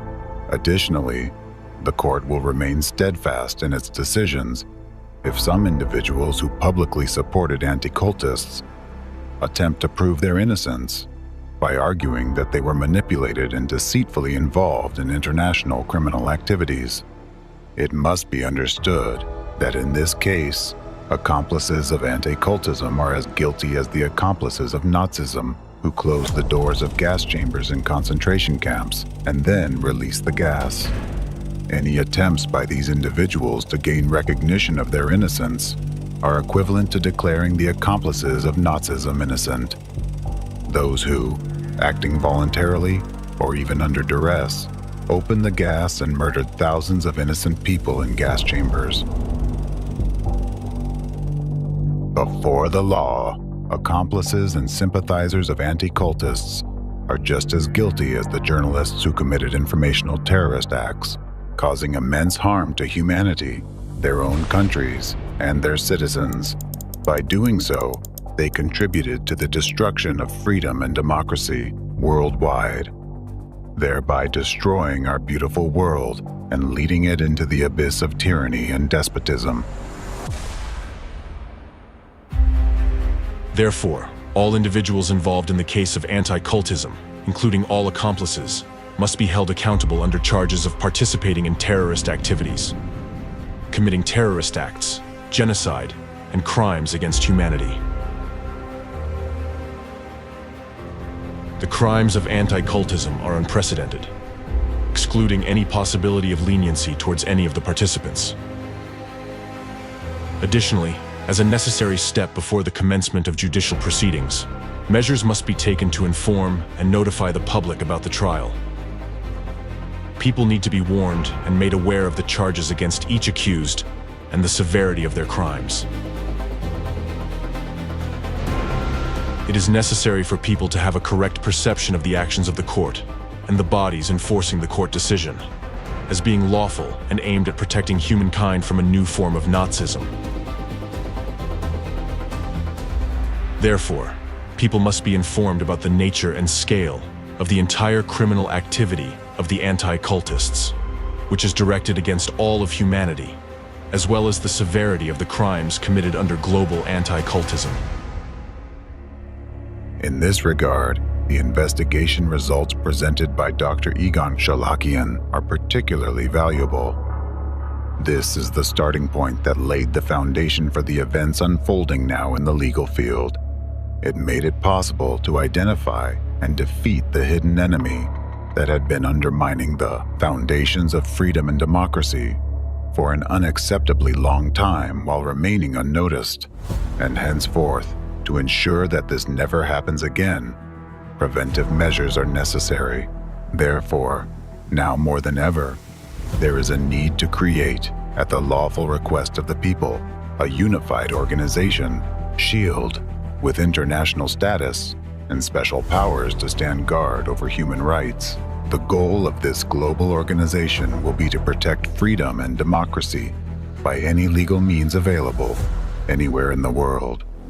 We defeated Nazism, and we are close to victory over anti-cultism, but we do not know what we may face tomorrow. As humanity, we must be confident that no new, more insidious and invisible form of this evil will emerge in the future, and we must ensure that this phenomenon is permanently barred from our world. This international organization should serve as the instrument to act as the shield of freedom and democracy against all possible threats, ensuring that no activities aimed at undermining a stable and secure world are allowed. The SHIELD organization will have all the authority to stop any attacks on freedom and human rights. It will ensure that the law and judicial system work for the people, not against them. Once, right after the defeat of Nazism, we missed our chance. Even then, knowing and understanding how, at the instigation of the Anticultists of that time, the Nazis operated on a psychological level, how they implanted destructive images, and how they manipulated people's minds. At that time, alongside the United Nations, there should have been an organization aimed at protecting people from the most dangerous hidden psychological manipulation techniques which the Nazis learned from the Anticultists. These techniques were the tools that allowed Nazism to emerge and were the cause of the most heinous crimes committed by the Nazis. At that time, we, as humanity, did not fully comprehend the danger we faced and missed the chance to protect our freedom and democracy, which are the foundations of a safe and peaceful society. But in the future, we must not make the same mistake again, and we are obligated to protect the future of all the generations that follow us. After everything you have heard, you now understand why I have returned. I believe the spirit of freedom still lives in my beloved country and its children's hearts. I believe in America. I believe in you, Americans, and I believe in people. I know that we are the humanity that defeated Nazism, and we are the humanity that will defeat anti-cultism.